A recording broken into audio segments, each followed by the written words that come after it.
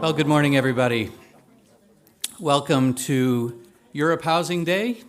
My name is Stephen Seidel, and I'm with the headquarters operation of Habitat for Humanity International. It's a thrill to be here with all of you and to see all of you here today. We've got a very full day in front of us, lots of great content, so we're going to get started relatively close to being on time. And we just want to give a little bit of context and background about this very, very special day.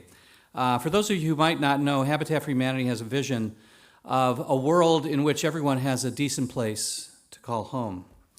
Over the last nearly 50 years, Habitat for Humanity has improved the housing conditions of over 30 million people around the world. A number of our participants here are from Habitat for Humanity's country programs here in Europe. So these are the folks who on a day in, day out basis are working with families and working in communities to improve the housing conditions of those, especially lower income folks who are marginalized and vulnerable for any number of reasons.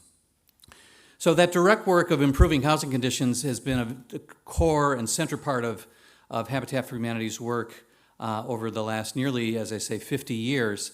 But in addition to that, in the last number of years, we've added to that program the opportunity to come together and bring our colleagues in the sector together from private sector, public sector, civil society, academia, to bring groups together to dive more deeply into conditions in the housing sector, to share best practices, to learn what's happening in various trends related to housing and other related trends. And we'll certainly talk about dominant trends here later today, especially those trends related to climate change, which is such a priority here in Europe.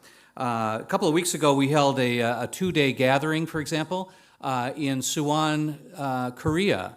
And we had hundreds of people gathering to examine housing conditions in the Asia-Pacific region. And early next year, in April of next year, we will have another two-day gathering, this time here in Europe, in Warsaw, to go deeper into housing issues that exist here in Europe. But we have a very terrific program here today. So many great speakers.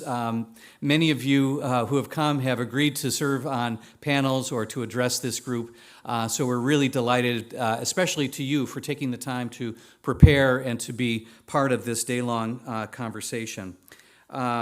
We also, in addition to the folks in the room, we have registered a couple of hundred people on Zoom today. So to those of you who are watching on Zoom, welcome to the event here today.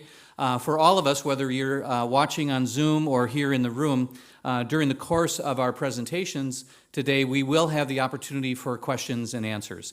So, or at least questions. I'm not sure what the answers will be, but we'll have the opportunity for folks to offer questions. For those of you on Zoom, please use the Zoom chat, and then Kasia will be, my colleague Kasia will be tracking and watching the questions that come in over Zoom. And obviously for folks here in the room, we will have an opportunity for you to pose your question directly to the speaker, to the panelists, and we'll have a roving microphone that will allow for your amplification. And please do use it, because the folks on Zoom will then be able to hear your brilliant question. We have, as I say, a very full day. For those of you here, again, thank you so much for joining us here in person.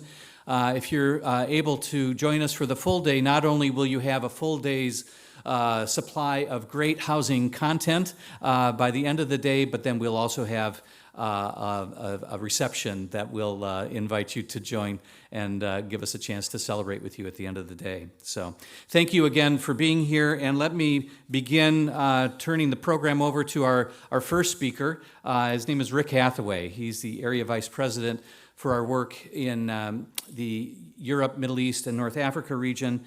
Rick is one of the great leaders in Habitat for Humanity. He's been with the organization for over 3 decades, spending a lot of his time, a lot of that time leading our work in the Asia-Pacific region.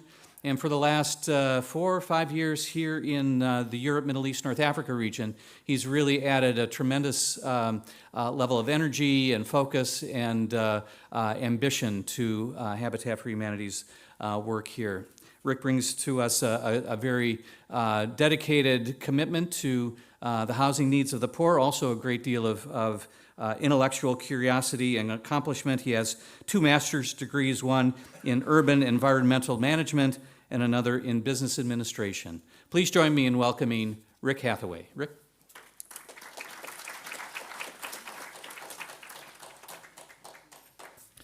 Thank you, Stephen. Thank you for reminding me how old I am.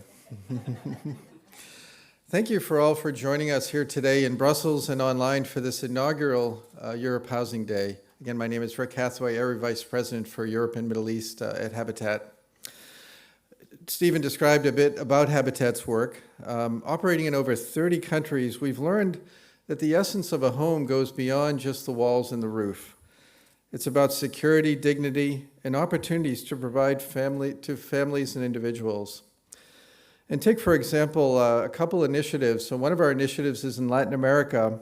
We're replacing 100,000 dirt floors with solid, safe, and healthy concrete floors across Latin America, impacting over 500,000 people over the next 5 years, building healthier homes for children to play and grow. And isn't that what a home is all about? A place for a child to be a child and to dream dreams for their future. I may look a little bit tired. Yesterday, colleagues and I came via train from Kyiv to Warsaw and then flew in last night. We were in Ukraine, meeting with peer organizations, UN partners, and in donor institutions. And last Friday, we had the opportunity to visit previously occupied neighborhoods north of Kyiv. They were occupied in the early days and weeks and months of the war, and met families who had lived through that, whose homes had been damaged, some destroyed, and the places where Habitat for Humanity with our partners had been repairing homes. And we're just launching our programming in Ukraine. We've already reached more than 3,000 households who now will have a warm home this winter and hope for the year ahead. But we need to look beyond that. If we look at here in Europe, we're at really a pivotal moment where the convergence of a housing affordability crisis, an energy dilemma, and a climate change challenge really call for innovative and immediate responses. You're all familiar with the statistics, I'm sure, but they really are worth repeating because they're very compelling.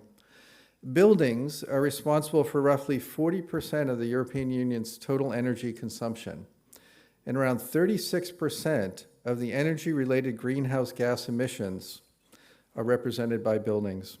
About 35% of buildings in the EU are over 50 years old, and nearly 75% of the building stock is what is considered energy inefficient.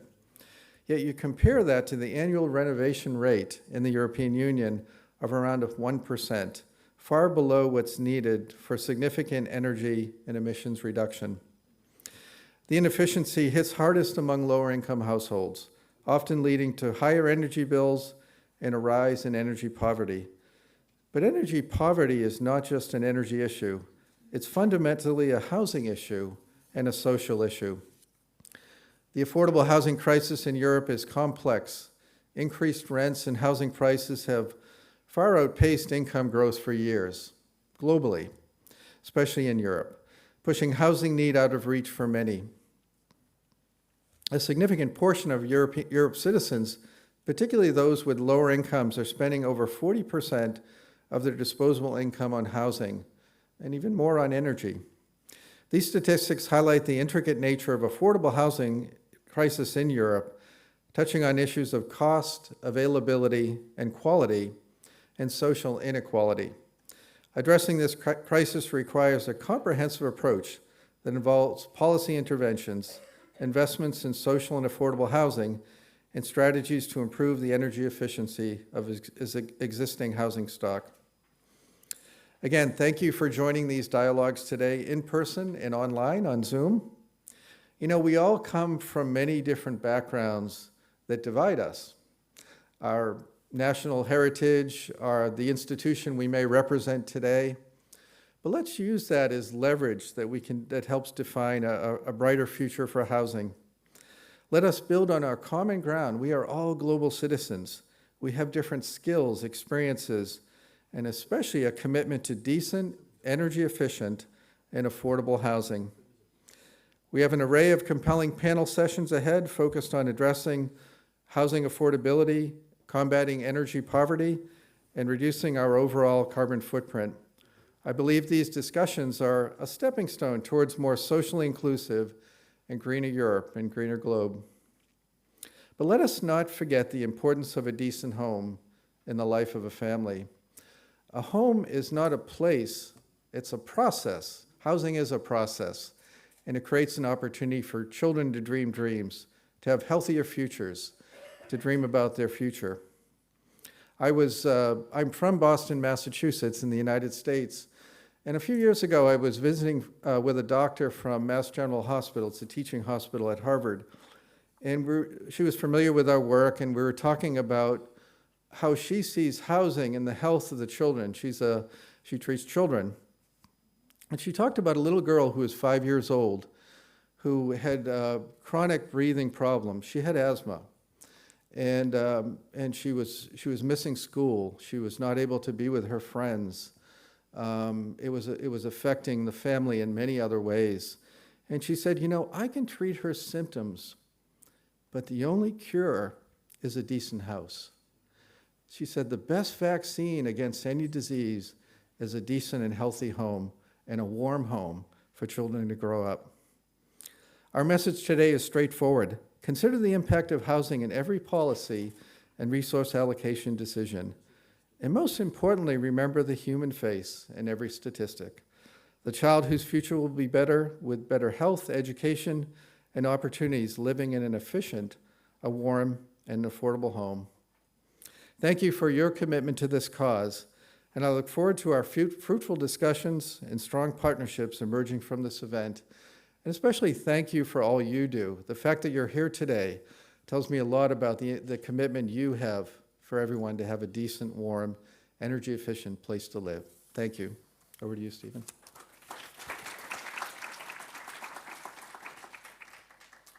Thank you so much, Rick. Really appreciate those touching and informative opening remarks. Really appreciate it. So to get us started on our agenda, we're delighted to have as our keynote presenter here, Dr. Karl Cronenberg. Dr. Cronenberg is the Senior Technical Advisor for Climate Change at the Council of the European Development Bank. Dr. Cronenberg is a leading expert in the implementation of climate activities and strategies. At the European Development Bank, he implements the bank's climate roadmap, focusing on the social climate nexus, aligning the bank's activities with the Paris Accords. Dr. Cronenberg is going to speak with prepared remarks for the first 15 minutes or so, and then we'll open up the rest of his time, the remaining 15 minutes or so, for questions and answers. So please join me in welcoming Dr. Karl Cronenberg.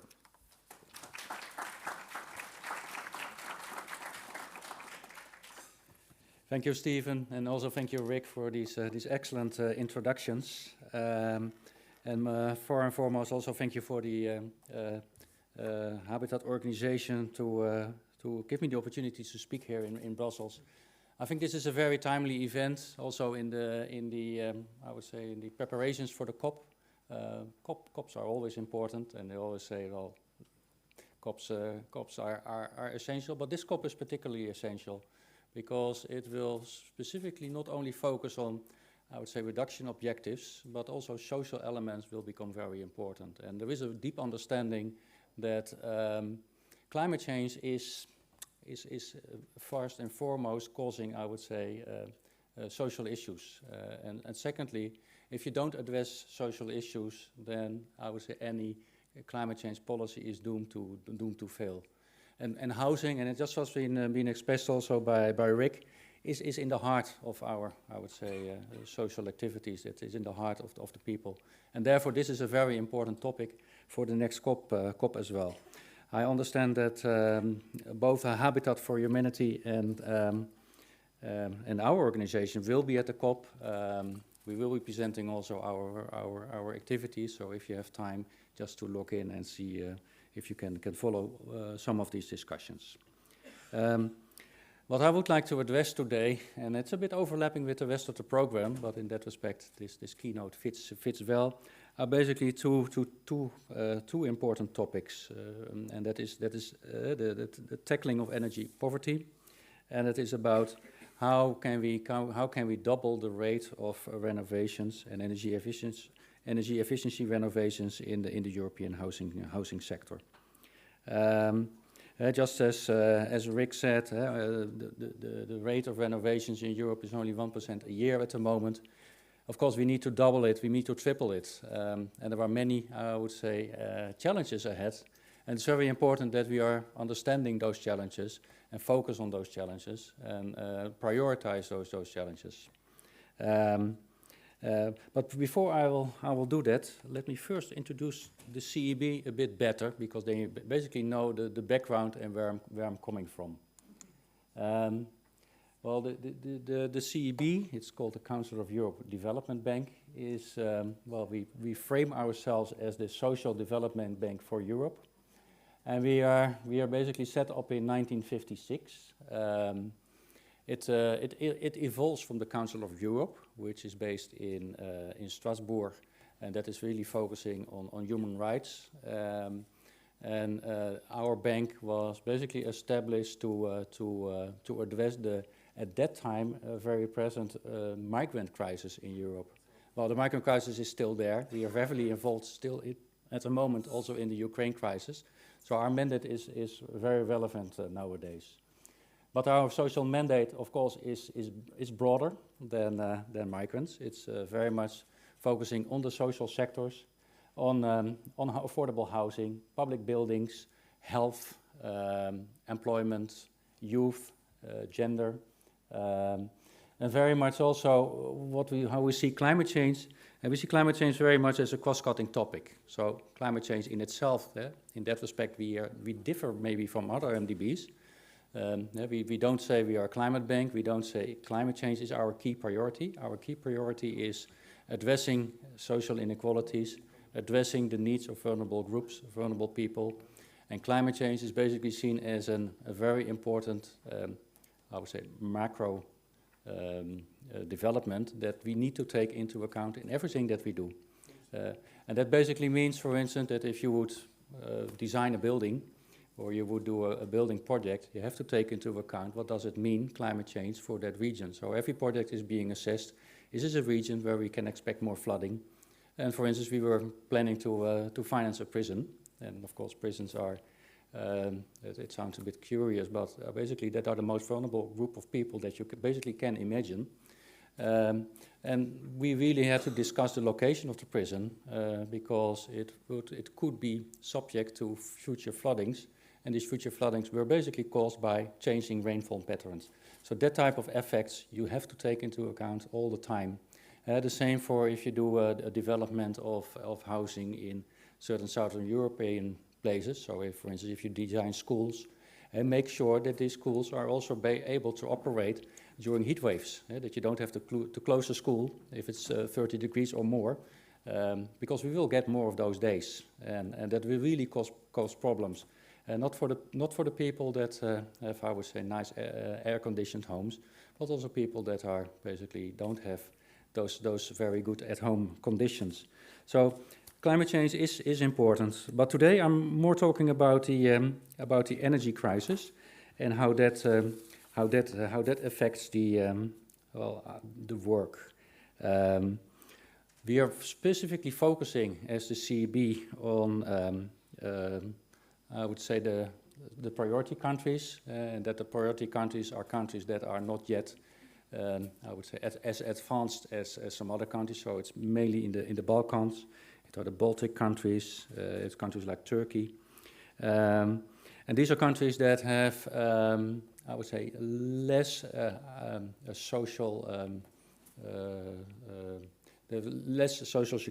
well-developed social security systems. And as a result, the high energy prices that were also the cause of the Ukraine crisis were hitting there harder than, for instance, in a country like the Netherlands, where I originally come from.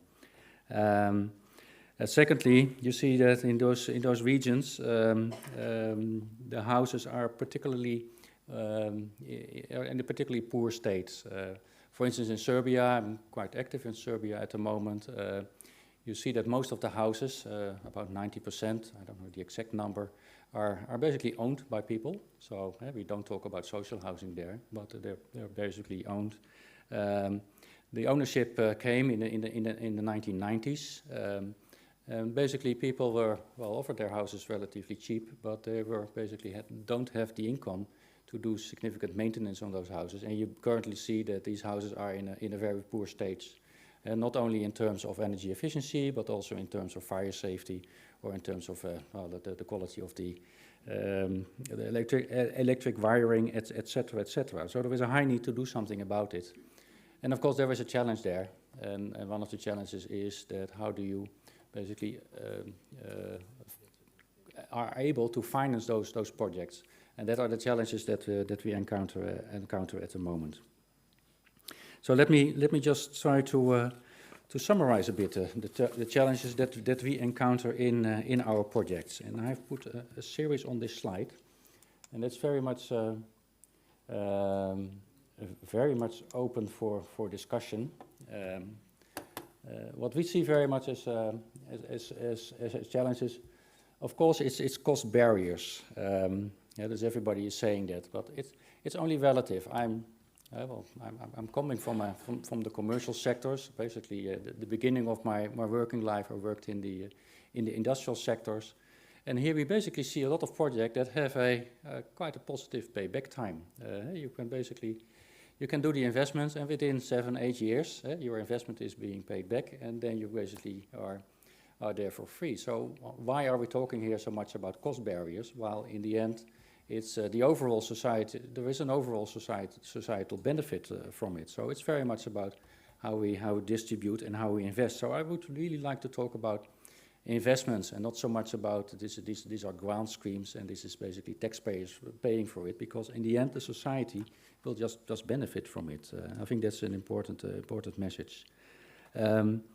What is of course the problem, and that is that we need to come up with, I would say, financial models that also people that are not able to, I would say, that don't have the financial status to pay back loans, get a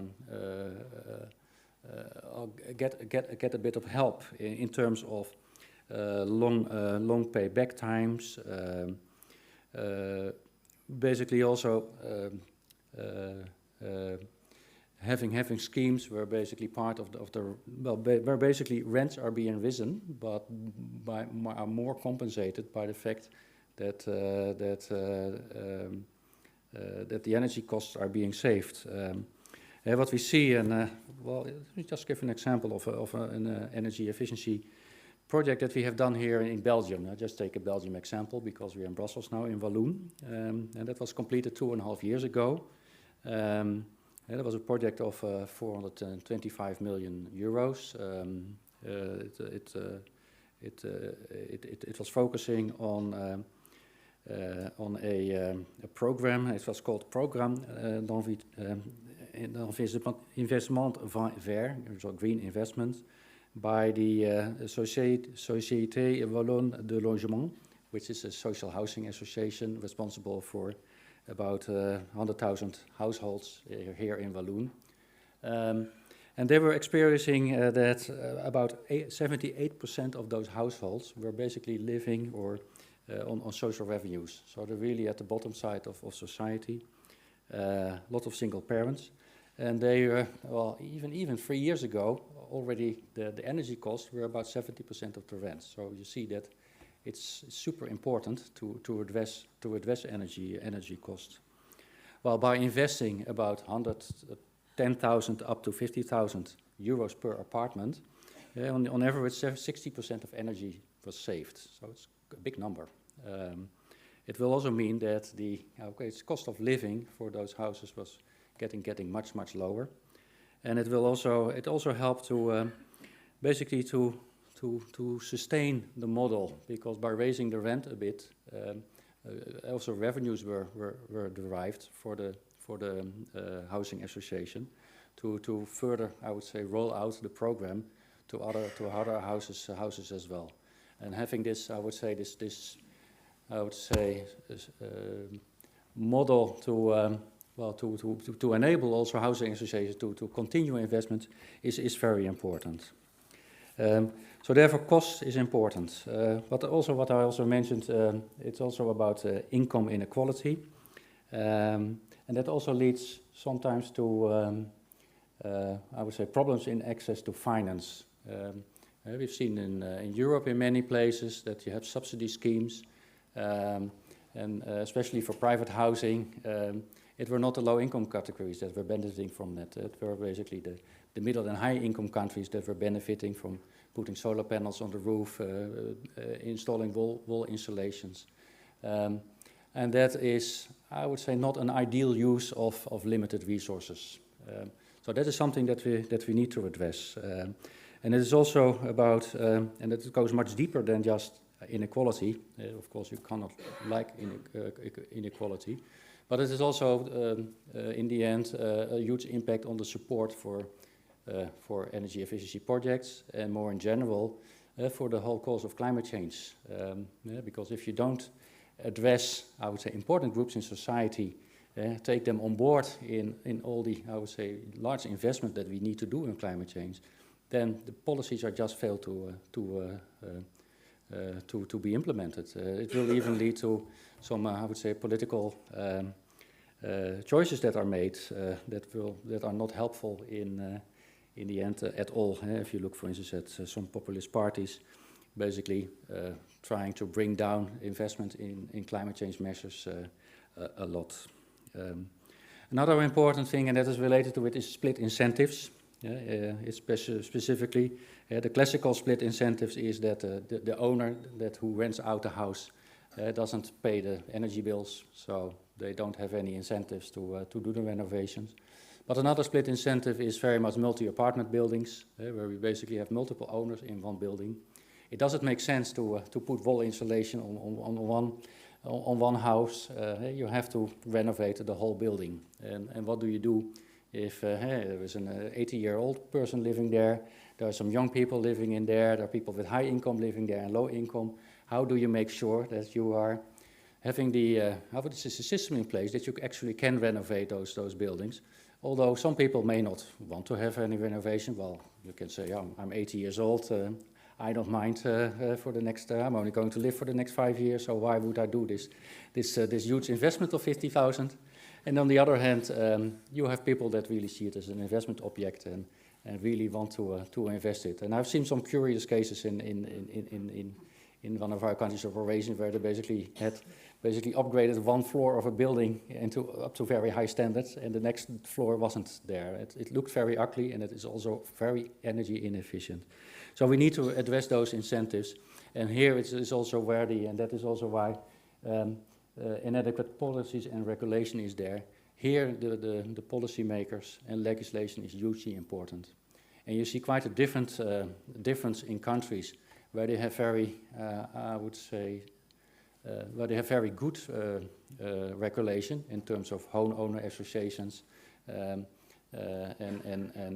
have also financial models in place to address those issues, where you see that the rate of renovation of multi-apartment buildings is going much faster than in other countries. One good example, for instance, is Slovak Republic. A less good example is, for instance, are some other Balkan countries. Let me not pinpoint one of the countries in specific. Another important issue, and that is often forgotten, and maybe even the most important limiting factor, and that is lack of skilled workers. We already see at the moment that there is a huge competition on the labor markets. You see a huge competition in Western countries. Already 1 in 6 people are working, for instance, in healthcare and in areas like that. So they have huge shortages. But on the other hand, there is also a huge shortage of people that are basically, that need to, I would say, to work on the houses and to do the renovations. And if you want to speed up the renovations with a factor 2 or 3, where do we get the workers from? And that is a real issue. Working a lot in Bulgaria myself, you see that a lot of workers there are basically now doing renovation works in the UK. They're not coming back So lack of workers there. For us, it's also, if you work as a CEB, it's often also difficult to find our consultants. It was never a problem. If you would send out a consultant's assignment, we always got 4 or 5 consultants that want to sign up. We sometimes got 0 replies because they're just too busy. And that is really hindering, I would say, the implementation of projects. And this is really a topic that we need to think of. And we cannot solve it by getting more, I would say, migrants from other countries, because you basically are causing then a problem elsewhere. I'm looking at my time. Yes, I have more than time enough. Behavior change. I think that is important as well. I was just mentioning this project in Walloon, and one of the success factors in such a project is that you work very closely with all the stakeholders at all stages. It's a bit of a cliche, and of course we do that, but what we sometimes forget is that once a project is being established, that you need to continue working together, especially if you have high energy efficient housing. So if you talk about NZ buildings or even beyond, they are quite delicate systems. So you need to be aware of how to ventilate such a house, how to manage the systems, how to maintain a good operation of a heat pump. Things don't go automatically. Again, there is also a lack of, I would say, maintenance people. So people need to be aware of their systems. So people need to be educated. People need to understand how those systems work. That doesn't go automatically. You have to keep on having attention to that, and also to make sure that that actually I would say the energy efficiency characteristics of your investments are actually being utilized as well. And that is specifically important when you talk about combination of buildings that on one hand are energy efficient, but on the other hand are also, for instance, used for electricity production by putting solar panels on the roof, etc. So let me now go to, I think many of the discussions will go on these topics today as well. This is just a bit of an introduction, a bit of a flavor, what we encounter in our day-to-day work. Let me discuss a bit the path forward. Of course, we are a development bank. We specifically operate we specifically operate with the public sector. One of the key parties that we operate with are governments, but also financial institutions, also national development banks, etc. And of course, what I just mentioned, the cost barriers are very important. So it's also very important to make sure that you basically cooperate with many parties in practice. The financial sector should play an important role in this. So it's about having access to finance, channeling subsidies, channeling. Making sure that everybody has access to finance. One thing about subsidies, because that is sometimes a little bit done too easily. Sometimes there is a bit of a feeling that if I maximize the subsidies, the project will be more successful. And our view is that there is sometimes too much subsidies.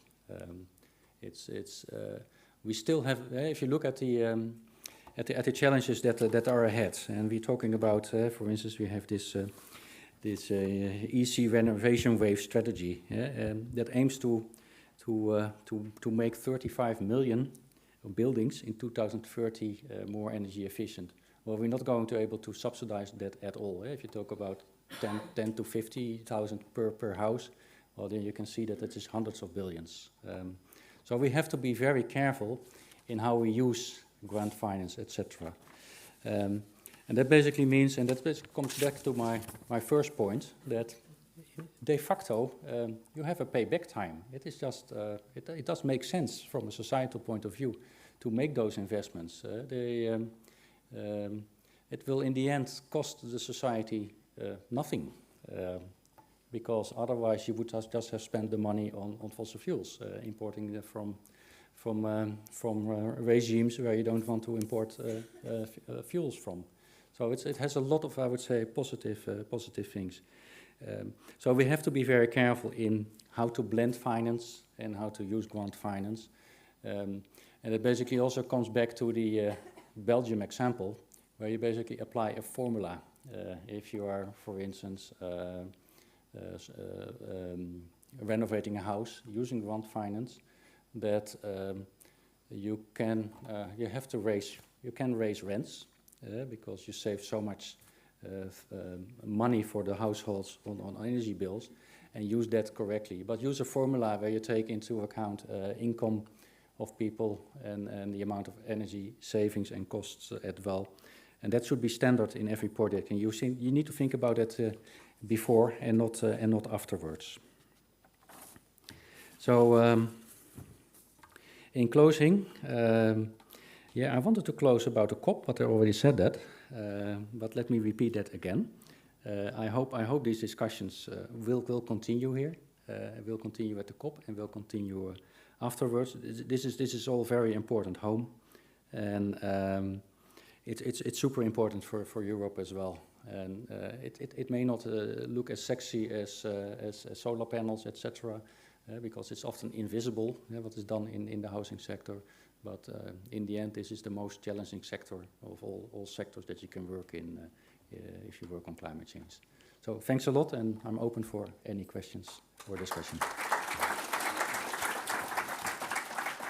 Dr. Kornberg, thank you so much for that very informative address.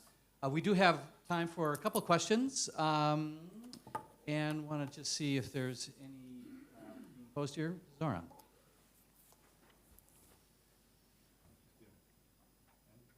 Thank you for this address. I'm Zoran Kostov, I'm National Director of Habitat for Humanity in Macedonia. I fully support your views in terms of issues that are considered the most... Oh, sorry. Oh, sorry. I'm Zoran Kostov, I'm National Director of Habitat for Humanity Macedonia. I fully support your views in terms of issues that we consider the most important in the regard of today's discussion. I have one rather organizational question, which is how open the Council of Europe Development Bank is towards the civil society sector in terms of direct cooperation. Thank you. Well, thank you very much. Well, in principle, we are very open to work with the civil society. I think it's hugely important. It's a mixture. It's you have to be very careful not to involve the people who are really affected by your activities. If you neglect them, then the project is deemed to fail. Let's call it like that. I can say that NDBs could do even more on that, to be very honest. And one of the reasons that I'm going to the COP is really also to listen to civil societies and to get their insights. One of the things that is also being organized at the COP is all the MDBs have implemented a climate strategy, and we annually also have, I would say, a closed-door meeting where we invite a number of civil societies and have basically a deep discussion about how we can improve our climate policies in the light of civil societies. And these are difficult discussions, I can say.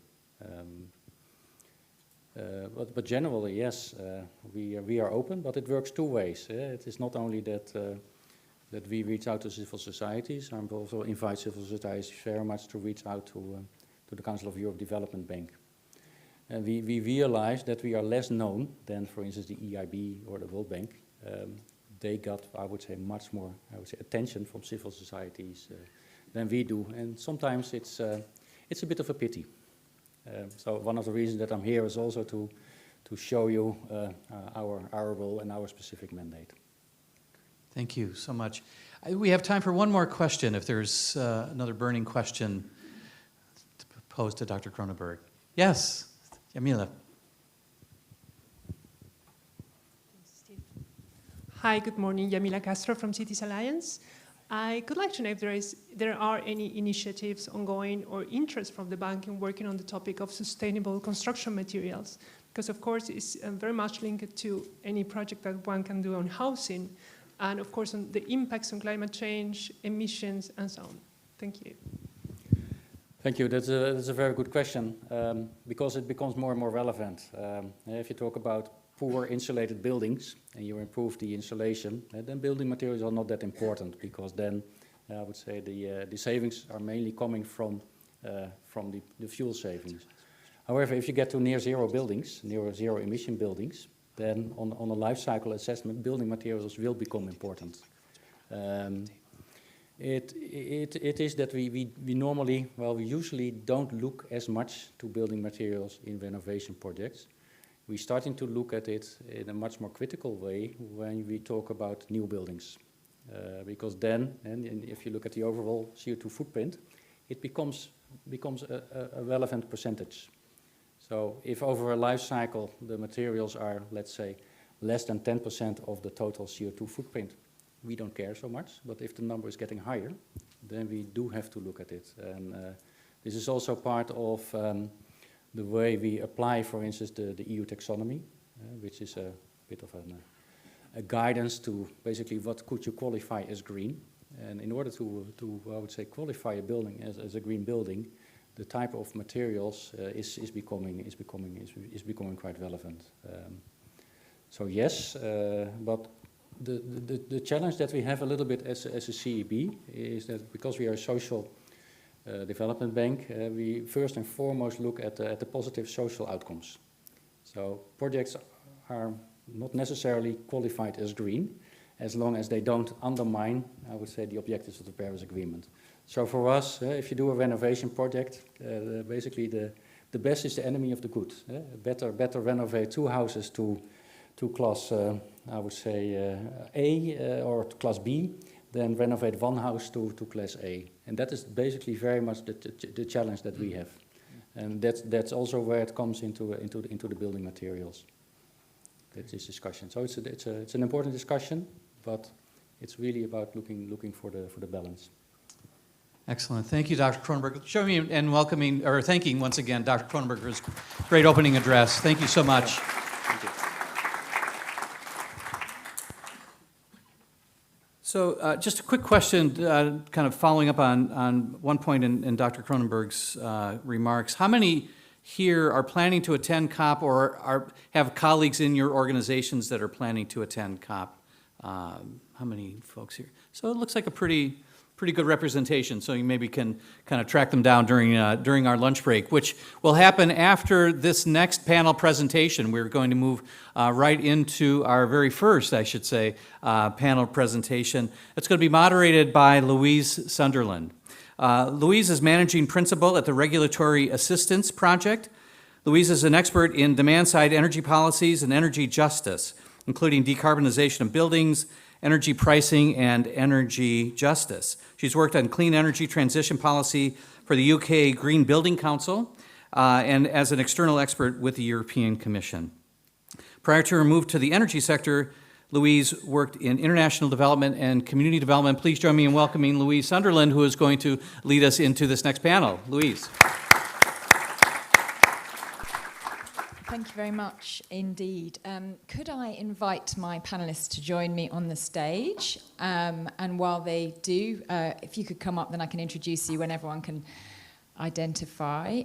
While they join me, maybe I could just set the scene for the panel, which is entitled Tackling Energy Poverty Through Energy Efficient Renovations.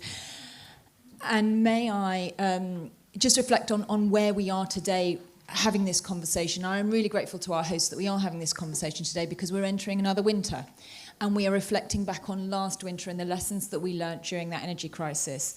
We learnt lessons from the fact that we had very significant crisis response measures introduced by governments across Europe, significant, perhaps even unprecedented public funds spent on largely cash payments to either reduce energy prices or help people with their budgets.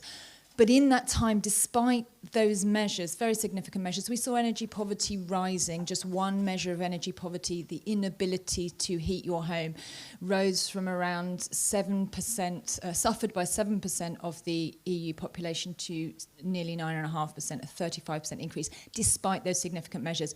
So we learnt that the focus of the panel today is incredibly important. We need to really focus on addressing these structural foundational causes of energy poverty, including inefficient homes and lack of access to clean, affordable, sufficient energy. So I'm absolutely delighted we can have this conversation today. And I am even more delighted to introduce our panel today. Sitting next to me, we're very lucky to have Kieran Cuff, who's member of European Parliament and rapporteur on the Energy Performance of Buildings Directive. Next to him, we have Bogdan Atanasiu, Senior Policy Officer for the European Commission's Directorate General for Energy. Bogdan, thank you very much for replacing Stefan Moser today. Stefan was called away, but we're very, very grateful to Bogdan for stepping in. Then we have Adrian Joyce, Campaign Director for Renovate Europe, and Besim Nebu, Director for Central and Eastern Europe and the Commonwealth of Independent States at Habitat for Humanity International. Bogdan, I wonder if we could start with you to sort of set the regulatory scene. We've seen a lot of changes in the European framework of climate and energy policy. I think a big headline has been to improve alleviation of energy poverty measures, improve energy efficiency, prioritising lower-income households. Could you kind of maybe give an overview of where we've come to and maybe what's still being in negotiation? Well, I can at least try, because indeed the framework became very complex. And can you hear me? Yes. Okay. So I can try, and it's even more difficult because, as you mentioned, I am a replacement of my head of unit, so hopefully I'll be at the level he could be. So it is a very complex EU framework on the energy poverty, and all the pieces of legislation nowadays, starting from the clean energy package and continuing with Fit to 55 package, became more and more interrelated. So if we look back in time, and I have the advantage of being a bit old and living this history, so energy poverty increased in importance at the EU policy level on the EU stage. I think the first time was mentioned in 2009 in the Electricity Directive, and after it was mainly discussed in the Citizens Energy Forum and also in the high-level expert groups, and notably with the Clean Energy Package for all European, we started to have a more prominent role for energy poverty, or recognizing the importance of dealing with that at the EU policy level. And now with Fit to 55 package, we can see energy poverty in several directives. We can see that there are several funding lines, EU funds, that are earmarked and specifically on not only on climate but also on energy poverty. Now turning back to the EPBD recast proposal, as you know, in December 2021 we proposed EPBD recast. That proposal was discussed in the Council, and in October last year, the Council came with a general agreement. In March this year, the European Parliament came with an agreement with the proposal for the EPBD recast, but this will be on Mr. Cuff to detail. Now the directive is currently in the negotiation. So what's about energy poverty in the EPBD proposal? So there are some main articles addressing energy poverty. The first one being the article on national building renovation plans, the Article 3 in our proposal. And in this article, the member states are asked to develop renovation plans and to take into account right from the beginning the energy poverty status in the country, to frame it in many ways, and after to plan a certain reduction over time, and also to accompany this trajectory of reduction the energy poverty by policies and measures. There is another important article in the EPBD recast proposal, and probably the article that we believe will deliver. Can you hear me? Sorry, yeah, no.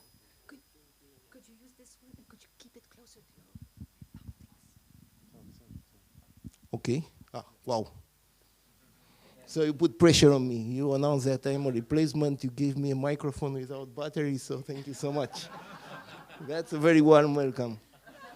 So turning back, I can hear myself. That's different. So turning back to the most important, the key article of EPBD recast proposal, as I said, it's the one regarding the minimum energy performance standards.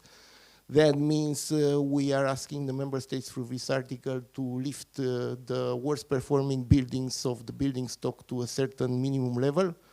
And here there are some differences between the co-legislator versions, but I will not jump into that.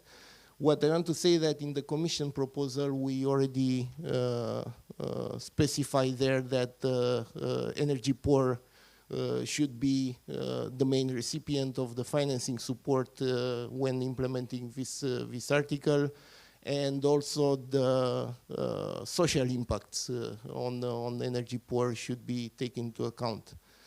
Also, we have another article addressing financial incentives and market barriers, and there again it's mentioning that financing lines and financial support should be addressed specifically to vulnerable consumers and energy poor households. Now, turning back, I think you mentioned the renovation wave, and probably we should explain why we address specifically the worst performing buildings and what's the link between worst performing buildings and energy poor households. So if we look to the statistics, I think Luis mentioned at the beginning, we can look at Eurostat, at the income and the living conditions survey. There are some consensual indicators for energy poverty. One, you mentioned the inability to keep homes sufficiently warm. It's another one indirectly showing the housing condition, which is tracking the housing, the population living in houses with rotten windows, damp, and other kind of bad conditions. And luckily, we can see at Eurostat the percentages not only in total population, as Luis mentioned, but we can see also the detail, the percentages in population below risk at poverty and above risk at poverty. If we look to these percentages, we can see that people living, people below the risk at poverty level, so poor people, they are more than double the numbers, the shares are more than double there than in the total population or compared to people living above the risk at poverty level. So it is a kind of strong correlation between the income, the living conditions, and the inability to keep houses sufficiently warm. Now, probably I should say a bit about financing or support for energy poor households, for renovation of these energy poor households at the EU level. So there are obviously the EU funds, the cohesion funds, where the climate action is earmarked, and renovation to deliver a certain level of energy savings, it's a condition, but also the vulnerable consumers, energy poor households are addressed. So there are a lot of funding available and currently used in certain member states for lifting energy poor households from that condition. We also have, and I seen it's a session in the afternoon, the new Climate Social Fund that can come with additional funding for people affected by the climate energy transition. And last but not the least, probably also the Just Transition Mechanism, where there are also other about 56 billion euros available for regions most affected by the transition to a climate neutral economy. So I think at the EU level, we have not only policies, but also we provide a bit of financing support, and remaining that the rest to be accompanying and implemented by the member states. I think that's it. Thank you. Thanks so much for that overview of sweeping overview of quite a few of the different measures. I wonder if we could come to you, Mr. Kafkirin, if I may, on a in moment in time update. I know obviously as the rapporteur you've been very ambitious and a real advocate, I think, for focusing renovations on the worst performing buildings, the worst performing homes, and also then on those sort of social enablers for the technical renovations. Could you give us an update on the negotiations as far as you can, and maybe focusing on some of these specific measures? Thanks, Lou.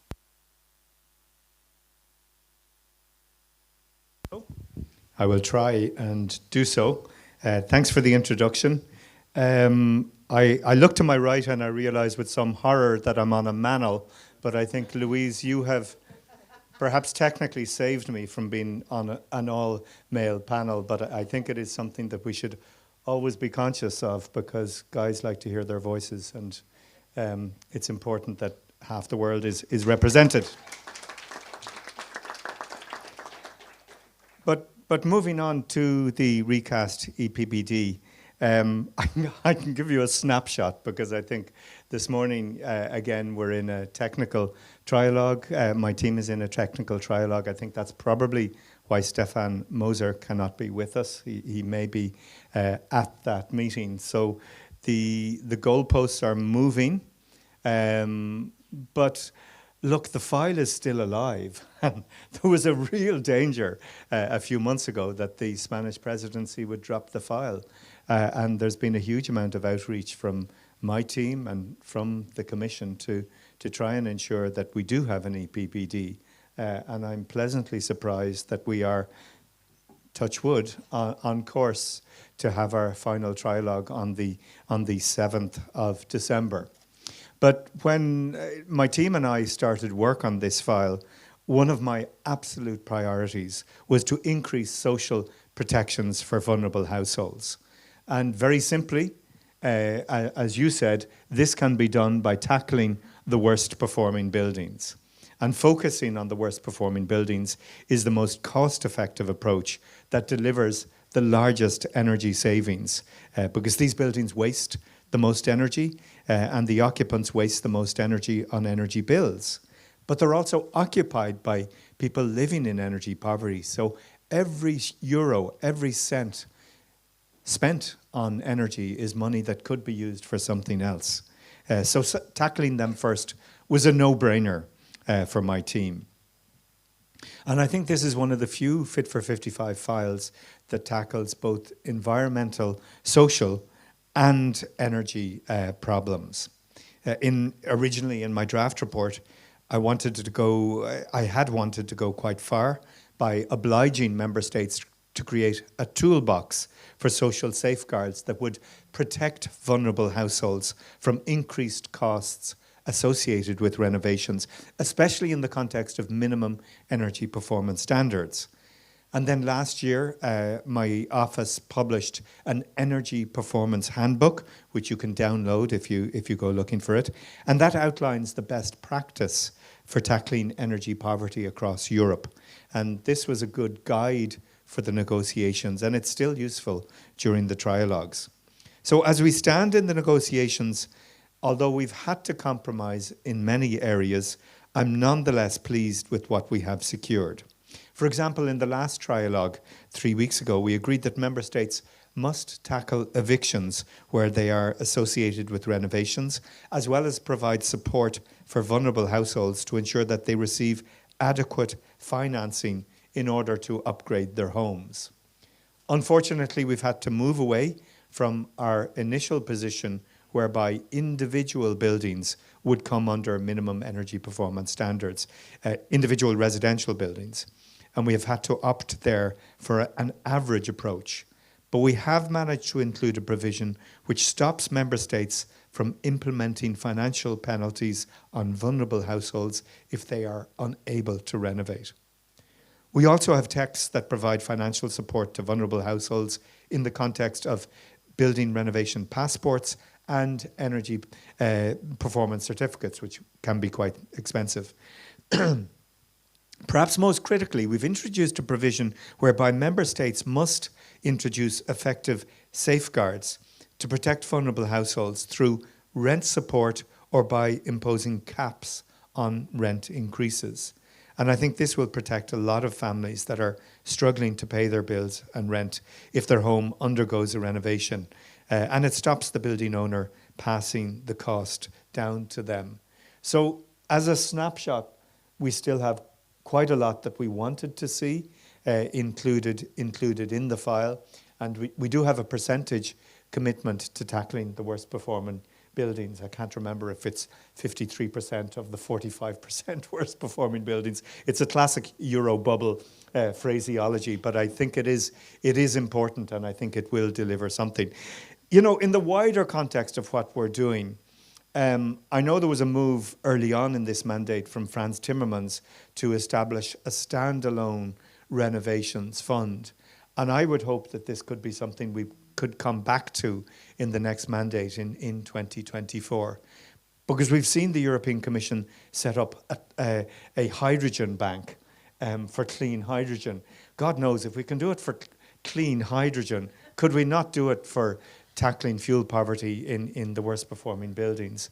And so much comes down to the individual member state. As I'm sure Adrian will point out, there's so much money that can be drawn down from the Recovery and Resilience Facility, from the Just Transition Fund, from Horizon Plus, from the Multi-Annual Financial Framework. But so much of this is down to the member state.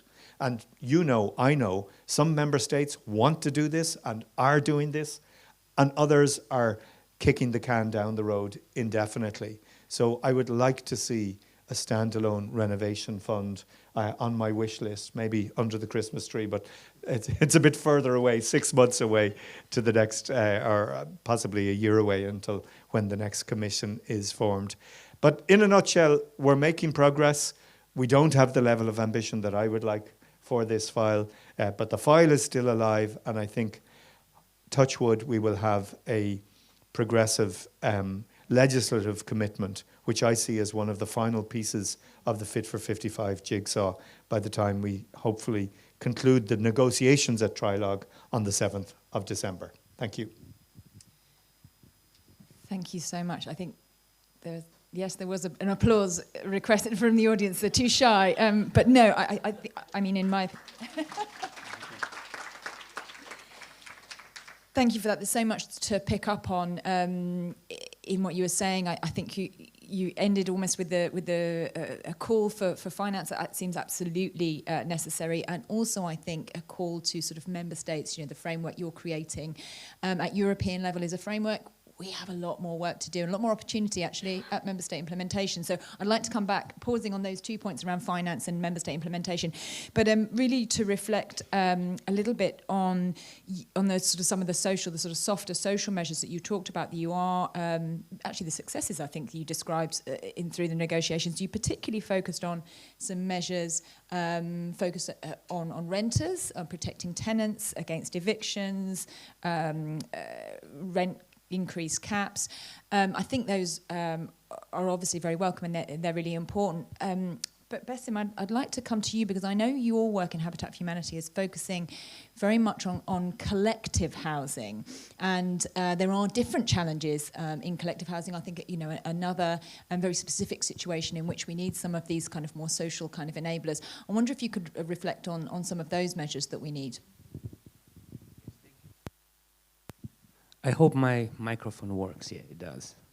Success. It's very easy when you talk after so many people you agree with, which is the case here. And I think, yeah, it's a good collection of allies today, I feel. So with that in mind, I mean, I would like to have two reflections. I think a lot of energy poverty in Central and Eastern Europe happened in owner-occupied settings, not in rental settings. It's because of the characteristics of the stock. And I think Dr. Cronenberg spoke about it. 1990s, it was, it was given to people for little money, for cheap. So you have a lot of basically asset-rich people with income-poor situations where they cannot afford heating at the right cost in relation to their income, and that's not. I mean, that's just the way it is. So, speaking about the incentives in that context, it is. I think it's foremost first to understand that it is. The first thing is to bring those people work together, because for any renovation to happen, there should be in certain legislation 51% of the tenants who are, for the most part, owners of their flats agree about that, because it's their home. It's not the home of any ministry or any government or any investor or any policymaker, right? And in some legislations, it's 2/3 coming together to vote. That's a challenge in itself, and requires significant social facilitation between homeowners to come together, understand the mutual benefits. And those homeowners are, as was also said by Dr. Cronenberg, come from a social mix. They have a variety of incomes. They're at various stages of their lives. Some of them have appetite for investment in renovation, some don't. Some can afford, some don't. Right? So that's another layer of complication to the fact. And then there is obviously complexity of roaming through different financial instruments, packages, city-level subsidies, bank products, which exist in many of these countries, combining them, trying to find targeted subsidies for those who are not willing or not able to pay. And this in the context of a housing stock where, I think Romania has 96% of housing is in private hands. Only 4% of the stock is left. The least from the Central Eastern European countries where there is private ownership is, I think, Poland, but it's 80-something, 81 too, right? So we're talking about almost no public housing stock to do any type of social or affordable housing programs, and it's a legacy of obviously the 90s. And a lot of poverty which happens, and energy poverty which happens in owner-occupied circumstances. And I think to break the code of that would require multiple, addressing a multitude of challenges simultaneously. And for that, I think we need to have, in addition to energy people, we need to have housing people at the table, because these are housing issues. They exist in the houses, in the housing sector, and then social policy people, because some of them require instruments of social protection and social policy. And usually that's not the case when we talk about renovation. These three groups don't converge always and don't participate in this conversation, and they need to. So that's sort of my first point here. And I don't think, I'm not making this particular to Central and Eastern Europe because of the geography of it. It's just the characteristics of the stock are such because of what happened in the 90s. But you might have a similar situation in countries in the European Union which have high level of ownership in the housing stock and no significant social housing or public housing stock. So when it comes to the question of social facilitation, I think we need to look at it. I mean, we were talking here about renovation rate of 1%. If the renovation rate is 0.5%, for example, how many years would it take to renovate the entire stock? 200 years, right? With a renovation rate of 1%, it takes 100 years, right? It's not normal. You don't, it's not maintenance anymore if you do it every 100 years, right? Everything we own, we maintain it at higher and more regular pace. So why would we renovate our homes or houses in 100 years or 200 years? That's not how it should work. So I think there needs to be sort of a normalization of how home renovation as a process, to make it a regular activity in a way. And I'm not sure that that's really happening at this moment. I mean, some of the buildings which were renovated in the 90s need to be renovated again. That's kind of the normal life cycle. And we're talking about a stock which was, at least in Central Eastern Europe, a lot of it was built in the 60s and 70s and has never been renovated. Deferred maintenance of 30 years, 40 years. So I think, obviously, putting more money available is necessary. There is no question about that. Creating a sustainable model, we cannot subsidize the way out of this because it just costs a lot of money. There is not such amount of money to subsidize every house in Europe or anywhere.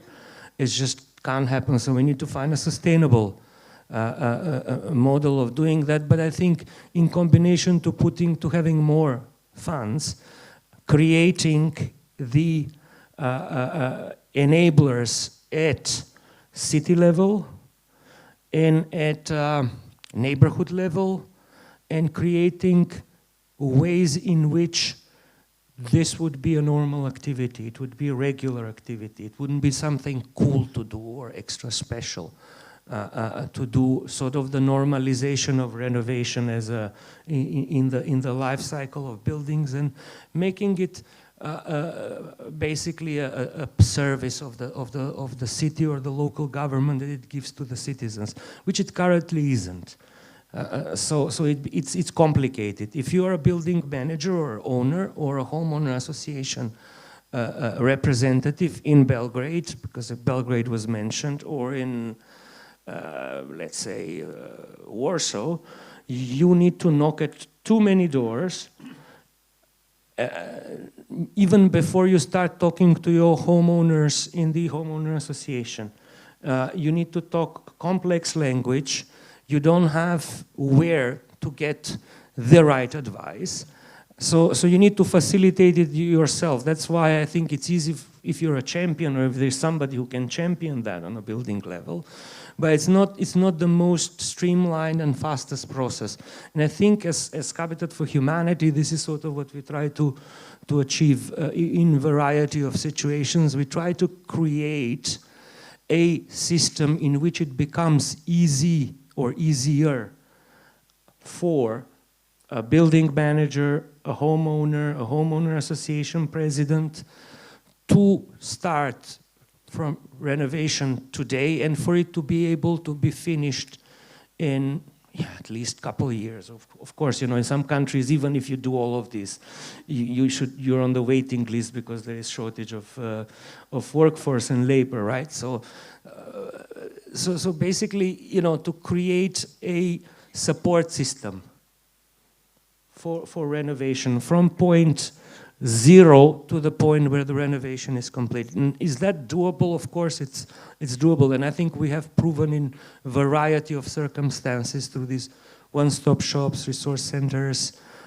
customer support centers, connected usually to the city or to the municipal authorities, that this could produce on micro level or on city level significant variance in the rate of renovation compared to the before situation and compared to the neighboring municipalities. I would like to stop here in the interest of time.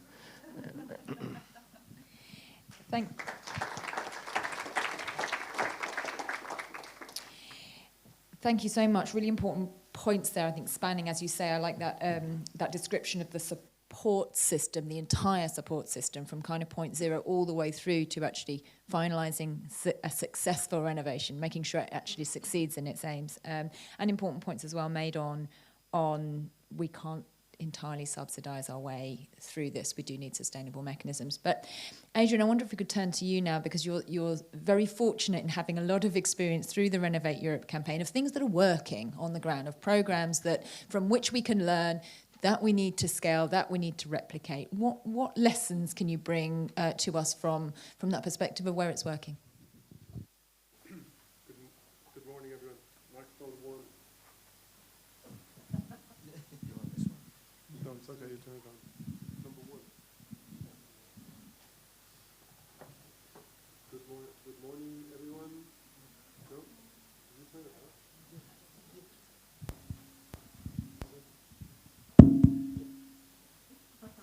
Sorry. Good morning, everyone. I wanted to start by thanking Habitat for Humanity for inviting me to share some of my experience and knowledge on this extremely important topic. It's great to be here on an expert panel, but I also wish it was more gender mixed like Kieran did. But I know how difficult that can be as an organizer of conferences. I did note that the vast majority of the audience are female, and I wonder if that says something about the topic we're addressing this morning. So yes, a great pleasure to be here, and indeed happy to bring some of the solutions to the discussion, because indeed with the Renovate Europe campaign we have been working to surface best practices across the European Union, and our intention is to continue to do that across this difficult period of negotiations here with the Buildings Directive. We've been bringing support to Kieran's team in the negotiations, and I'm very pleased with his high level of optimism for a deal to be struck, because I know when he says a deal will be struck, he means a good deal will be struck. Right, Kieran? So, looking at successful programs and schemes that we've seen over the years, I've drawn out 6 characteristics that I think should feature in every good renovation scheme. And let me start by saying that we believe they should never be single-year schemes. Budgets should always be multi-annual for renovation programs to avoid a stop-start circumstance. This is really bad for industry planning. This is very bad for social housing. We just heard how long social facilitation takes. If a new scheme comes out and monies are promised for collective housing, but it will take 2 years to get the decision, the funding must still be available 3, 4, 5 years later. So my first point is renovation programs and schemes designed by agencies or governments or cities must be multi-annual. And on that point, we strongly believe that the topic we're talking about is an apolitical topic. It is not a topic for the Green, the Socialists, or for the Conservatives. This is a topic for everybody. So multi-annual schemes should survive election cycles. That's a very important feature. The second feature, a little controversial in my own circles, but renovation programs should not subsidize single measures. Single measures are a bad idea. So only having a fund for replacing windows, for example, no, this is not bringing us on the pathway that we wish to go on. And the Renovate Europe campaign calls for holistic, integrated solutions that bring multiple measures to bear on a project. As an ex-practicing architect, and Kieran is also an architect, we know very well that you have to think about the building physics. And for example, the mantra when we were in college was build tight, ventilate right. So you have passive and active systems going together. So the programs should fund multiple measures. The third point is every such program should be accompanied by flexible financing schemes. The financing, we've heard it now several times, we cannot subsidize our way out of this problem, crisis, opportunity. So the funding has got to be flexible and must be capable of being tailored to the different socioeconomic profiles of the owners. Even within a collective housing unit, there might be a building with 60 apartments. The income profiles will be different in the different floors and different parts of the building. So having a financing support for the scheme that can be flexibly tailored to the needs of the beneficiaries is super important. Fourthly, the program should encourage free, independent and reliable advice, trustworthy advice on what should be done to the building. And this is something that is beginning to take hold with the emergence of lots of one-stop shops. And one-stop shops do appear to us to be a really important model moving forward. And here, Kieran, I would say we don't agree that it should only be publicly funded one-stop shops. Public-private one-stop shops can be very effective. Even private ones for certain socioeconomic groups can be highly effective. Because I know in the proposal from the Parliament, it was only publicly funded one-stop shops. So it's the old story, no one size fits all. And so depending on the region of Europe, the type of one-stop shop will vary. However, they should all provide integrated home renovation services and accompany the homeowner from the early decision-making phase where information is given, through the phase of designing and selecting the measures, through the construction and into the monitoring phase.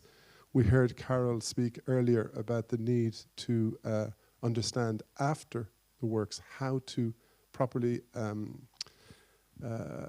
set the controls, manage the controls over time to optimize what you've put into the building.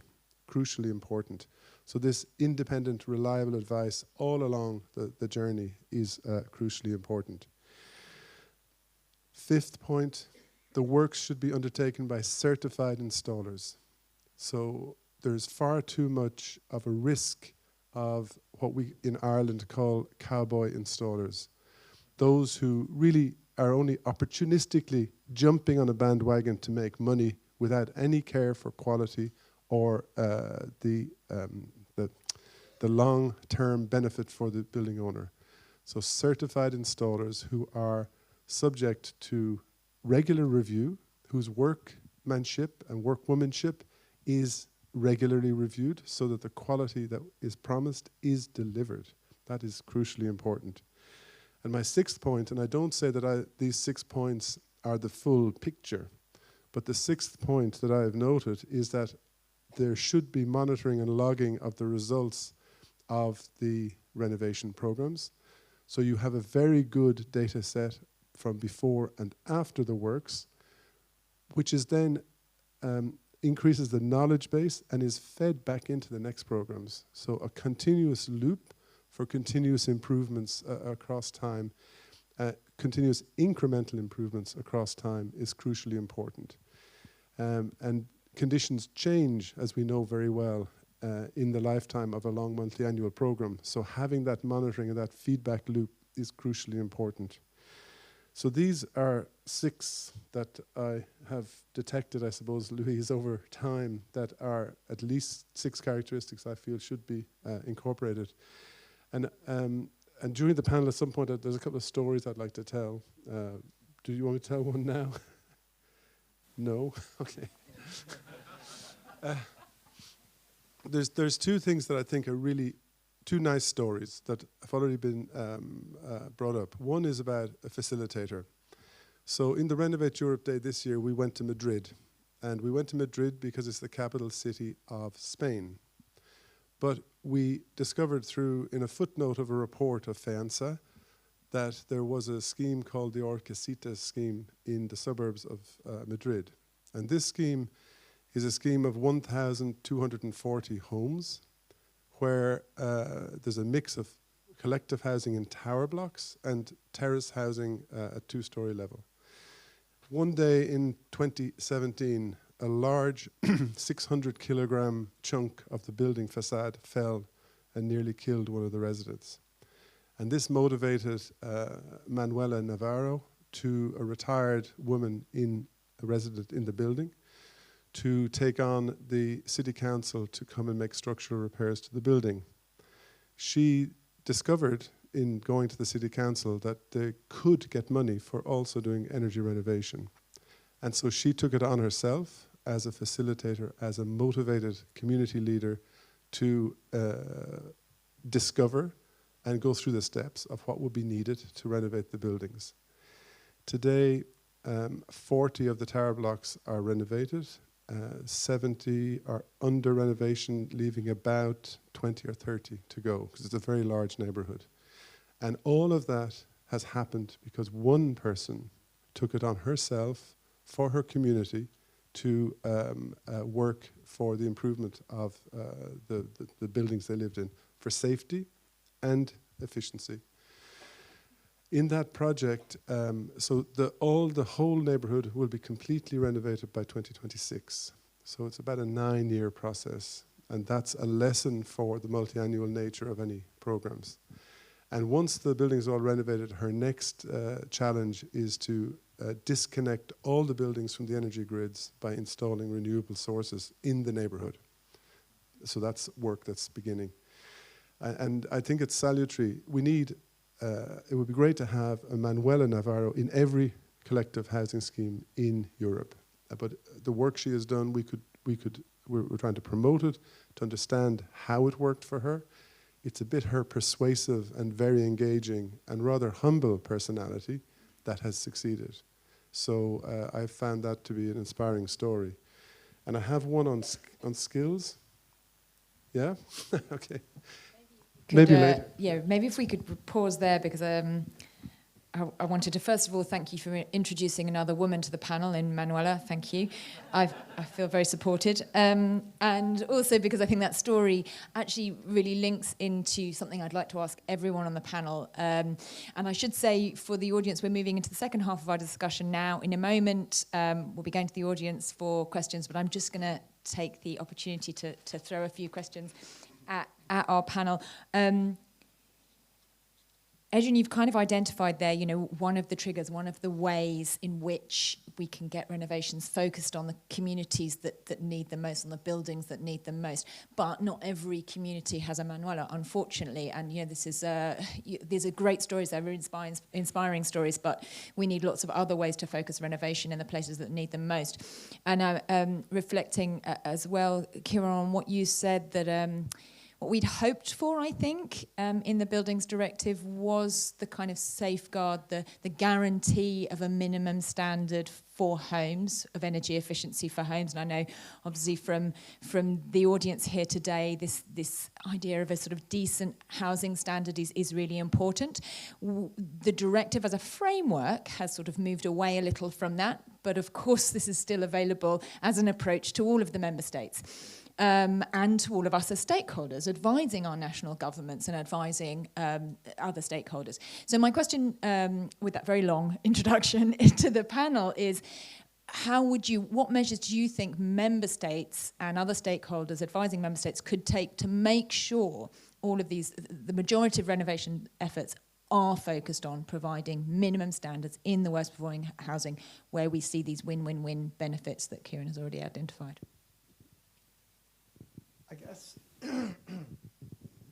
I guess it's important that member states are clear about what they wish to achieve with renovations.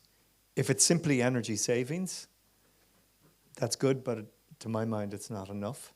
I think what I've learned after 40 years in environmental politics is that we cannot simply be seen to deliver environmental or climate action.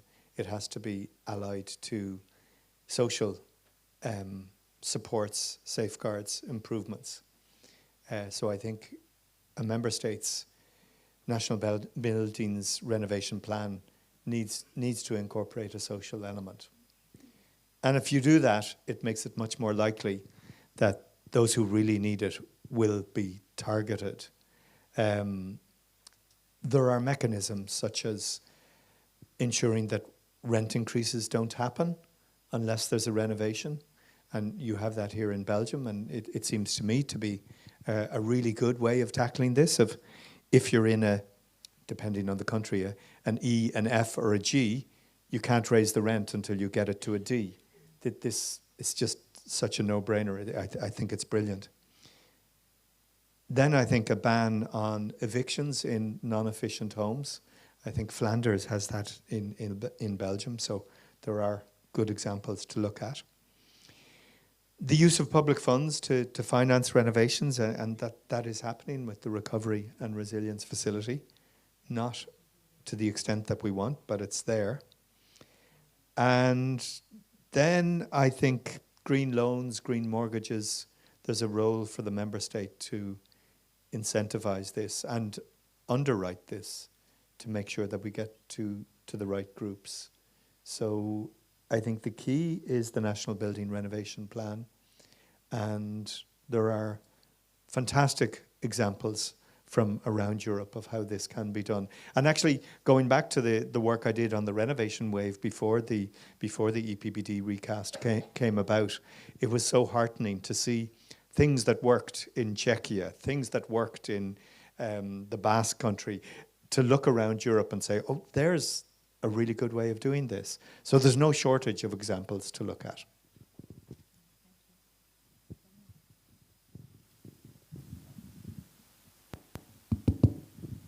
Yeah, I can only agree to everything Karen said earlier. I believe the most important part in a renovation plan, or for the success of the renovation, will be to have a very solid plan, having a very good enabling framework in place, and on top of everything, the willingness of the authorities or the masters of the plan to do that, and to spot precisely the benefits or what they want to achieve through that. Because otherwise may remain only a simple exercise and quite marginal, will not have the multiplication factor that we need to have in this. So this is very important to me on one hand. On the other hand, we can look around and we don't see too much involvement of the business or the stakeholders having a say in the renovation industry related to the supply chain or the construction industry. I strongly believe, and Adrian may know, that I shared with him a few years ago, several years ago, or many years ago, the idea of having some renovation deals between industries and the member states, because it is always better to go there to put something on the table to the authorities rather than always criticizing and being unsatisfied about the framework created and more or less facilities existing in place for that. I don't know, there are many ways to do that, to have an agreement of reducing slightly the margin of profit, or to get involved on their expenses, or just because they have the interest to educate the workforce, or to train the workforce with the new technologies and materials. And I think this is not very difficult to be done, and also it is a business case in that, because you'll expand the market, people will get used more with this and will become more familiar and less scared about deep renovation or other big words we are preaching at the policy level. So this is probably the second point I want to make, and the third one, it's about raising the enthusiasm of the society, because we know people react only when they perceive the pressure to do something. Otherwise, the interest is quite low. Even energy poor households, they may have many other needs around, many other short-term pressure. I know, to put food on the table for tomorrow or things like this. It's no time to think. We should be able to raise the enthusiasm or to build a case around building renovation, and not necessarily frame it on the climate threat, but also on the many other benefits. For energy poor or for other categories of people, there are a lot of benefits. And if you look around, and we have a look to other industries, for instance, on the mobile phone, we can see people queuing, lining up one evening before the launch of a new phone, smartphone. Or I could see in the Central and Eastern Europe, in those block of flats from the communist era, you can see in front of them quite expensive cars parked there. These are investments with no payback. It's just to show that you have a certain status at the social level. People perceive that they need more that than insulated their apartment or house. And why happening that? We should change this. We should change this, because in the past, your house was, I think, the most important reason for being proud. Now we shift a bit, and probably we should turn back and remind the people in a nice way that the house is the most important asset we have in this life. And I think in this way we can stimulate the activities. Speaking about the skills of the workers, it's not necessarily a problem to my mind. It's not necessarily a problem of not having the proper skills on the market. It is a kind of split incentive dilemma also here, because if the market doesn't ask for those skills specifically, the workers will not spend time to train for something that is yet to come. Secondly, it's a split incentive between the interest of the construction companies and the people aiming to have a proper renovation. A construction company wants to solve it fast, whilst to have a very high level of renovation means to pay a lot of attention. And here it's again a problem. I know how to solve it, but probably the solution is in having these facilitators, I know, voluntary guys or people aiming to get involved and to solve all these problems I can see around. Thank you.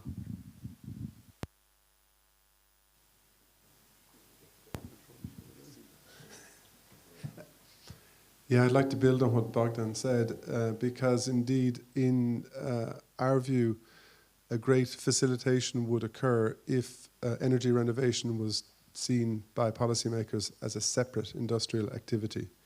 So let me explain myself. When you have a scheme of, let us say, 90 new apartments to build in a greenfield site, as an architect and an engineer on a design team, you take a particular approach to how you go about the design phases of the work. When you're delivered with a collective housing scheme of 90 apartments that were built in 1980 and you're asked to do the renovation works, your starting point is completely different. And in fact, if we are to be effective, ecological and economical about it, this should be done in a highly innovative, industrialized and digitalized manner. And across Europe, we have very early stages of a new approach to energy renovation, which would be highly suited to collective housing across the Central Eastern European region. And that is off-site construction, where you build the units that go on the exterior of the building in a factory condition, having first of all undertaken a three-dimensional digital survey using drones, a very sexy thing to do, so lots of young people would be delighted to do that work. And within industrialized fabrication systems, you can have what we call, we've been talking about it, I've been talking about it with colleagues since 2005, mass customization. It means that each panel that comes off the end of the production line can be 2 centimeters different in one dimension or another, can have a different plane on the front and to the back, so that when it's put on the building, it fits snugly, which is absolutely essential with external renovation for the performance after the works are undertaken. So if we, and Renovate Europe is an industry-led campaign, and we're turning our attention a bit more to raising the profile of innovative approaches to renovation. And this particular approach, which started out as Energiesprong and is now appearing in other guises across Europe, were to take off, and if industrial activity had its own, if energy renovation had its own NACE code, then we would be in a different position quickly, in my view. So I bring that to this discussion. The second point I would make, and it's a bit difficult, and Louise, you said it in your first remarks, is there's the requirement to call for wiser spending decisions from our governments. I'm fully aware of why governments undertook the support subsidies for the high energy bills that we all suffered after the Russian invasion of Ukraine. And the sum that was spent in those subsidies across the EU is variously estimated, but it's somewhere close to 800 billion euro. I did a quick calculation. At 40,000 euro per home, that would have energy renovated 20 million buildings. 20 million homes could have been renovated with that same money that was just burnt. Now, I am aware that there was a large segment of society that really needed those subsidies, but a more balanced approach would be, I think, wiser moving forward. I mean, I got those subsidies. I don't need those subsidies. And that was because the regulations in Belgium say you can't give a subsidy to one person, not to another. I think you can. There are people in society who need it more than others. So wiser spending decisions would be worthwhile.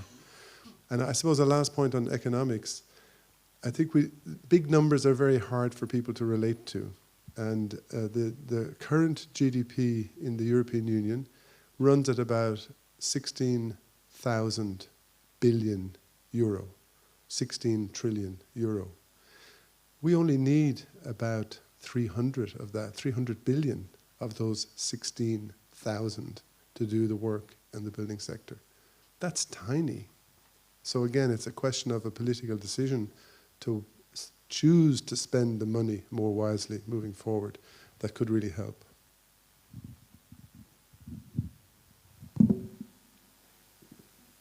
I think there is probably a lot of Manuelas in the housing sector. I mean, probably in most of the buildings you would find a Manuela.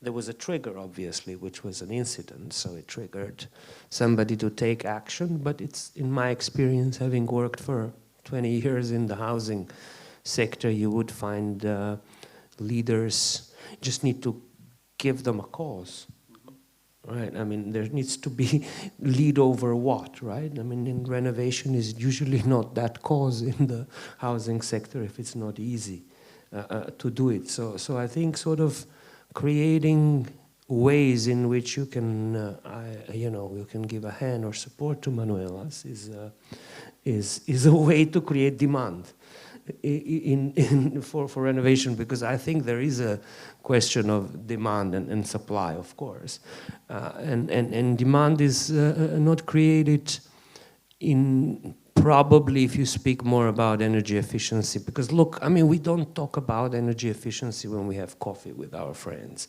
Usually, that's not how we, that's not how we spend time socializing and having a, conversation, right? I mean, I do too, but those are friends who care about energy efficiency, and that's like 1% of the of the population. So it's not the most fashionable subject. It's not the most, it doesn't really appeal that much. Say, okay, let's do, 30% kilowatt hours cut or savings in this, or let's go, let's capture some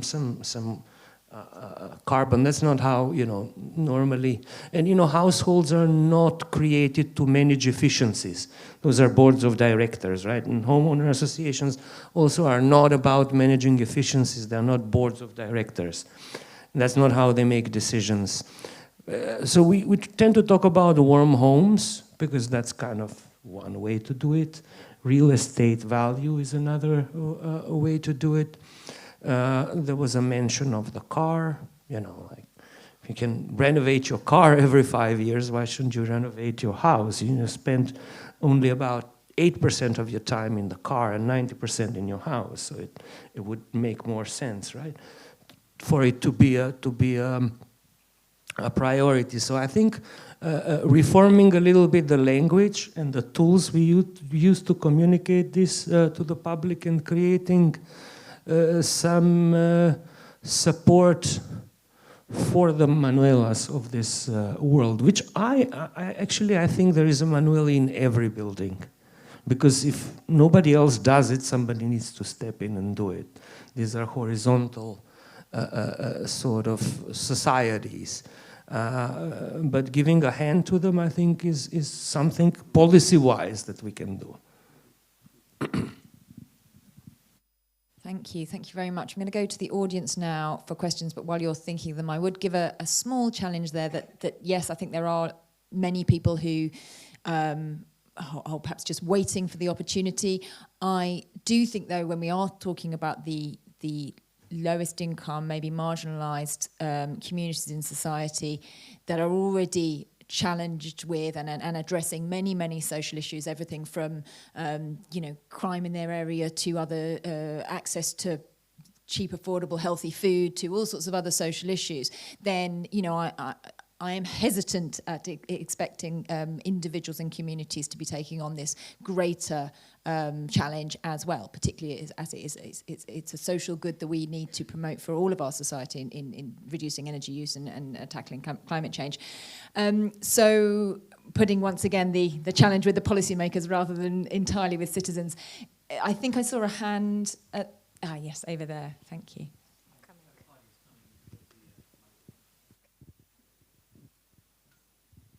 Thanks very much. Alice Hoare from Laudes Foundation. I'd just be really interested to dig into the jobs question a little bit more, because there seem to be some dissenting views from a couple of the panelists. I think, like Bogdan, you mentioned, there's no point, or it won't be efficient in scaling up labour supply if the demand signals aren't there.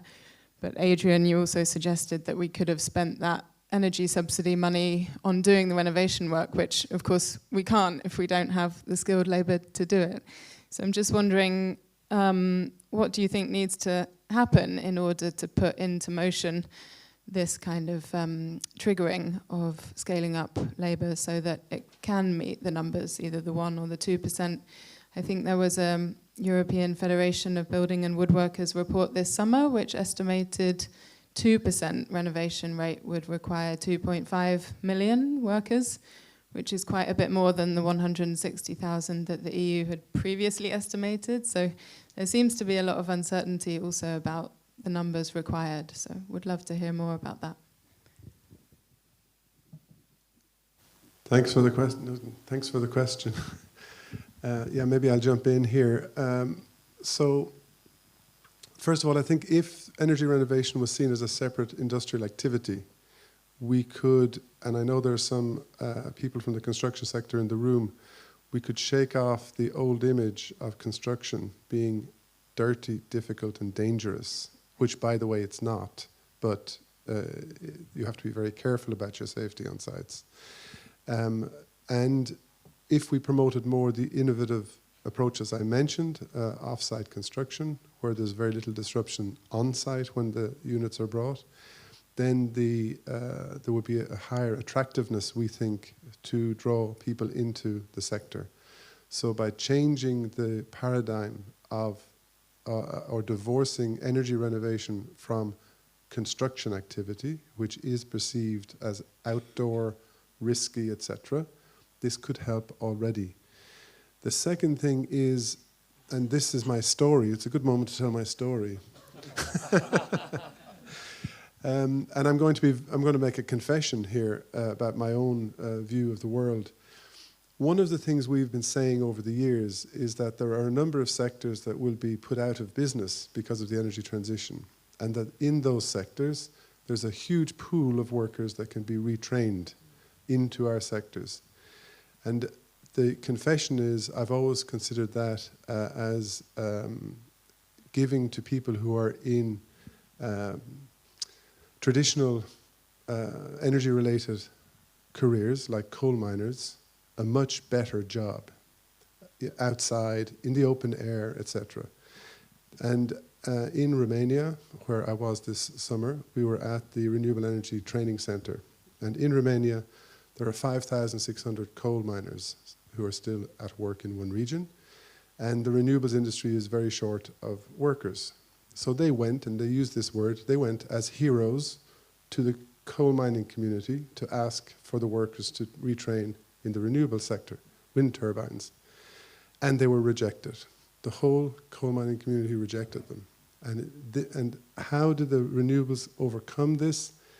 They said to the coal mining community, okay, clearly we don't understand why you're rejecting us. Can we come down the mines with you for a full shift and see what your working conditions are like? So the renewable sector, was humble about their views. And after the 8 hours underground, First of all, they realized that coal miners don't just hack at a coal face. There are structural engineers, hydrologists, electrical engineers. All the skills you need for a safe mine are underground. And because the renewables people were willing to do that, the coal miners now are happy to be retrained by them into the wind turbine industry. And 600, I understand, have already been trained, and the plans are in place to help anyone else who wants to come forward to be retrained. But it was a big lesson for me that we should be more humble in our messaging when we try to talk about retraining or reskilling other sectors where there's a huge history and culture. And so that social aspect, or that cultural aspect, was a real eye-opener for me. And so I hope to be a little more balanced when I talk about skills. And if we are, Claudia, then maybe we can attract lots more of those workers in industries that are dying out because of the transition into what we see as the cleaner work. And another way of doing it would be to make heroes of those who are working in the energy renovation or renewable sector. That was my little story.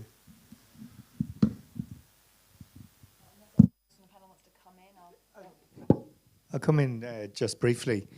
I think we need a few things to be in alignment. Everybody talks about doubling or trebling our renovation rates, and we need to tackle the obstacles to doing that. And one is a skills shortage. So I think there is a role for member states and third level institutions to put in place really good upskilling programs, both short and longer term, so to address that skill issue. Then there are the supply chains, and we've had a wobbly few years with Ukraine, with the Suez Canal, and with other issues there. But thankfully, supplies are coming on stream now, so the supplies are there. I think everybody's still a bit stuck in the headlights because of the inflation that we're seeing across the board in every sector, not just in energy costs, but in retrofitting costs as well. So we need to tackle all of that.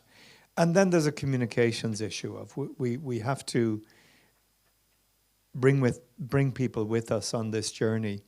And I wouldn't be as pessimistic as you were.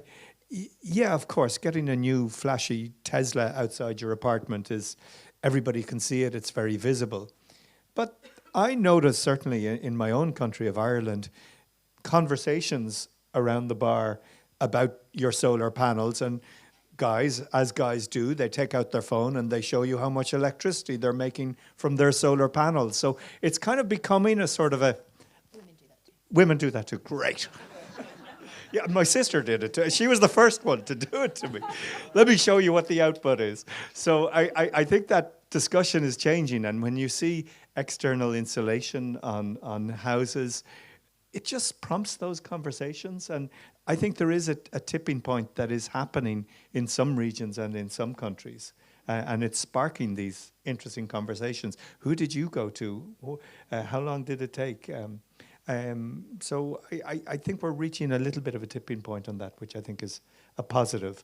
And then I would always say, in the world of politics, these jobs in retrofitting, they're good jobs, they're well paid, they're there for life. It's going to take a generation to make this happen, and they're both skilled and unskilled, a bit like the coal miners. There's coal miners who just attack the coal face, and there's people who prepare the plan for how you do it. So it involves a lot of skills, but I think there is a communications element to all of this that we need to bring to decision makers to ensure that they buy into it.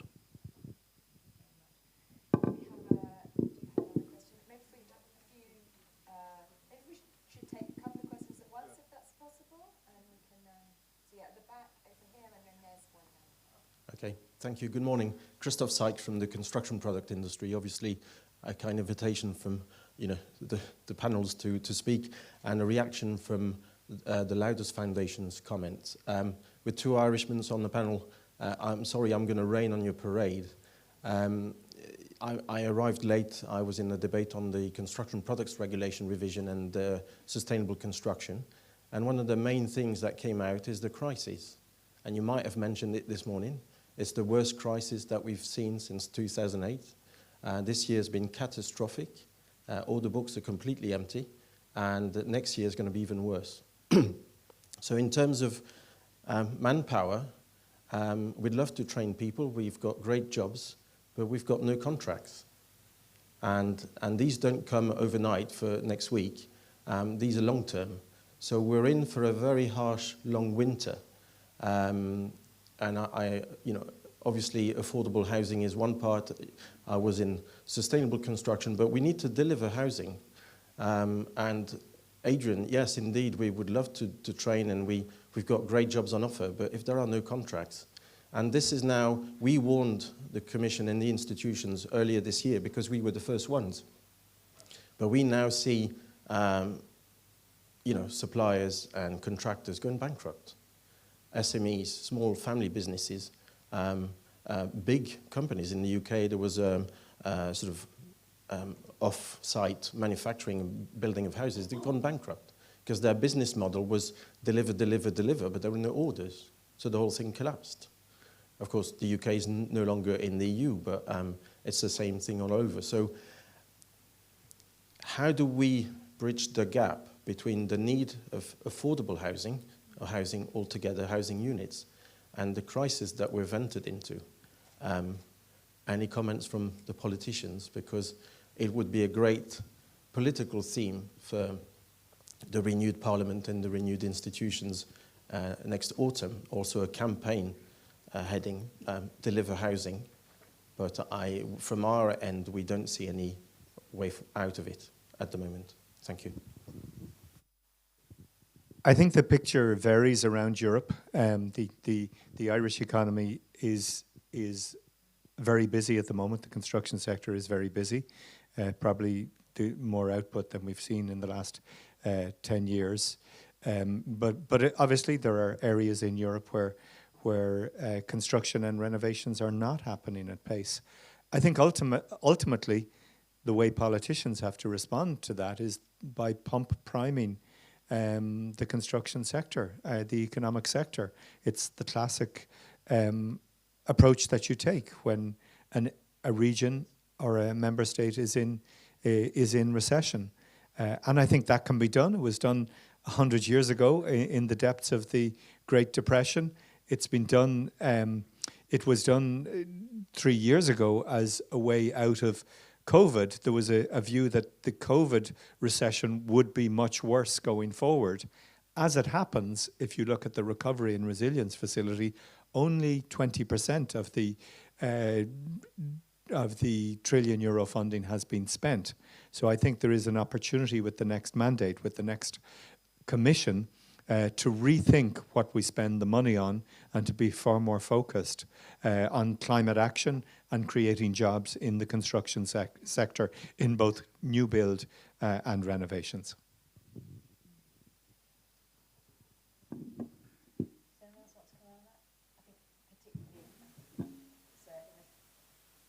Particular relevance as well to this question too. I think the points you were alluding to there, Kieran, which is about the continuity of funding and finance, and we know that I think a number of people have alerted that significant amounts of the recovery and resilience spending has gone on renovation, which is a good news story. But of course, that comes to an end relatively soon in the coming years, and so those programs that have been built up, the last thing we would like to see is for them to then have to stop. So I think it would be nice if panelists could also comment more broadly on that kind of continuity and targeting of funding points. Yeah, I cannot argue to what Kieran said. I think everything it's pertinent, and I want just to add on top of that. Indeed, it's a variety and the difference between the EU member states. But the point is not necessarily so much at the EU level, but at the national and local level, because there it's about the national policies to stimulate or to react to the crisis situation. I'm not an expert and I don't have an answer to the problem Christoph raised. I don't think there is one having a proper answer, but I think with a smart, wise approach in spending the money and reacting during the crisis and reacting properly, the problems may be overcome. I think here it's a chicken and egg problem. As Karen said, when you have a crisis, you should stimulate the market. You should create business. You should put something in place at the policy level, at the national, local level. And not always we can see that. And I think renovation activities are on the very good ground. Construction industry, construction sector, it's still a good proxy to the GVA of the member states. So it's important at the economy scale level. So I think we need more reaction from the national and local government to stimulate activity at every level, because the money may be there, but it depends what we do with the money. We can spend largely the money by offering subsidies to the gas prices, and pertinently it's necessary on the short term. But we don't have subsidies for heating only now during the crisis. It's something lasting from years, because for administration it may be easier to just put the subsidies every year in place of shaping new programs to renovate, to provide a solution to alleviate energy poverty and these kind of issues, rather than spending money permanently in coping with the needs of people. Thank you. I mean, just a couple points. I think the as an effect of the crisis and in the past 4 years, it's become increasingly easier to do renewables on a building level. I mean, the legislation has, and the products are just more available. So we, as Habitat, have even engaged in this, in several pilot projects. I think it is probably more attractive than energy efficiency, because you are, it's a better game. I'm not a psychologist, so I can't go into the analysis of that, but producing energy just attracts people more than a sort of, counting carbon or saved energy with those apps. So I think that's also a very good incentive and a way to create a better package. It's not, in most cases where we do, it's not, I mean, it contributes to the balance of that family, but it is not single-handedly, you will not solve the problem of affordability or energy poverty just by installing a PV panel on a building level. That's at least what the current experience tells us. But I think it's a good way to incentivize and to create more dynamism in the reaction of. I think there is a cooling. The second point I want to make is that in certain places, if you do whatever, we talked how difficult it is to do renovation. So if you've agreed and done everything, so you're contracting a contractor and there's a backlog of 9 months, 15 months, 18 months, until they can come to your building, and that's actually a real situation. It does have a cooling effect. So I think finding a way of increased supply and demand should go hand in hand, because sort of if it's only going to happen in 18 months, and you tell your neighbors, and by the way, yes, where there is buildings want to do what the other building does, because people want to do what the neighbor did, right? So it's a way to increase uptake and to sort of make something fashionable. May not be the right word. So I think if you create that chain in a neighborhood, but the next time that the company, the contractor can come is 18 months from now. That's kind of deflating a little bit, and not probably the right signal. And it does happen in as we speak. So prefab, new technology, anything that would bring the renovation to be faster, cleaner, more efficient. I think is helpful. And we've got time for that one more question, so if we could. Hello, I hope you can hear me well. Thank you so much for the intervention, everyone. I'm Eva, and I represent Climate Action Network Europe. And in my role as Buildings Policy Coordinator, I follow very closely the Energy Performance of Buildings Directive revision. And within this framework, so I think the PVD revision is just like an unique opportunity to really fortify the nexus between energy renovations and the fight against energy poverty. And we know that within the revision now, the revision process, we are focusing more and more on national building renovation plans. And in order to fortify this nexus, do you see any room for actually a dedicated energy poverty roadmap within the plans that would really draw this link even closer to the national level once the PBD will be put into implementation, but also in view of what has been provisionally agreed within the minimum energy performance standards for residential buildings. So really ensuring that worst first principle is in the end fulfilled. Thank you so much.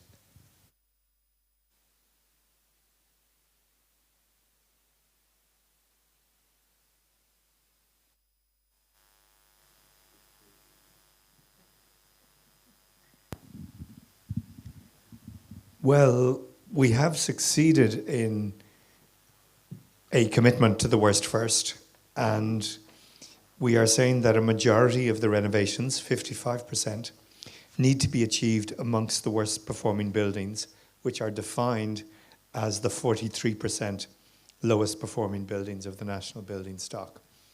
Doesn't go as far as we wanted, but it is a commitment, and I think that that's an important commitment. How do we then operationalize that? I think there is scope for guidance, and in my mind, it would be useful if we could front load or put the spotlight on this issue more than we are currently doing. Are the national building renovation plans the way of doing that? They could be. And yeah, my fear is that we'll continue to see business as usual of the Nordic and Western European countries taking action on this, and our efforts not gaining traction in Central and Eastern Europe. And maybe what you're suggesting is one way of doing this, and I would like to see how we could tease that out further. But we are at the 11th hour in terms of the discussions. We can't really open up parts of the file that have been dealt with. But hopefully we can talk about this more. Would anyone else from the panel just like to come in on that worst first measures? Well, first of all, about national buildings renovation plans and tracking energy poverty, I think it's already there. If we look to the Annex 2 of the Commission proposal, we can see that energy poverty should be spot after the member states should plan within the wider building renovation plan a certain percentage reduction of the energy poor buildings, energy poor households, or the building units of the energy poor households. And yeah, it's already there, but it's not prominent, maybe it's not so visible. Secondly, we have this tracking progress on the energy poverty alleviation in the governance, energy and climate governance in the national energy and climate plans and reporting. You know that energy poverty, it's a subsector there distinctly mentioned, and the member states should report every 2 years in the biennial report the number of energy poor households in the country, and also the reduction or the improvement in the sector compared to the previous report. So these are already there. And speaking about the MAPS article, that it's still on the table, I cannot comment too much, but I think even there we will need a monitoring process at the end of the day, whatever will be the form of the article. So still we should be able to track what's the number, what's the renovation rate, let's say, addressing the worst performing building, and potentially to have a spin-off, a spot on the energy poor as well. Thank you. On this point, I'll take a different tack and not directly answer your question, Eva. Because listening to Christoph Sykes and the woes of the construction sector, and I genuinely regret the boom-bust cycles that the construction sector goes through all the time. This will be my fourth in my career.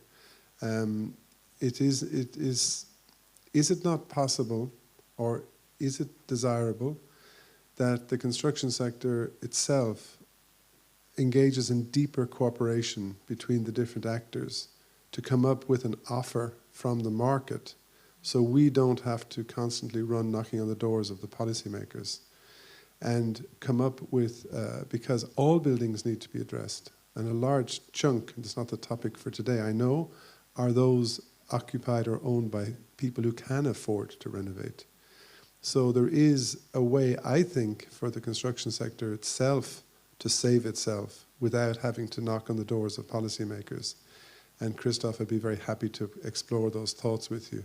And you know I think this way already. And I know we're in Brussels, so that's why we knock on the policy door all the time. But there are other mechanisms I think we could activate independently that could bring solutions into the market that maybe initially only address they can afford to renovate, but can be used later for those that need to take green loans or green mortgages, and eventually those that are subsidized. And maybe that's what the governments could do, is subsidize that action in the construction sector to offer to energy poor households moving forward, rather than giving money to burn on energy bills.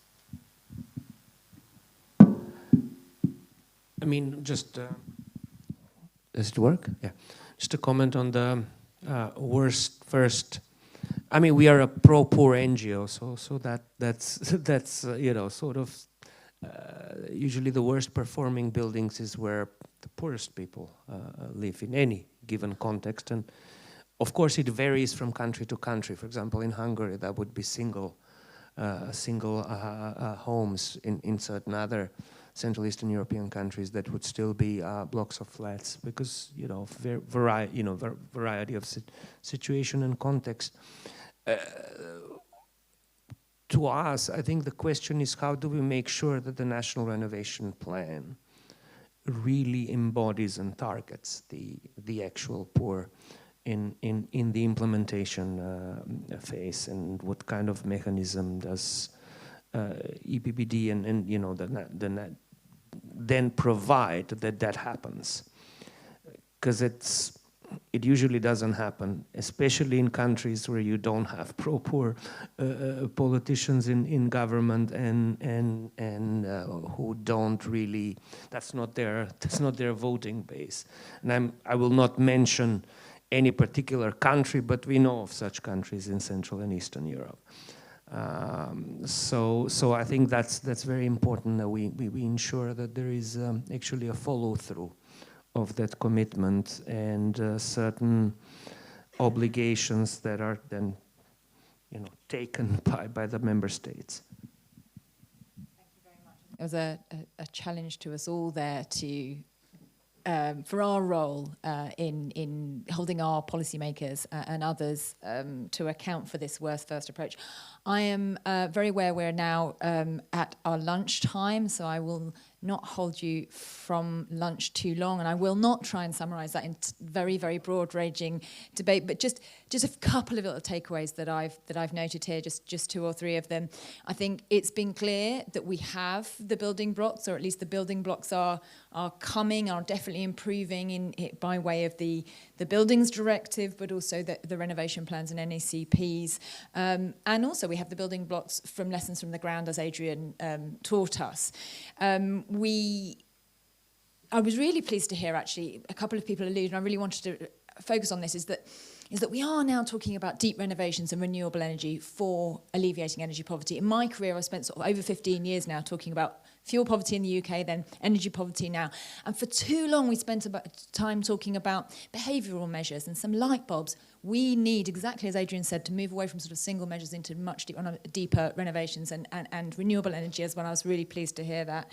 We heard about the need to prioritise through bringing social objectives and climate objectives together, and I think that's where we get the focus on the worst first, and starting with lower income households.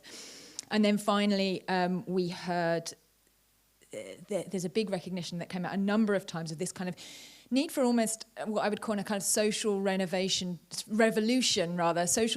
towards renovation, not only within households, normalising renovation as desirable, something that's not just a hassle but a good thing, then through empowering the manuelas in every community, through to workers and skills. So a real canter through the debate there, and I think finally the last thing we should probably collectively do is to wish Kieran all strength with the rest of the negotiations, and thank our panel very much for their time today.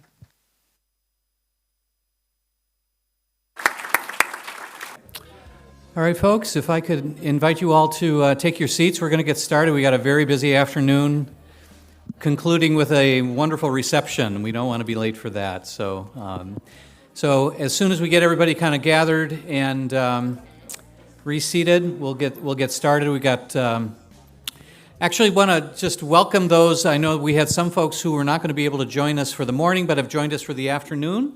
So thanks to those of you who have come and joined us this afternoon and to round out our day. So we're really grateful to have all of you here. Welcome back to the folks joining virtually on Zoom, and again, don't hesitate to post your questions in the Zoom chat if you have them.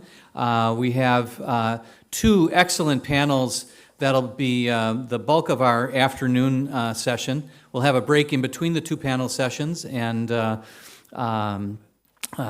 that will be good. And this first session, the theme of it is revitalizing empty spaces, and I think we're really excited about this. I know I mentioned earlier today that our colleagues around the Habitat for Humanity Network have been doing these gatherings, these forums and day-long seminars in various locations. As I said, we just had one in the Asia-Pacific region. The content of that conversation that we had in Asia-Pacific was very different. It addressed very specific issues to the Asia-Pacific context. This particular session, all of the content here, and especially this session here we're about to launch into, is very, very germane and very appropriate for our work here in Europe. And to lead us off, I'm really delighted to introduce a new member of the Habitat for Humanity family, Henrietta Blackmore. Henrietta is the new National Director for Habitat for Humanity Great Britain. She started in August of this year. She comes with an extensive background, 20 years of work in international development, including 10 of those years at Save the Children in their global, both humanitarian and developmental programs. She also has a visiting role at the University College of London's Department of Science, Technology, Engineering, and Public Policy Master's Program. If you get a master's in that long-winded program, you're doing really quite well. So, and Henrietta's got a kind of a framing presentation that she's going to share with us today, and then that will lead into our panel discussion that'll characterize or comprise the remaining of our session before the break. So, if you don't mind, let me invite your welcome to Henrietta Blackmore. Thank you. Thank you, Stephen, and thank you all for coming back after lunch. I know this is traditionally not perhaps the most energetic spot of a day-long workshop, but I can promise you that the research that I'm going to be sharing, as well as some of the concepts and ideas that we're going to be discussing in the panel, are truly exciting and I think a really positive contribution to the conversation that we're having today. So, if I can get the tech to work. So, first of all, just to go over what I'm going to share today. This is some research that was carried out looking at the potential for empty spaces of different kinds, but in the context of Poland and Great Britain, that could be retrofitted and reused for social and affordable housing. So the presentation that I'm giving today, I just want to give a shout out to colleagues both in Habitat for Humanity in Poland, in Great Britain, some of whom are here today, across the Habitat network, but also with many other external partners. And partnership is key to this concept. So I really just wanted to acknowledge that right from the start. As I'm sure all of you felt and saw for yourselves, the pandemic really showed the importance of home more than ever to people across the world. And that focus really brought together some pre-pandemic thinking that Habitat had been doing in the Polish context and also in the British context, looking at these different opportunities, some pilots, some trials that really looked at how could you identify an opportunity for use of empty spaces for social housing. And so both organisations came together and really posed the question, if we have some what we think are persuasive, convincing pilot ideas, how can we go from this nascent idea to taking this concept to scale? And we're on that journey, which involved a 3-year pilot with a number of different activities, as you can see here, including research, demonstration projects, the creation of a coalition across a wide variety of expertise, of partners, of interested stakeholders, both in the public, the private, and the third sector and the charitable sector, really coming together to bring research, ideas, and suggestions into a toolkit that could be used to help stakeholders of all different kinds across all of those different sectors to take their own ideas of piloting the use of empty spaces for social housing into a kind of a practical stage to really encourage people to feel that they were able to take those ideas and turn that into something usable, practical, credible themselves. And I think the panel this morning talked about how do you identify individuals in certain contexts and how do you create an enabling environment for them to really get active, to move from a sense of kind of need, desire to act to actually acting. And this is a good example of how do you bring a coalition of people together to help to create one part of that enabling environment, to help people from all different sectors who are interested in the increase of affordable or social housing in their context, to be able to move into that sort of practical space. We've also been talking about the intersection today of the housing crisis and the climate crisis. So I just wanted to pause before we get to some of the research findings to look at why Habitat Poland and Habitat Great Britain really wanted to focus on retrofit of empty spaces rather than new build. I won't read out all of the statistics here. Some of them will be very familiar to them. And I know that Rick earlier on talked about the representation of the construction industry in carbon emissions globally. And we know that there has been investment looking at the reduction of those kind of operational emissions of the construction industry, but they haven't necessarily focused on research of the embodied carbon released during construction and the types of opportunities and methodologies that we can utilise in order to reduce that contribution to emissions. And looking at retrofit of empty spaces is one of those ideas, one of those contributions to addressing the contribution of the construction and housing industry within the context of the climate crisis. And we utilised all of that kind of contextual knowledge to create that supposition that this was an area of focus that was worth the time and investment of that 3-year project with a number of different interventions. And I just wanted to pause on that final point there that, you know, in the context of the UK policy environment, the current UK government has a target of 300,000 new units a year. And if using a crude but I think accurate measure, if each of those units was built using traditional construction methods, that would equal over 100% of the carbon budget for the UK government by 2050. So we can really see that any interventions that we can scale up to address that will both address the housing crisis as well as the climate crisis in effective ways. So just looking at these research findings, again, I won't read them all out to you. You can look at the numbers as I go through. But just to give you some context for the research, so we used a definition of empty space as a space that had been 12 months or more vacant, just to give you that context. And we do appreciate that there may be different definitions for empty space that are used within the policy environment we're talking about, or the context in which we're talking about, but that was the definition that we utilised for this research. The data was collected in 2020, so it's not informed by the pandemic or the conflict in Ukraine, but we suppose that those factors will only increase the availability of empty stock that can be utilised using our empty spaces to homes methodology. Also, as I said, we worked really carefully with partners to be informed by a diverse set of ideas, knowledge and existing networks. So Habitat in Poland worked with the Institute of Urban and Regional Development and utilised data from local authorities, the State Treasury, church-based and other religious organisations and real estate agencies.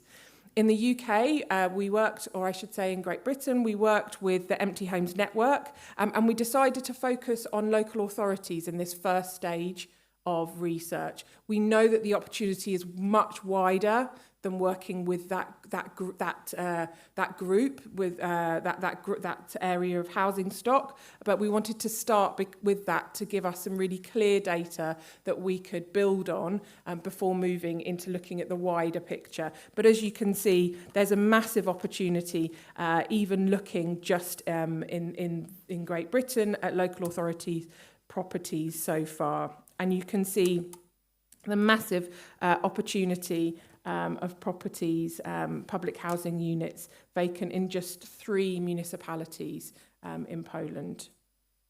So just moving on to research recommendations, which is always the kind of the meat on the bone. We looked at some of those challenges, both challenges and opportunities. So the legal context, and we talked a lot about that in different ways with the policy context this morning, but the legal and historical context can really play into this. So for those of you not familiar with the Polish context, there is a legacy still from the Second World War, which is creating a very slow process for the definition of legal ownership for many of these empty properties, which is working its way through the courts, but does mean that the ability to take control, to utilise these empty properties is a very slow process. And so that's one of the context challenges that we are going to need to address in order to be able to take this to scale and turn it into wider policy or other interventions. The quality of housing stock and the cost of works is also a real barrier and a real challenge in both contexts. I will come back to some of the work that we've done around cost implications and trying to build a credible calculation around value for money. Because this idea of upfront cost versus long-term savings is really important here. And we do recognise the challenges that retrofit of empty properties can be more expensive as an upfront cost than a new build property. But we really do believe that in the longer term, this can present really significant savings for housing providers. So just to give you a little kind of idea of what those numbers look like at the moment based on the research that we've done. In the British context, we looked at retrofit for empty spaces that we were piloting, that a cost per bedroom was between £70,000 and £80,000. upfront on average. However, we were looking within those local authority contexts at those local authorities, because of the unavailability of suitable housing stock, they were having to pay on average £1,100 per week per bedroom for unsuitable accommodation, temporary accommodation. Now, after that upfront investment to create suitable permanent assets, the savings averaged £950 per week. So after paying £1,100 per week, they were saving £950, which meant that obviously that's nearly £200 that they're paying per week compared to over £1,000 that they're paying per week. And we calculated that the savings cost per bedroom in terms of covering that upfront cost and starting to make long-term savings only took 73 weeks or 17 months. So if you think about the creation of a permanent owned asset as opposed to payment per week into temporary private accommodation, that savings calculation stacks up pretty quickly despite the challenge of that upfront cost. We also have credible evidence of long-term impact on health, well-being and opportunity for the vulnerable communities that are benefiting from the accommodation that's being created. And that's, I think, something that we could talk about a lot more and may come up in the panel discussion. But we really want to build that evidence base to say, can that be replicated contextually in other places? And so the research is being expanded across other European countries and contexts.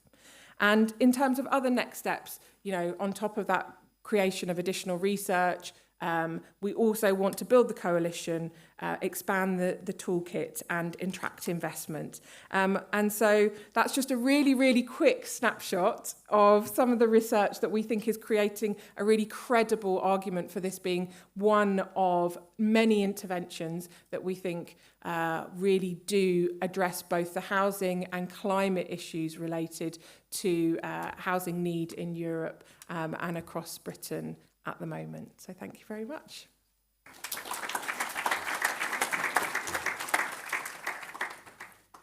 Thank you so much, Henrietta. Those are very exciting research, great findings, and look forward to expanding the research to see if we can find compelling data in other locations. That was excellent. And now to kind of dive into this topic a little bit more fully, I'm going to turn it over to our moderator for this next panel, Ruth Owen. Ruth is the Deputy Director at FIANSA, the European Federation of National Associations working with the homeless. And Ruth will introduce the members of her panel.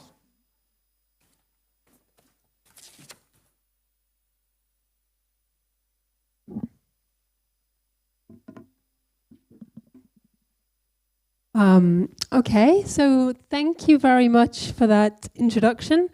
Thank you, Henrietta, for a great kickstart to our panel discussion. I can't believe that there's anyone in the room now who remains in any doubt about the fact that empty spaces are a huge, underused resource that could help us respond to both the housing crisis and the climate crisis. Of course, it's not a silver bullet, but it can be an absolute game changer in many places, as we heard. So I have the privilege now of chairing this panel. We're going to dig into that opportunity in a little bit more detail. My name, as you've heard, is Ruth Owen. I'm the Deputy Director at FIANSA, and I think we have a very particular entry into this agenda, which is that we are interested in smart ways to bring more housing online to house homeless people. Our mission is to end homelessness, and you can't end homelessness without homes. Empty space is a massive potential source of those homes, and we can, in some instances, bring them online quite quickly. So we're very excited to be part of this conversation. I have three very expert panelists to help me dig into this with you. The first one is Alice Hoare. Alice is an architect, urban designer and strategist, and she works at the Lourdes Foundation, where she leads the work on the just transition in the built environment. Next to Alice is Emily Bankert. Emily is the research coordinator at the Buildings Performance Institute in Europe. They are a leading think tank in energy performance in buildings, and she works specifically on the carbon and energy in the built environment. And last but not least, the only man on our panel today, Dara Turnbull, is research coordinator at Housing Europe, which is the European Federation of Public, Social and Cooperative Housing.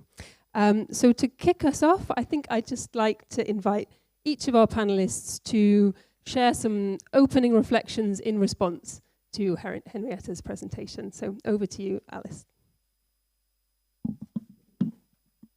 Yes. Oh, it's working. Perfect. Thank you so much, Ruth, and thank you, Henrietta, for the presentation. Goes without saying that we think the findings are fantastic as well, and I'll leave it to Ruth to add a bit of flavour or disagreement into a panel, which is all probably highly supportive of this concept. But from Lauder's Foundation's perspective, we're really focused on the nexus of social inequality and climate change, and very specifically within that, the role of industry and how industry can be a force for good in the transition.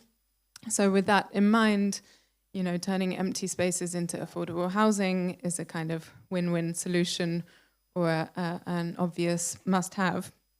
But it's not just this, actually, and I'd like to sort of extrapolate a little bit on Henrietta's data point about carbon budgets, because this is something that is becoming increasingly urgent. And of course, every country in Europe has signed up to the Paris Accord to keep warming within 1.5 degrees. And if we don't think we're going to achieve that, then we should tear that up and come up with a new plan. But since we're all in this room, I think, signed up to that, it's something that we really need to take very seriously. And extrapolating Henrietta's numbers from the UK, it means that we only have roughly 176,000 new homes that we can construct across the whole of Europe per year to stay within carbon budgets. And when we know that there are more than 800,000 people homeless on any given day in the European Union, and I think at least 80 million overburdened by housing costs, these numbers just don't add up. So actually it becomes a critical imperative to start to look to every segment of existing built structures that we can utilize, even if some of them are extremely difficult to utilize. And of course that is going to be the case. I think for all the climate geeks in the room, the IPCC report that came out, the most recent one, finally also admits or asserts that we will need sufficiency across every sector of our economy. And actually, this is an incredibly difficult message to sell publicly and politically. So one of the reasons that we're very excited about Habitat's work is the creation of a kind of new and positive narrative around sufficiency as it relates to buildings, that this can actually benefit people. It can provide homes that are desperately needed. It can be a business opportunity if it's done in the right way and if it's well regulated, and it can solve a segment of the housing need. And I think one thing that we're very concerned about at Louders is the kind of climate backlash that we're seeing across Europe and across much of the world. I live in the Netherlands, and we've got this completely new political party that didn't exist 2 years ago, that's really catalyzed around a backlash against climate policy affecting the agricultural sector. But we see the same thing in France with the Gilets jaunes, in the UK with the ultra-low emission zones. It's a trend that I'm sure many in the room are familiar with, and hence the need for a positive narrative around climate action, and those arguments which are going to galvanize people to support it are kind of more urgent than ever, I would say. And at Louders, we actually have gone through a sort of transition in that sense ourselves, where we started with a very technical strategy about 4 years ago, focused on net zero, 100% climate funding, and even more specifically and even more technically on embodied carbon, so that 11% that's coming from building construction materials. And we've kind of gone through a transition of shifting our strategy actually to really foregrounding the social benefits of taking climate action in the built environment and proving that this can benefit people and can provide for the need that is so urgent, especially in relation to housing. So I think I mentioned this. One last thing is that we've been doing some research about how built environment is perceived across Europe, and found that the word the term housing crisis is used much more often than climate crisis in media across the spectrum. So from trade journals in construction right through to kind of mainstream media. And that's not surprising at all if you've ever tried to find affordable housing, but is very surprising for some people who are in the climate space, who think about climate crisis, maybe talk about energy efficiency in the pub, etc. It can come as a bit of a shock. So that kind of transformation of thinking is why we're very excited about this work, because it's really foregrounding the social benefits, and climate comes in as a co-benefit, or kind of Trojan horse, if you will. So yes, very supportive, and look forward to discussing further. Thank you, Alice. Maybe I should reassure you by saying that in the pub, amongst people who spend their time trying to get governments to take their responsibilities to deliver on the right to housing and end homelessness, it's difficult to believe, actually, that the housing crisis gets more coverage in newspapers. But I think that is exactly the reason we need to be having these conversations, and that the social benefits of the transition in the built environment are real. They can happen, but it's all about the how.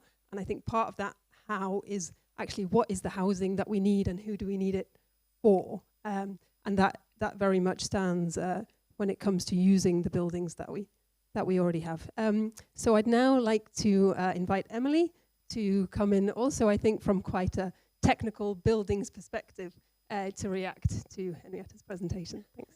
Right, thank you. This works. Thanks, Henrietta, also for the presentation. So I work at the Buildings Performance Institute Europe, so we kind of more concerned, or we come at the building sector more from a perspective of, decarbonize the building sector. But we're seeing, of course, the need to expand way more also to the social agenda. And I think I want to zoom in on a couple of things that have been said by both of you. Because as a think tank, we of course in Brussels we think about this kind of problem, also vacancies, directly from a perspective of how can we sell this to policymakers on an EU level, and the EU is working on the Commission is working on a whole life carbon roadmap that's going to come out in spring next year, and I think this is quite not a game changer, but this is also in relation to thinking about vacancies quite crucial, and I quickly want to explain a little bit why. So whole life carbon is kind of the idea that you don't only look at the operational energy of a building, so the heating and the cooling, maybe the lighting, but you acknowledge that there is materials that go into a building, right? You have the energy and the resources from the construction materials to the transport and also to the disposal in the end. And I think sometimes we don't see this kind of also called gray energy. And if we build new, it's not only that we have materials that are in our walls of this new building, but it's also you need to build a street, you need to build a sewage system, you need to build maybe a new train station. The amount of energy that is embodied in new buildings is insane. And so we come out with these two big points of intervention for, you could say for policy, or where this kind of, you talk about a carbon budget, right? Where there's these big points, and one is operational energy, sure, and this is why I think also the EU has understood this, we have this focus on the renovation wave, etc. But also the other thing is new buildings have a very high percentage of these embodied emissions. And I think we all know politicians from our own places where we live that say but we have a housing crisis, let's build new, right? And I think what we need to start to bring across is we don't have need for new housing, we have a need to optimize what we already have. And this is where we then arrive at the vacancy kind of question. And this is also, it's also from, we come at this very climate-y, but also biodiversity, right? In Germany, where I'm from, we close around 80 football fields a day with ceiling for infrastructure and buildings, which is insane. That's and the EU has, even though it's not binding, an area target as well to reach in the biodiversity strategy. So just to round off with a couple of examples. So as a think tank, a research think tank, we kind of, before we look at what can we recommend in terms of policy, we look at examples, right? Like, where has this already worked? Maybe mobilizing and optimizing this space that is somewhere where you don't know, which is the first problem, right? We don't know where these vacancies all are. And I think Brussels is, for example, a very interesting place. I don't know if people come, I think, from not only Belgium and Brussels, but there is this initiative. It's more grassroots, the 20th municipality, so officially we only have 19, where they kind of people crowdsourced information about where is empty spaces in Brussels, and it's around 30,000 housing units. And so it's like the 20th municipality spread out all over Brussels, right? And so this is the first step, like how do we even know where there are the vacancies? And then, of course, I think you mentioned also, you have your definition, 12 months of what is a vacant place. There's many reasons, right? Like you have office buildings, especially now since Corona, you have rural areas where people move away. And then this is where then the complication starts, and where you also have to talk about expertise within municipalities. Like people there's this logic sometimes, if we build a single family houses outside the village, then it will attract more people, while you could actually say like, no, we need to look at the buildings within the city center that need to be renovated and kind of streamline funding exactly to these kind of buildings. And then maybe we can combine this with some sort of renewable energy community where we say, okay, if businesses come and settle here the first 2 years, you get renewable energy cheaper or something, you know? And like, so thinking development of an area alongside housing policy and alongside climate policies, and the big challenge here is really also how can you then innovate administrative processes within public administrations. And as a last point, another really big source tying into sufficiency of vacancies is the kind of invisible living space, which is especially in an aging demographic kind of population, just a kind of empty nest effect. Children have moved out, you have these people living on this big space, and it's an area that politicians never want to touch because it's like, oh, this is not our business, right? This is people's personal lives, we don't want to tell them. Which is like, yeah, that's true, but also if you look at research from France and from Germany, you see that like some of the numbers were like 31% could imagine to move into a smaller flat. So this was an exploratory research with 2,500 people only, but still like 51% could imagine living in community, and 26% could imagine living, like reconstructing. So there is these projects, for example, in Switzerland. I'm also half Swiss. I know that the society is quite conservative as well, but there's all these, there's this project where like then people are like, yeah, let's reconstruct my house, and then we live, you know, you have your privacy, but you still like manage to bring in people. It makes it less necessary to build on a green meadow. And yeah, I think it's just kind of find out where stuff is, why is it empty, and then how can we innovate processes to mobilize it under this narrative of, hey, we don't need to build new, let's look at housing as an essential service to people. And yeah.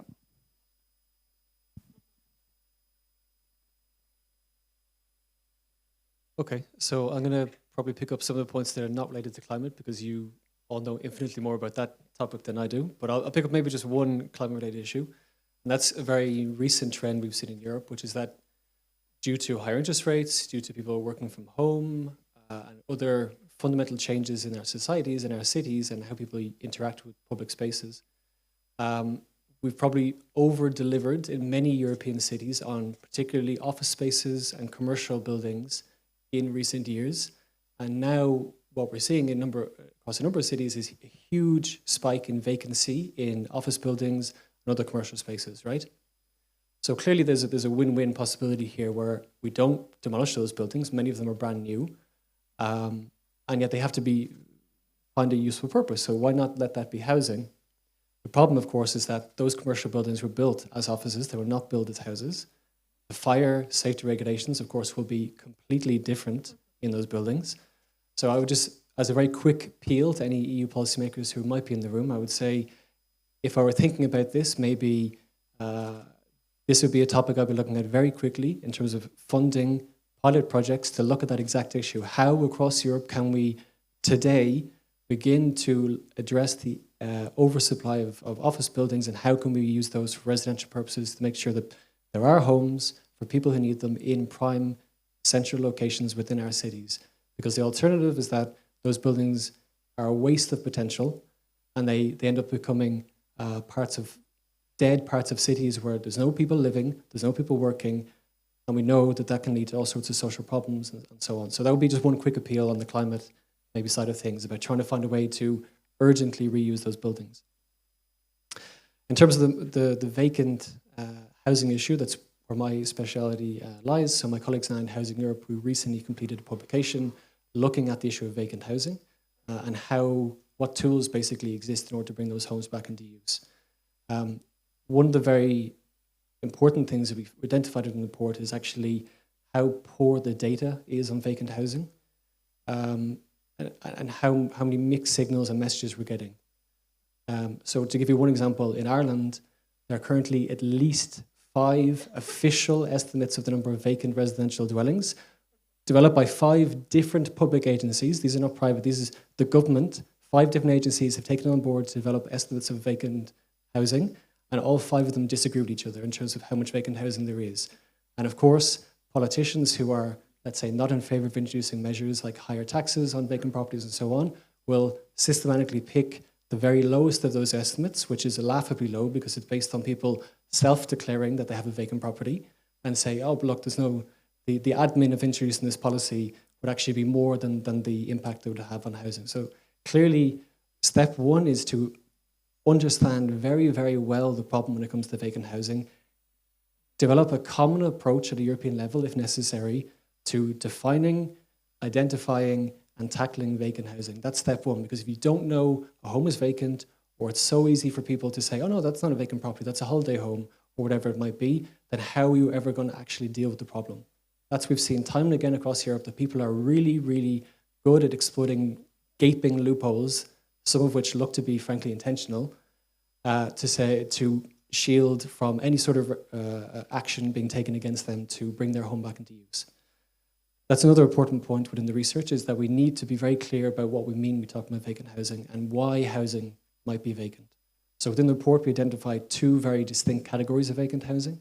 One is what we call involuntarily vacant. That's a home that, yes, it is vacant, but maybe the reason that it is vacant is not due to someone acting in a speculative manner, or trying to hide an asset, or acting in a way that is kind of counter to public good. It could be for a perfectly legitimate reason. It could be someone who's gone into a nursing home, for example. It could be someone who's had to leave their home because of intimidation or fault within the building, or some other issue that means that temporarily or on a long-term basis they've had to leave their home for some reason that is effectively beyond their control. We're thinking now in the European context, how many, 4.2 million, I think is the latest estimate, number of Ukrainians who've had to leave their homes because of war. Okay, those homes might be vacant or even destroyed, but are we honestly suggesting those people should be then punished for leaving those homes vacant? Of course not. So we need to be very careful about the big numbers that you see, and then really delving into those numbers to say, okay, what's actually going on underneath the surface of those high-level vacancy figures. When it comes to the voluntarily vacant, that's the really nefarious stuff that we need to stamp out as quickly as possible. So that's people who have a home that could easily be brought back into use for someone who needs it, but they're choosing to leave that home vacant because they see some advantage in doing so. It could be that they're hiding assets.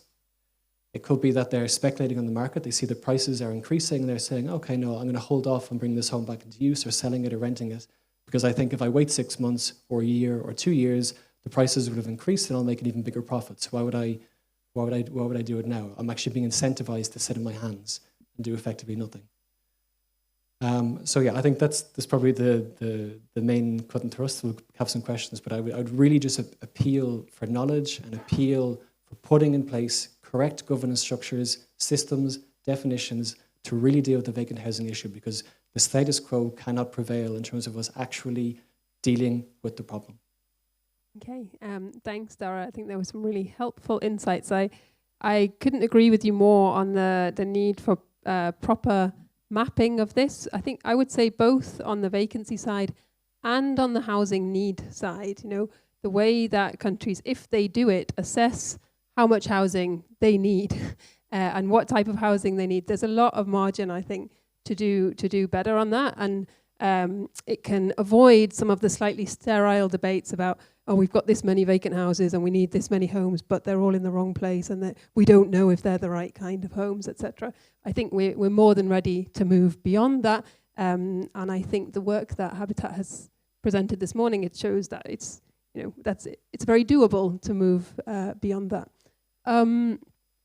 So I think I'd like to ask a follow-up question to Emily. So you mentioned the European Union's legislative framework, and I'd like to ask you to share with us maybe how the Fit for 55 package and the EU's sort of ambition in climate terms for the built environment and the framework that we've put in place to deal with that, is that favourable to this agenda? How can we exploit that for this agenda? Silver bullet, where are you? No. Yeah, no, that's a very good question. I think I can comment on, so the EU doesn't really have competence on housing directly, right? Like, especially not on affordable housing and especially not directly on vacancy. So when I thought about this question, I was thinking like, okay, what can the EU actually do? And I think something that came up also this morning is if you think about the EPBD, the Energy Performance and Buildings Directive that is currently, like the revision is finalized, it kind of mandates countries to write previously a long-term renovation strategy, now a national building renovation plan. And I've looked at the LTRS of different countries and compared them a little bit and looked at the financial incentives that they maybe outline. And I think we will come in this discussion always back to finance, right? Especially if you talk about renovation. And this morning, was it Adrian? I think he was saying, oh, I don't need this Flanders like incentive to renovate my house. And I think this is something that I also found when I looked at different funding schemes in the different countries, is like member states implement this EU policy, but then in these strategies and plans, there's a lot of incoherency, and but there's also a lot of potential to really write down, okay, so these are the buildings that we want to renovate, maybe especially maybe in cities, it's kind of more where more vulnerable people live, or like, you know, how can we inform them that there's these funding programs and how can they actually get this money, maybe in forms of a voucher where they don't have to pay upfront.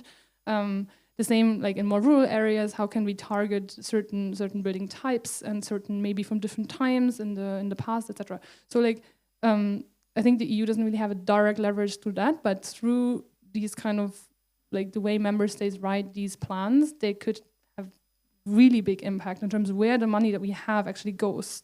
Maybe the money is never enough, but let's at least spend the money we have in a more sensible way, right? And then the other thing is, and it ties to what you've been saying, that I think we've seen in the agenda that the EU has, it's always very technocratic, which is not per se always bad, but it means for this specific issue is kind of bad, because I mean, kind of, if you think of the last 20, 25 years of building stock models, it always looks at, like, you know, it doesn't look at vacancies because vacancies are not cooled or heated. So they're not really important in terms of the data, like they fall out. But then, and as Kieran has said this morning, we need to start tying the climate agenda more to the social agenda, where suddenly the vacancies become interesting and suddenly they have to be part of the models.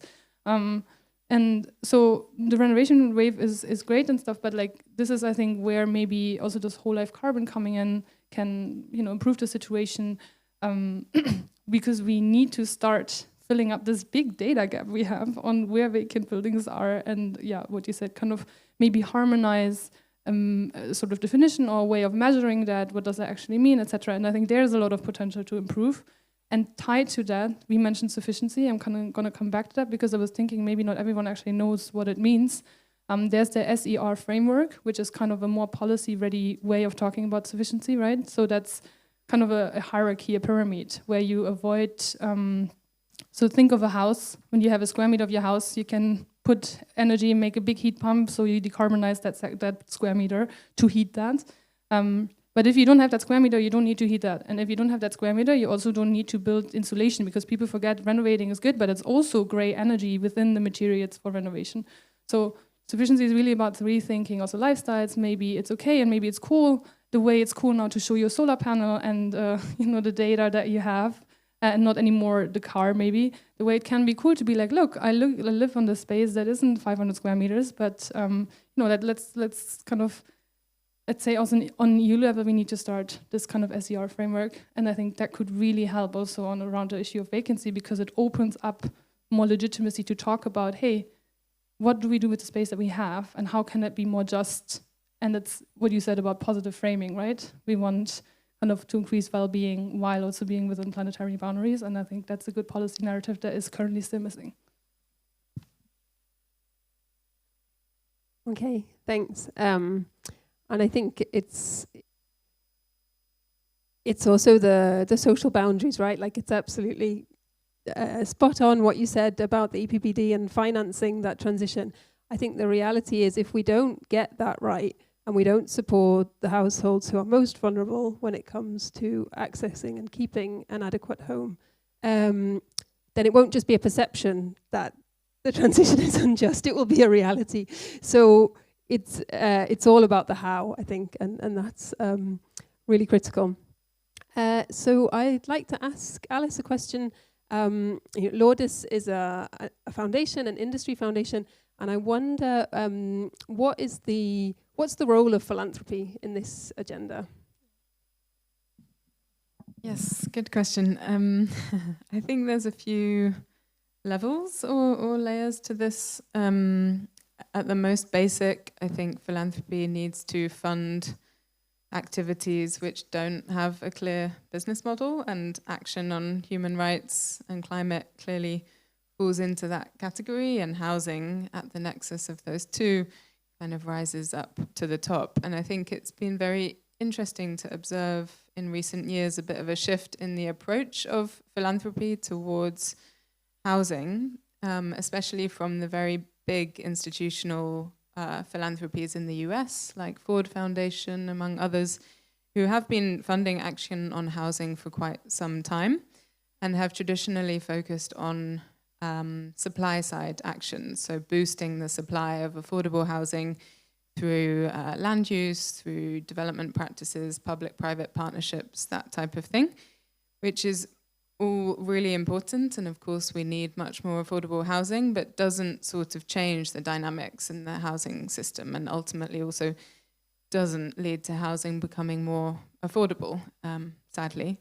So what's been going on is a sort of shift towards trying to intervene a bit more in market dynamics and actually funding or capacitating tenants' rights and tenants' activist groups to be advocating for their rights towards the private sector in a way which is particularly aimed at providing home ownership opportunities for marginal groups. So that's been quite an interesting shift over the past couple of years that I've observed, and I think that's one critical responsibility of philanthropy, is to fund those traditionally less capacitated groups. I think another is to pick up and to scale ideas or models that may be marginal or niche today, but seem to suggest or seem to offer the seeds of a more kind of equitable or regenerative future. And one area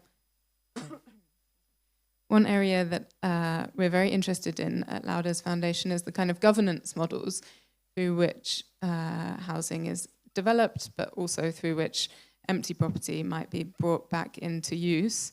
I'm a firm believer that when you solve for kind of the G in ESG, you often get the E and the S for free because you kind of change the incentives. And if you put a community group, for example, in the lead of development processes or renovation processes, then often they will prioritize environmental and social outcomes. So I'm really interested in models like what I call PPCPs, public-private civic partnerships, and how you might put communities in the kind of driving seat of a more traditional kind of PPP model, and what does that bring us? And I think philanthropy is one of the few actors probably who can support that type of thinking. I've been very excited in recent years to see philanthropy stepping up to support community land trusts as one example of kind of governance innovation. At Lauder's, we've supported the creation of the European Community Land Trust network, which launched this year, and some of the fantastic leaders of that network are here in the room. But it's not just us. Also in the US, Mackenzie Scott has put, I think, $25 million towards US-based CLTs.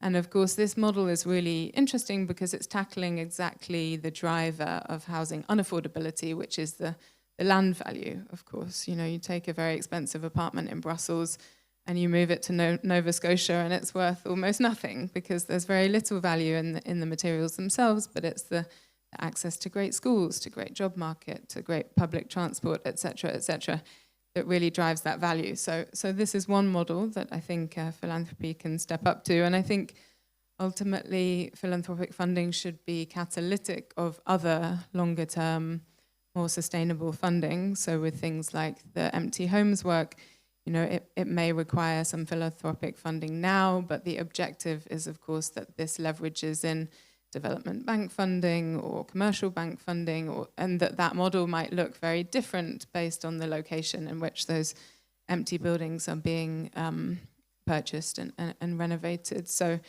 using philanthropic capital to then bring in other longer term, bigger capital is, I think, also the idea.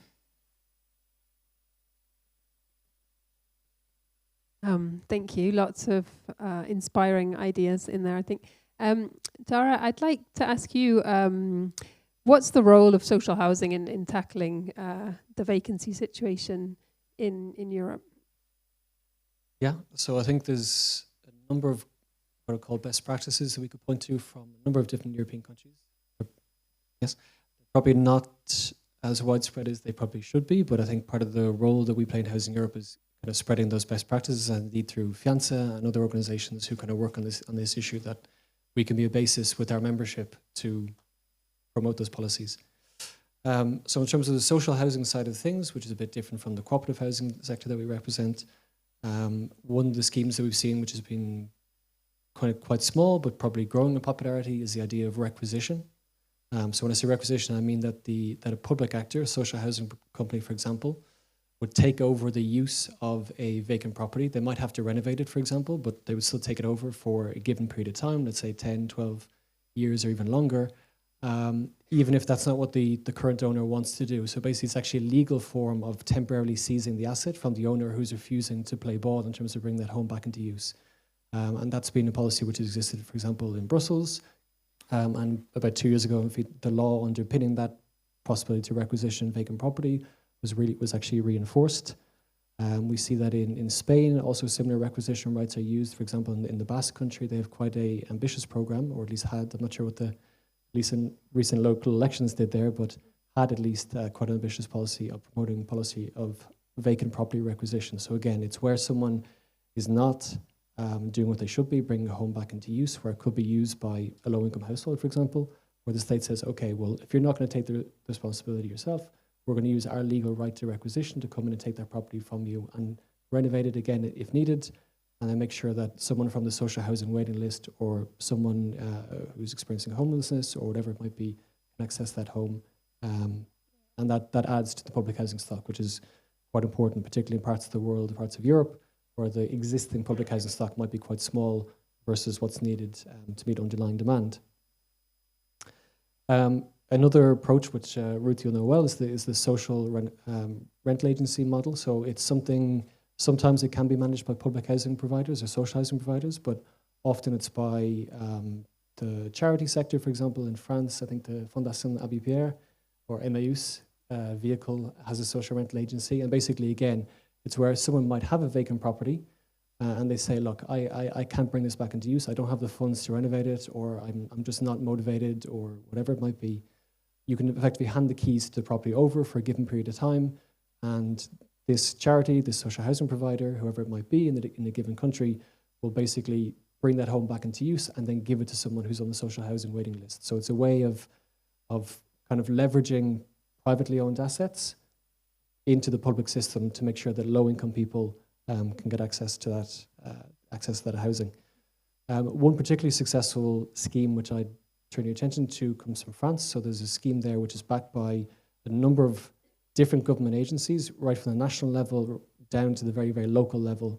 And that's called Action Cœur de Ville. And basically what they're doing is they're targeting particularly small cities or cities in areas of the country where maybe there's been post-industrial decline or population decline or an aging population or just less footfall in the kind of city centre.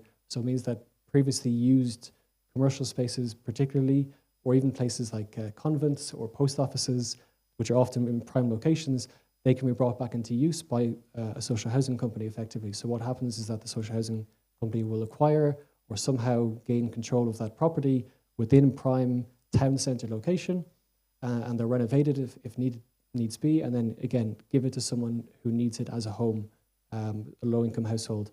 And the really important thing about that is that, one, they're mandated to respect local heritage and history when they do that. So it means that you're not just demolishing things, which again goes back to the climate sustainability.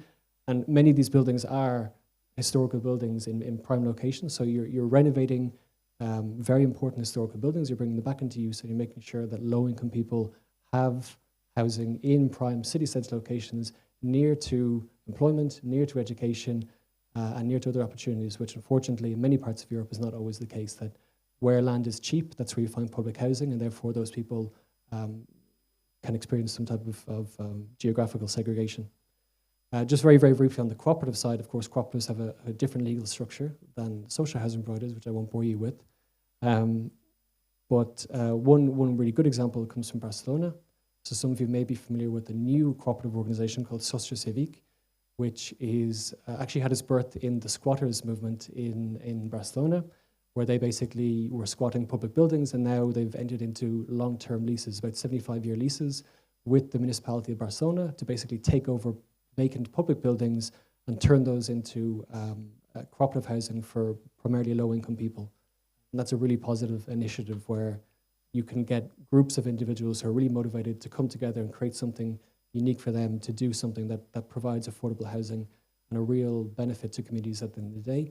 And like what you said about the fact that these people, when you actually give them the control and the empowerment, they also tend to respect environmental sustainability and so on. And actually, Sostre Civic have been really interesting in how they've approached. They've really embedded the circular economy approach within the buildings they've renovated and taken over, using recycled materials, reused materials, using biosourced materials and so on. So it's been a really interesting approach. And then one very final thing is, you talked about the need to, okay, fine, spend public money, but spend it in a more sensible way, I think you said. And I think one of the ways that governments have been failing in that regard when it comes to vacant housing is that, according to the OECD, they looked at who actually owns second or subsequent properties. So not a primary residence where you might be living, but like a second property, a holiday home, whatever it might be. The overwhelming concentration of second and subsequent properties in Europe is in the wealthiest 20% of households. And yet, governments are also happy to provide grants, low interest loans, and so on to people to bring vacant homes back into use. But we know from reports that have been done that the benefit of that funding is primarily people who have very high incomes or are very wealthy and who actually probably had the means already to bring their home back into use. So it would encourage governments to reconsider the huge deadweight loss they're incurring by the current existing grant schemes and loan schemes that exist, and try to redirect more of that money towards, for example, social rental agencies, housing cooperatives, and social housing providers to make sure that they can be the ones empowered and that the end result is more public, affordable, and social housing for people who need it. Okay, thank you. I think you had a good combination of carrot and stick in those case studies, which is, I think, really vital to this agenda. And I noticed that they were, I think, all case studies about how to capture housing or buildings that are currently in the private stock and bring them into social housing. But I would also be interested to hear about vacancy within the social housing sector, because it is an issue. We know it's an issue in a number of Belgian cities for sure, and that there are also good practices there, you know, housing that is due to be renovated, using it to at least address urgent housing need while that renovation is prepared and comes online. That's something we saw happening during the pandemic in Brussels, and I think it's I think it's a big agenda, and we have to look at all the parts of the housing system rather than just the parts that we would quite like to get our hands on, maybe. So I'm just trying to live up to the challenge that Alice threw me at the beginning of creating some some tension and some disagreement in this panel. Maybe I can call on the audience to help me with that by opening the floor for your questions and answers. Well, their answers, your questions. And Ruth, we've got a question, actually an online question coming from our colleague David Clare at Habitat Great Britain. So maybe Henrietta, you might want to chime in on the answer as well. David asks, can the panel discuss the regeneration benefits of the empty spaces approach? The micro-regeneration, then he goes on. The micro-regeneration, this is him, not me, okay? The micro-regeneration of tackling decline on high streets and reuse of buildings is a great byproduct of these renovations. It's very visual and it is very visual and empowering for our local community. The collaborative process across voluntary public and private sectors provides a more sustainable solution to what has traditionally been targeted in silos with limited success. So maybe we can kind of table that question and maybe see if there's other questions that we can kind of collect for the panel and then answer them all at once. Any other questions for folks? Anna Claudia has the microphone. She'll come to you.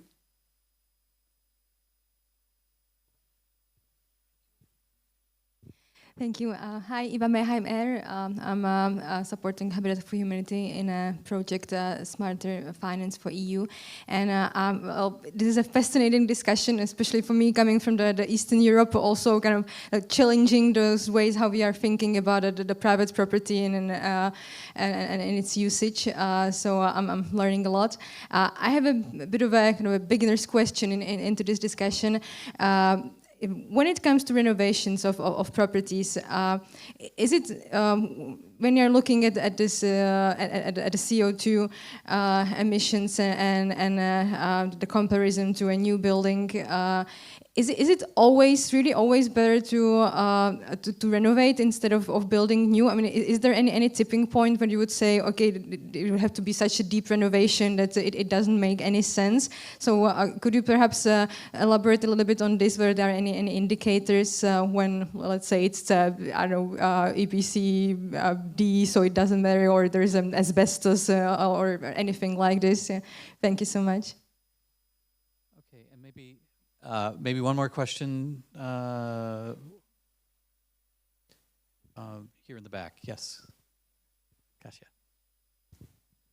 Hi, hello, Kasia Przybylska, Habitat for Humanity Poland. Thank you for this great session and discussion.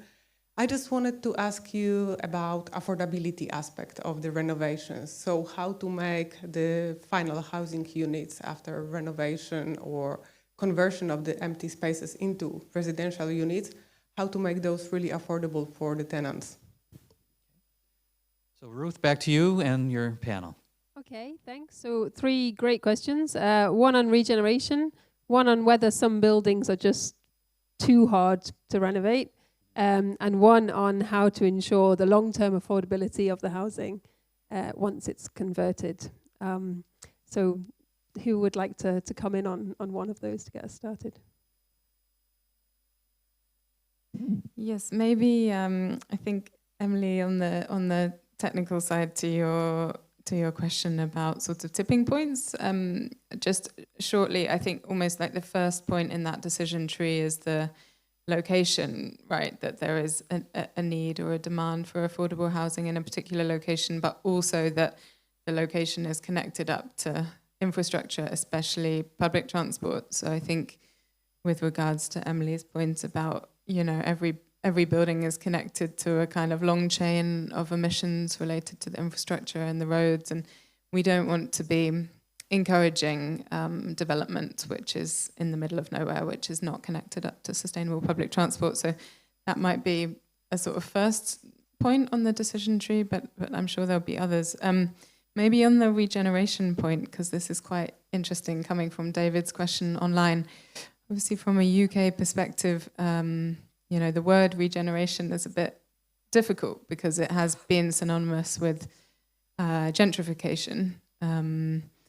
And I think what's interesting in terms of the narrative point that I made earlier and the need to almost use, you know, the transformation and the creation of affordable housing as a Trojan horse for making more intensive use of buildings because that's good for climate.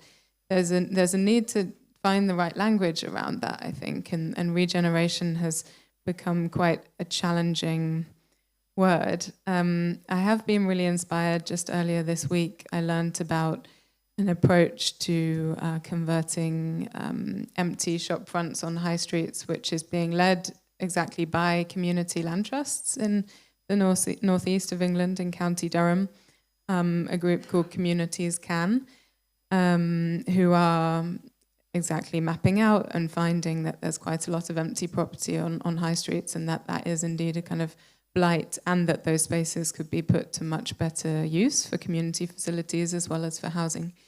And purchasing them and doing the renovation work themselves and maintaining those properties as a community-owned asset or space. And I think that kind of approach, to go back to the governance models and thinking not about traditional public-private partnerships, but kind of like going one step beyond that, is a way to overcome that gentrification very real fear, because if you go through or work through a governance model like a community land trust, then you're removing the speculation from the end result of that regeneration.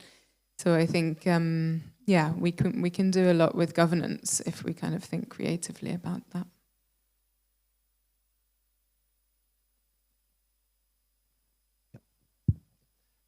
Maybe I'll just take the question about affordability for tenants. Seems most of my wheelhouse, if that's okay. So, at least within the social housing sector, there's a number of ways in which the rent can be determined. So the most common one is what's called the income-based approach. So basically, the cost that the social tenants will pay has nothing to do with the cost of providing that home by the social housing provider. It's only down to the income of the household. So even if you renovate a home from, let's say, an E or a very low energy efficiency rating up to A or A+, the rent wouldn't change 1 cent, provided the income of the household doesn't change 1 cent. That's kind of the way it works in that case. And actually, that's kind of problematic because it actually makes it very difficult in terms of the business case for social housing providers in countries where it is an income-based approach to justify those renovations, because they're saying, okay, all the benefit, all the cost is with us, all the liability is with us, but all the benefit goes to the tenant.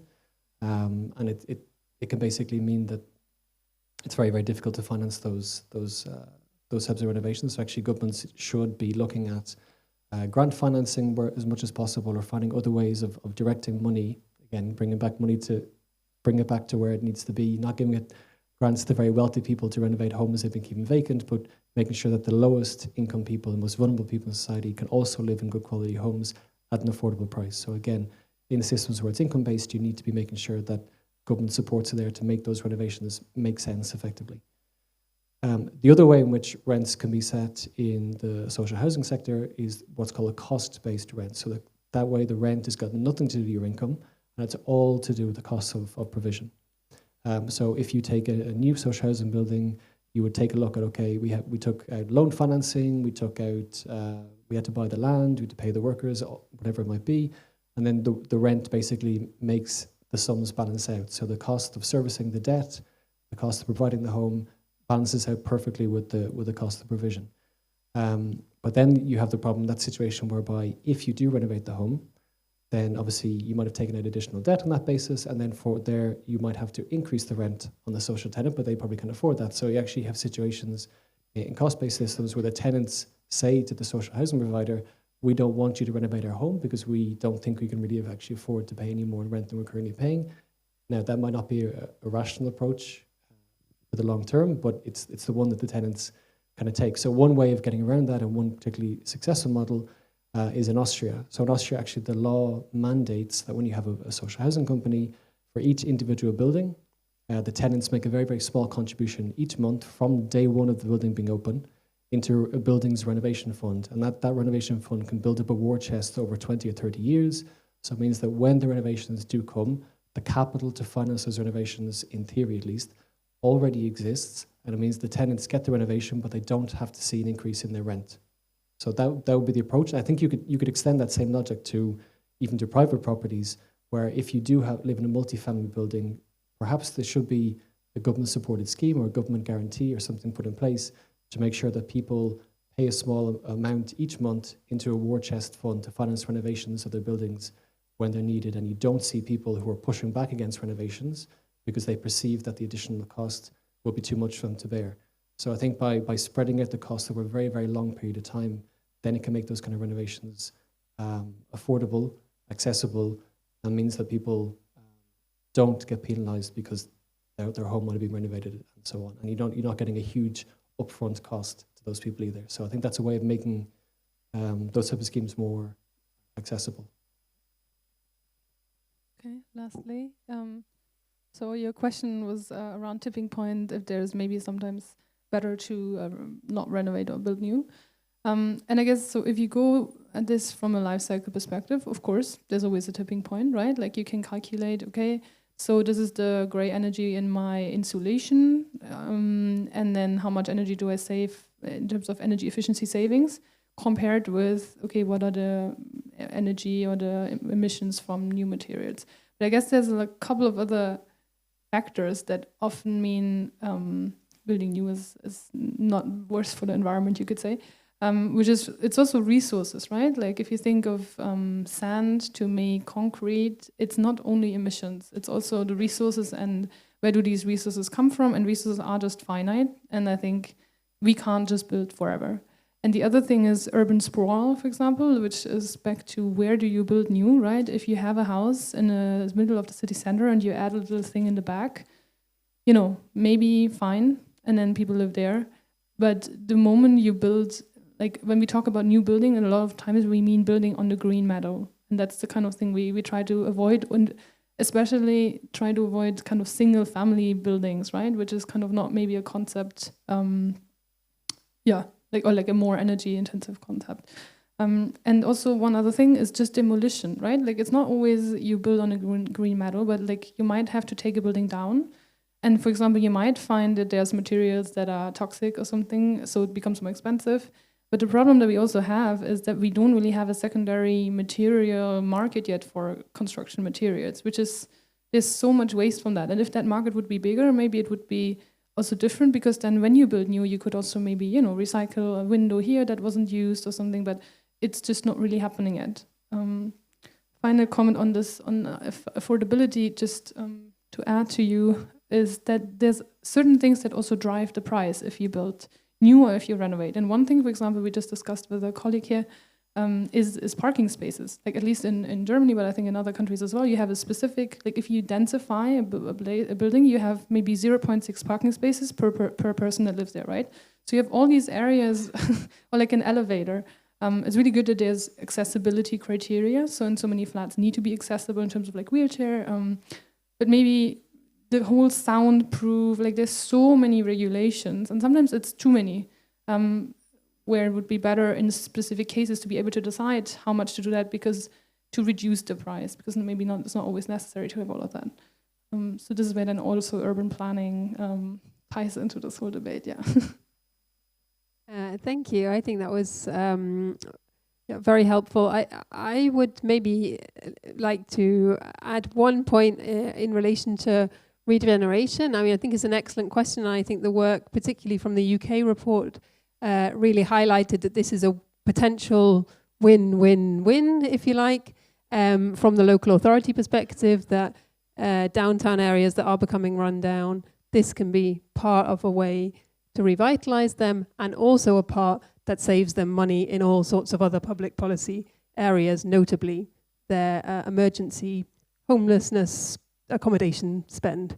But I think this notion of community is a really interesting and important one, but I think we have to be mindful that when we're talking about some of the most excluded people in society, the community is not always a totally benign force, and is not always welcoming of the poorest and most excluded people in society.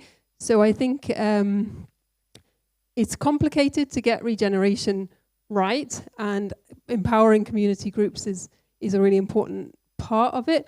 But I think public authorities also have to play their role in terms of housing people who really need housing. And I think, again, the Habitat Humanity work was really good for that. And in affordability, I think it's probably good to just say sometimes there is a trade-off between the depth of renovation and the affordability, and you can change the parameters of that through financing, through subsidy, but it's best not to pretend that it's not there, because it doesn't help us with the critical kind of how part of this equation.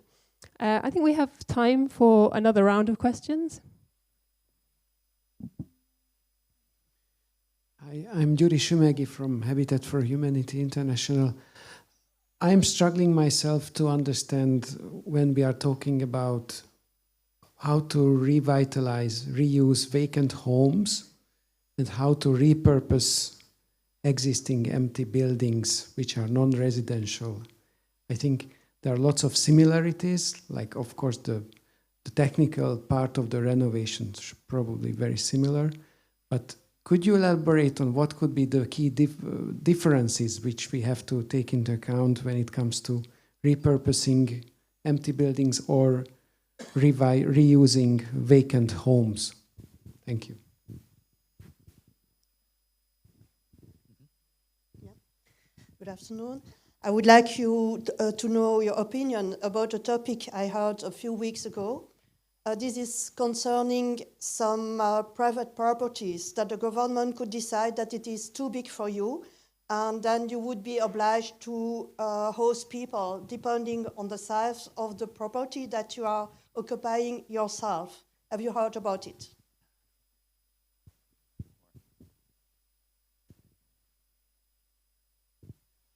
Good afternoon, Michael Neves from ECOS, Environmental Coalition on Standards.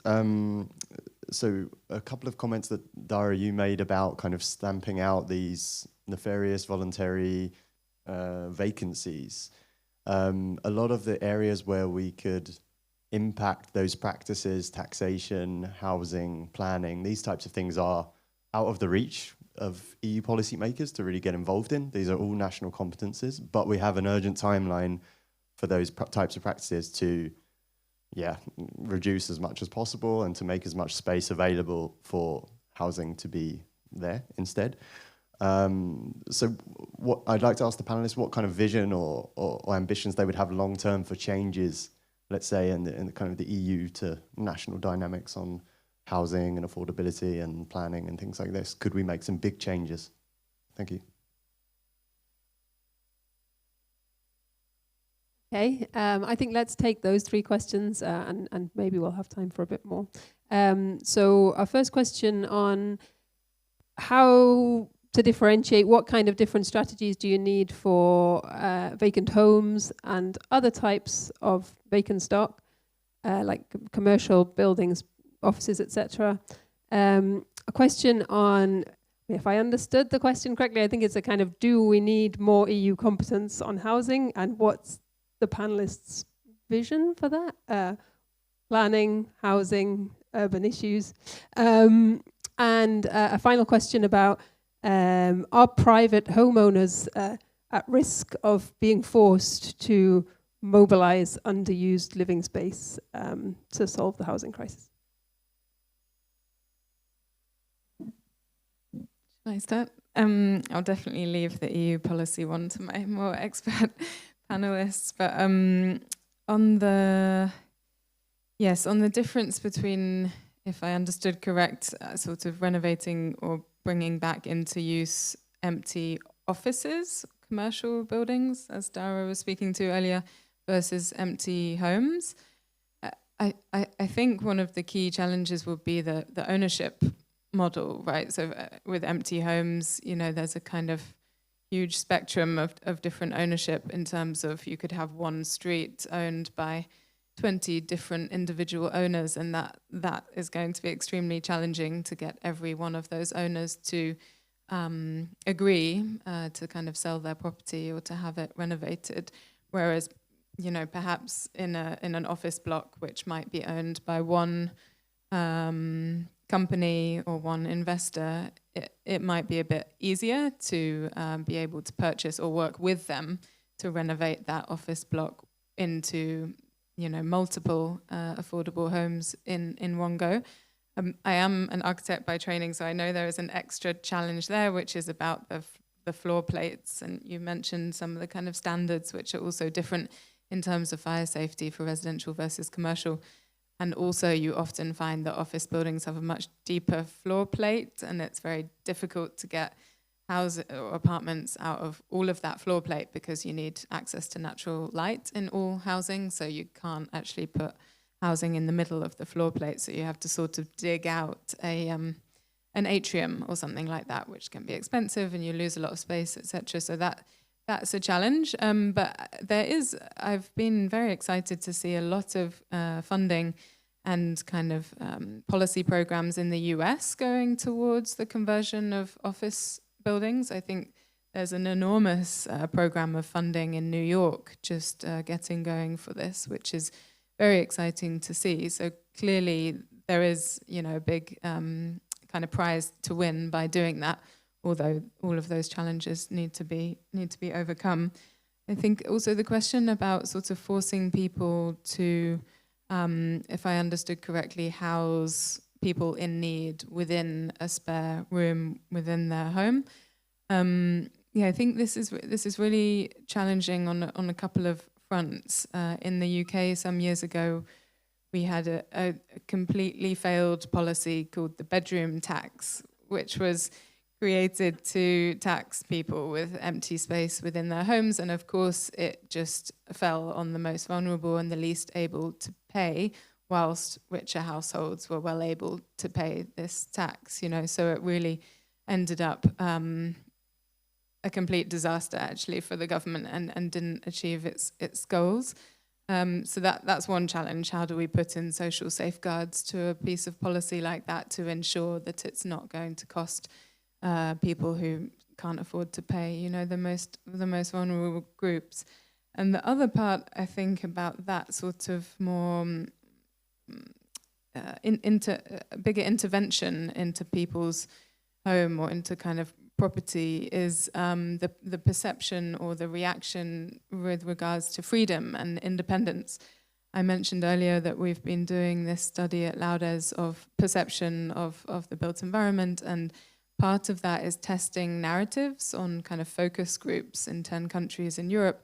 A narrative led by health, a narrative led by fixing up, like we've just got to get on with this is what we've got to do, and a narrative led by independence and freedom. And by far the biggest kind of emotional reaction is to that independence freedom narrative, where people do not want to be told what to do. And this is one of the biggest things that creates backlash. So for example, with the ultra low emission zones in the UK, the backlash there is that people feel their freedom to drive their cars, wherever they want to drive their cars, is being curtailed.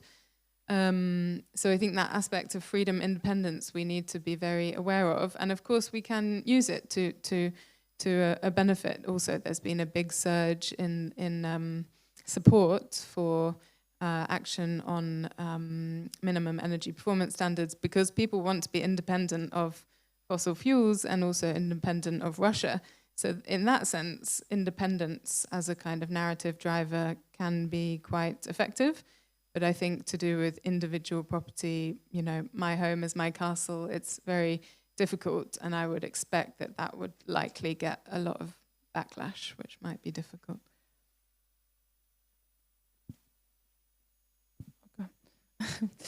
Okay. Maybe I will start there and then move to the EU question. Generally, I think I would totally agree with you. I just think that there's examples, for example, when you can drive your car with 2 people or more, where you make a change in infrastructure that doesn't forbid anything, but it just incentivizes certain behavior, and people actually keep that freedom thought. They're like, it took me so long to the city, maybe tomorrow I take the train. And they made that decision, and it's their freedom.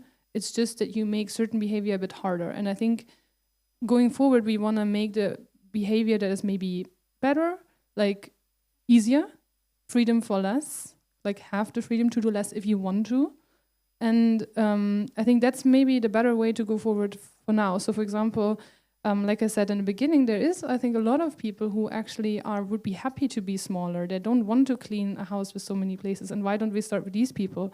There's like really cool initiatives, for example, Living for Help, Wohnen für Hilfe in German, where older people can get students in their home if they want to, and then in exchange, the student kind of helps in the house, maybe drives them to the weekly dentist appointments or whatever, like the doctor appointment. And so there was less need then to build new student housing. And I think this is one example, right? Also in Göttingen, where I wrote my master thesis on exactly this topic, there was a living space agency that they created just for a research project that now sticks and stays, and it's basically an attachment to the municipality where they give advice to all sorts of things, but especially also more communal living, because actually they found that with the demographic change, a lot of people kind of want to move back to some sort of communal space. They want their own kitchen, but they're happy to share maybe the laundry room or like a communal room or some sort of, and already not having a guest room in every flat makes a big difference. People with young families increasingly also want to maybe live with their friends nearby, so then, you know, we can look after the children together. And I think it's more about enabling these sorts of things through the means that we have, rather than going in with a, you have to move out of your home because it's too big. I think, you know, these people will come around eventually. Like, first it needs to be attractive to be maybe smaller and take to all these people that are already happy to do so. On the EU question, so I can share my personal vision, which is, I think, for example, the missions, so the city's mission of the EU has been quite a change, and also how internally in the Commission stuff has been done, where across DGs, suddenly you have people working together, working with municipalities, working with cities. And I think we discussed this before as well. Like, I think this is for me something that the EU could do more and starts to recognize, but there's a lot to do, because ultimately I'm not sure the EU needs to have a competence on housing. It's just local municipalities, they are the ones that actually really have to implement it, and they're also the ones who know the best how to do it, because this then also goes, not only housing has to do, for example, also with climate adaptation, which is also something the EU can do a little bit on, but ultimately it's local, and it also, people affected should have a voice in that. And I don't think the EU can ever really do justice to including these voices. Like, municipalities are in a way better position, maybe regions.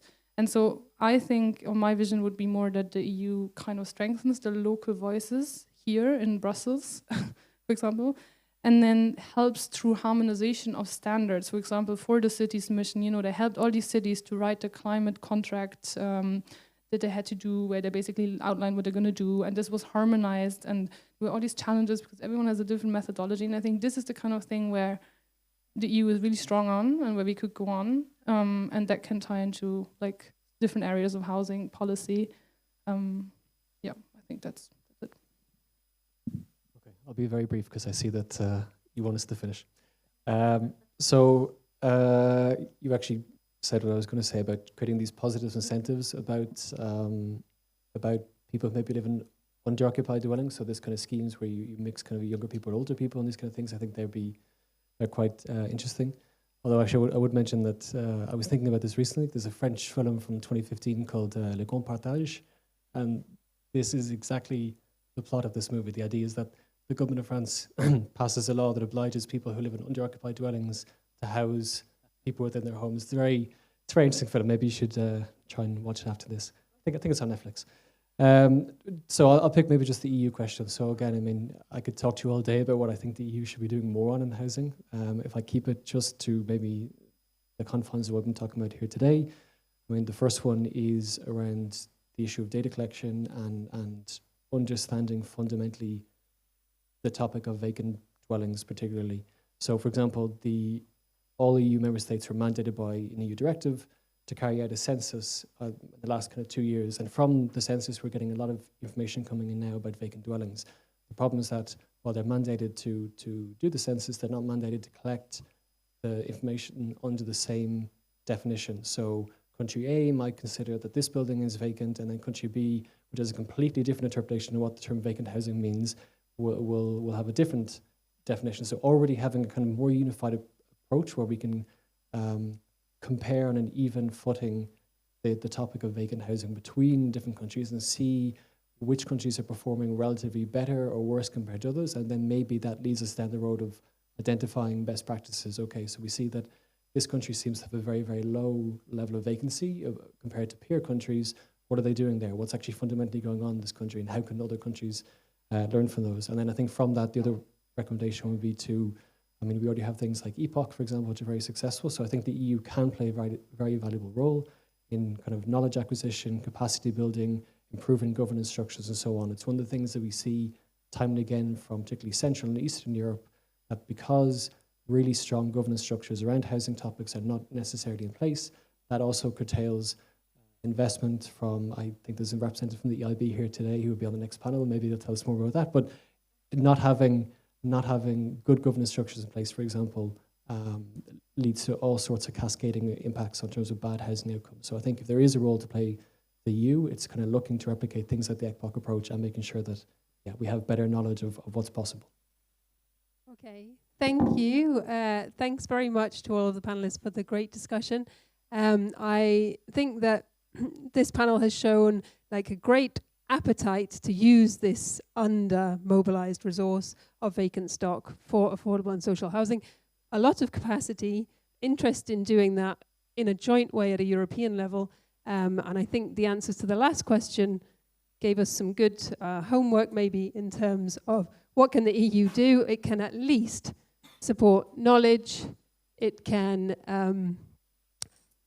it can help us understand the data, understand the situation, learn from each other, and there's also the EU budget that can be mobilized on this agenda. So thanks to you all. Sorry for getting in the way of your coffee break, and I wish you a good discussion and a good rest of the afternoon. Thanks. The topic for this final panel today is the EU Social Climate Fund and a discussion, exploration as to whether the Social Climate Fund can be used for affordable housing.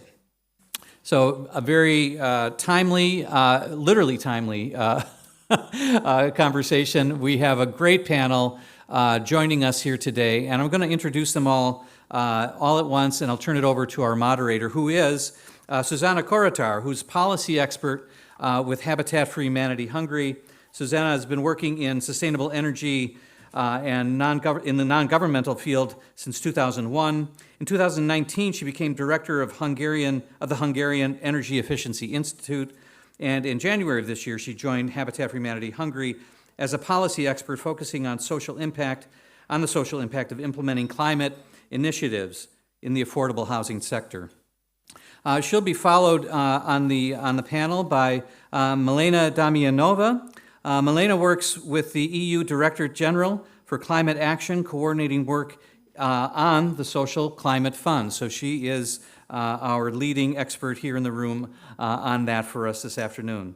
Milena participated in drafting and in the drafting and negotiations on the Social Climate Fund and on the emissions tracking system for buildings. Previously, Milena's been with the European Commission and in the Bulgarian Ministry of Finance in the pre-accession period for Bulgaria. Next to her on the panel, Jakub Solikovsky.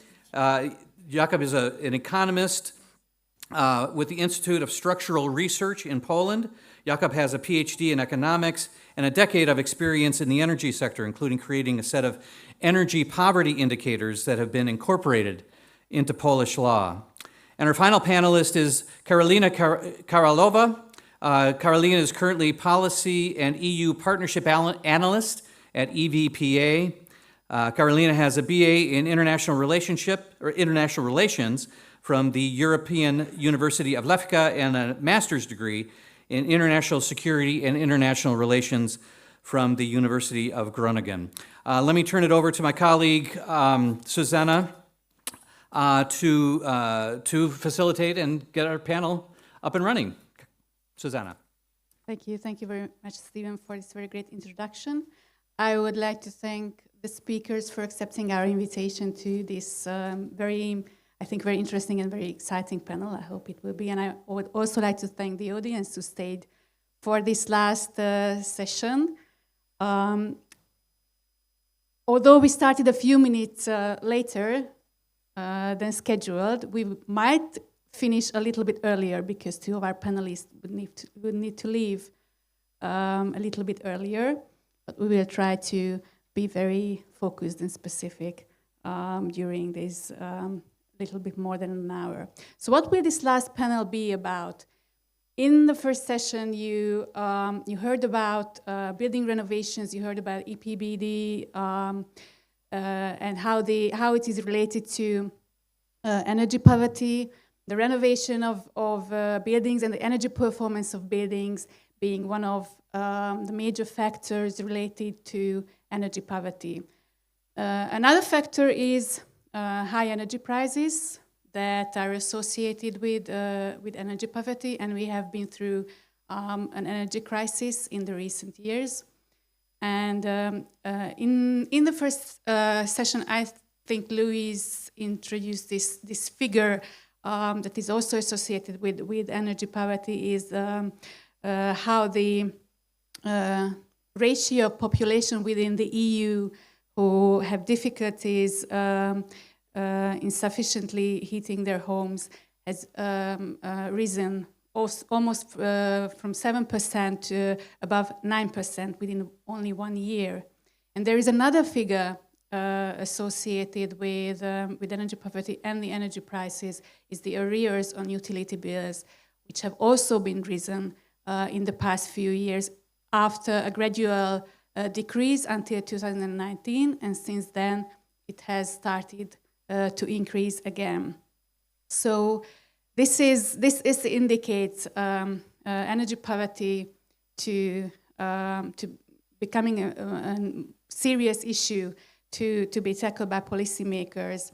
And many member states have introduced measures to mitigate the impact of high energy prices.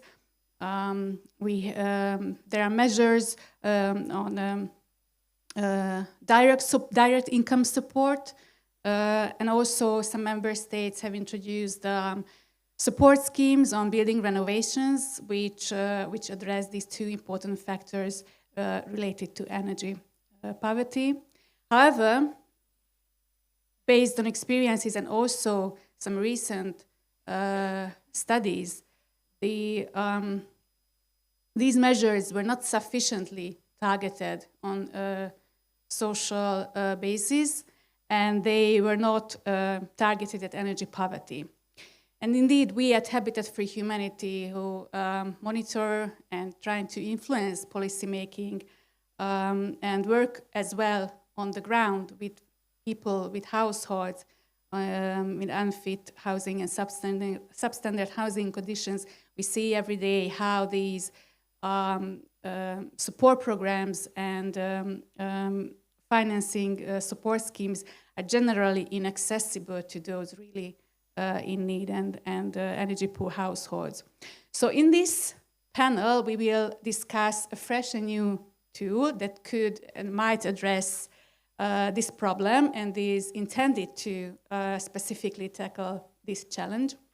The Social Climate Fund regulation was published earlier this year as part of the Fit for 55 legislative process, and now we will examine it in a little bit more detail in this panel. So my first question to the speakers will be basically the same. It's just a general question to reflect on a social climate fund.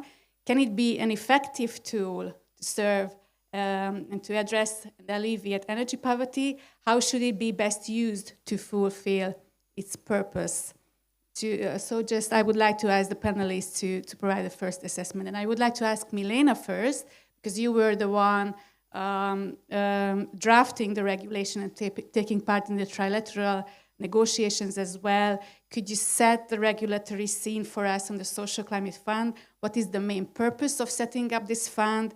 What are its main regulatory points? And maybe provide your views on that. Very much, Susanna, and really I'm honored to be here, and thank you for the invitation.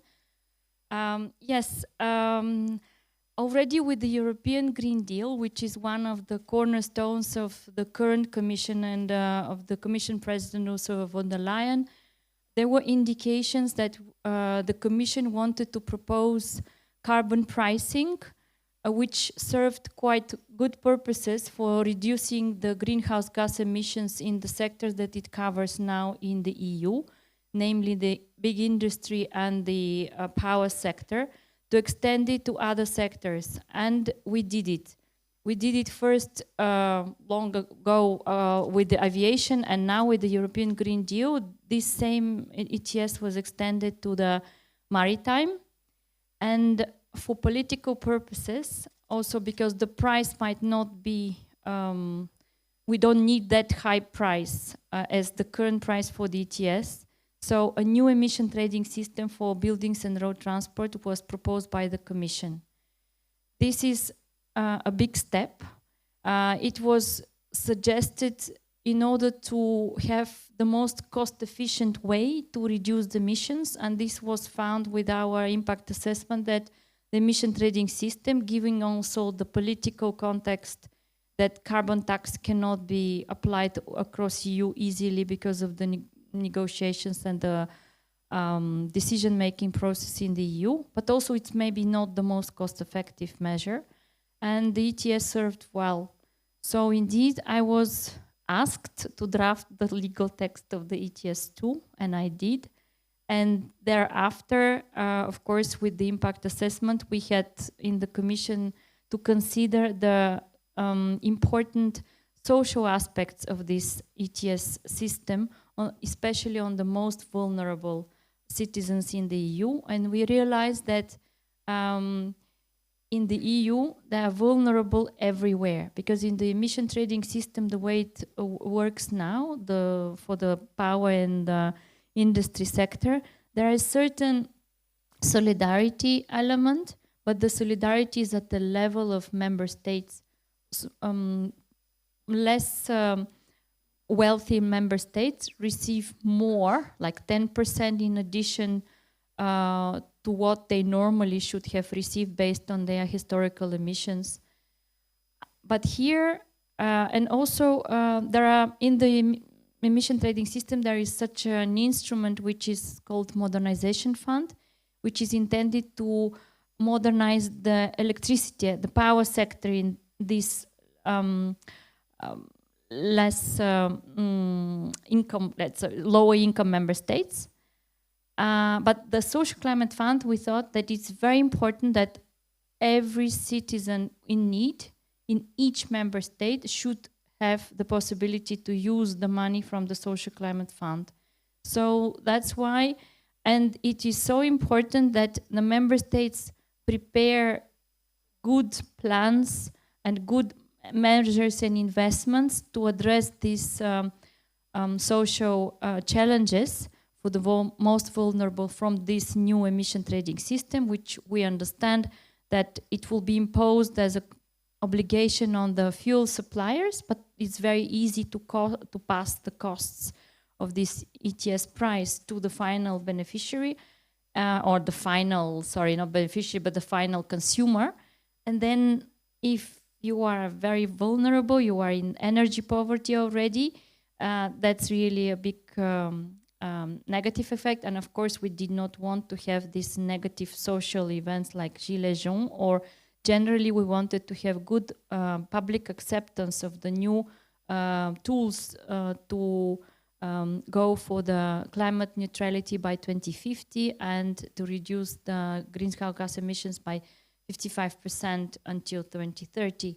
So that's why the Social Climate Fund, so one of the very important regulatory aspects is that it applies for each member state, because we realize there are vulnerable citizens in each member state, and each member state must come up with a plan to identify measures in investments to address the negative effects of the emission trading system for buildings, road transport. Within the negotiations, this emission trading system was extended to small industry. This way, we could also get a little bit more funds. The funding mechanisms were one of the most contentious, very, very difficult elements for the negotiations. You can imagine it was decided at the last trialogue in December, mid-December last year, overnight. But I think we came up with a very good solution, both for the emission trading system, where you have a very vast coverage of this new emission trading system. So basically, we don't have coverage only of agriculture and military, let's say. Everything else is now to be covered by ETS from 27. The member states are supposed to prepare plans, and the Commission is helping them already. There is a compulsory requirement that these long-lasting measures and investments should be compliant with the do not significant harm principle, which was also introduced in other funds like the Recovery Resilience Facility, so that if it promotes well the climate mitigation, it should not harm the nature, the circular economy and others. So this is very important. The measures in investments have to be really well thought and targeted, and the member states first have to identify who exactly will be profiting from this fund. Of course, it's a lot of money, 65 billion euro for 7 years from the EU, and in addition, this is 75% of the plans of the member states. In addition, there will be another 25 from the member states. So altogether, this fund will generate around 87.6 billion euro. So this is a lot of money, but it's also scarce if there are some NGOs quoting that maybe that's not enough because it's for 7 years. And imagine there is 30 million people in energy poverty already now. But this tool is only to tackle the problems in the areas where the new emission trading system is covering. So only those fuels that are covered by the new ETS, it's not supposed to alleviate all the burden, social burden of the current ETS, meaning everything that comes from electricity prices, it will not cover. And I can give an example comparing two countries. I'm Bulgarian. Apparently in Bulgaria, only 3% of the households are heating their homes by gas. And in Hungary, it's 75 or 76%. In Germany, it's 51%. You see, there is difference. So but on the contrary, in Bulgaria, the transport sector uses a lot of fuels. So most probably in Bulgaria, the biggest vulnerability will be the transport or the transport users, while in Hungary it's 75% already gas. So the member states need to do this targeting support, and we are also helping them a lot. On that, technical support instrument is available. 10 member states applied. We also very important, and I stop here, is that this social climate fund has to build on all previously adopted decisions, plans, and reforms by the member states, including those in the the national energy and climate plans.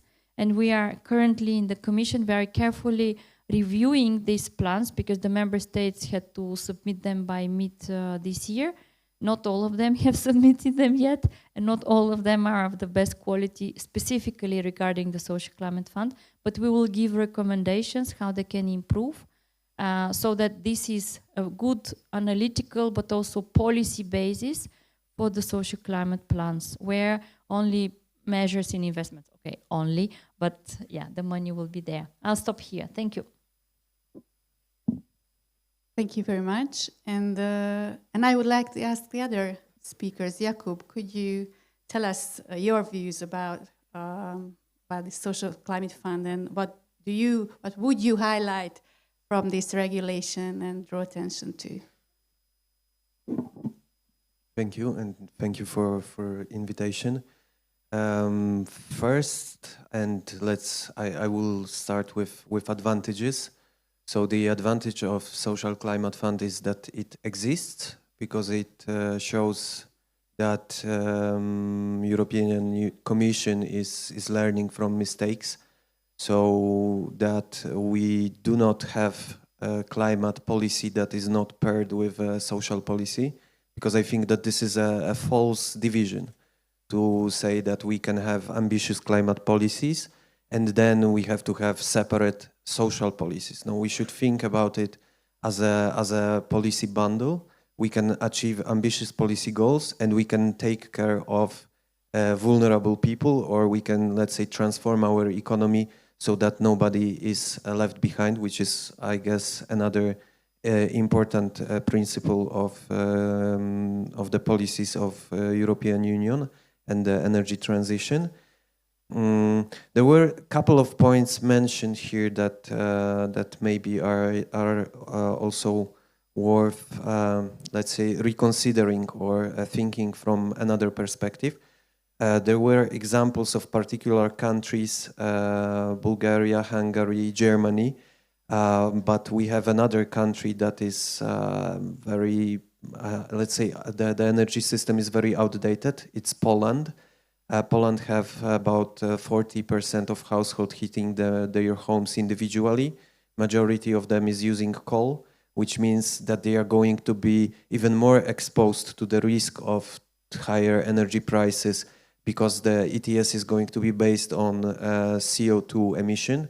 So coal is emitting more than gas. So we cannot say, okay, in Bulgaria or Hungary there are this many households using gas, because we have still about 1 million households in Poland that are using coal for heating and that are in energy poverty.